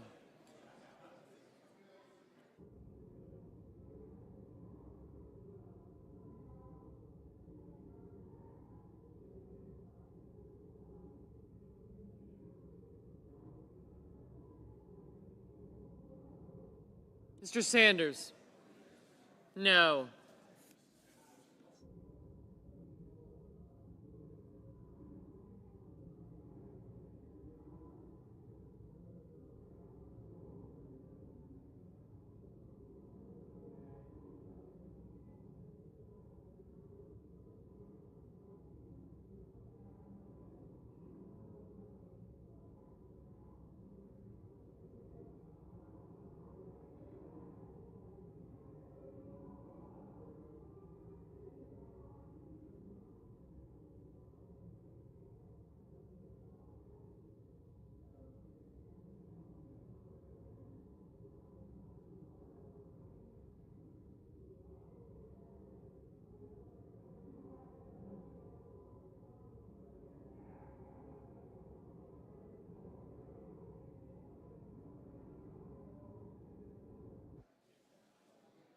Mr. Moran?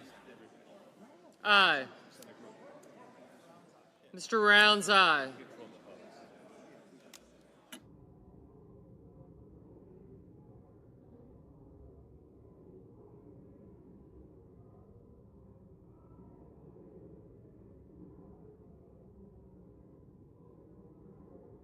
Mr. Hoven? Aye.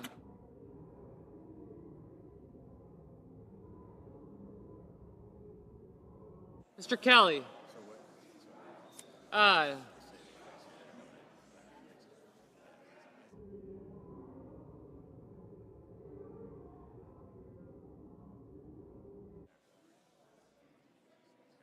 Mr. Scott of South Carolina? Aye.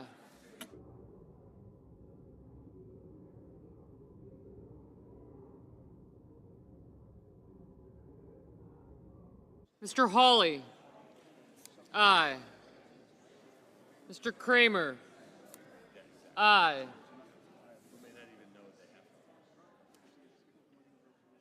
Mr. Murphy? No.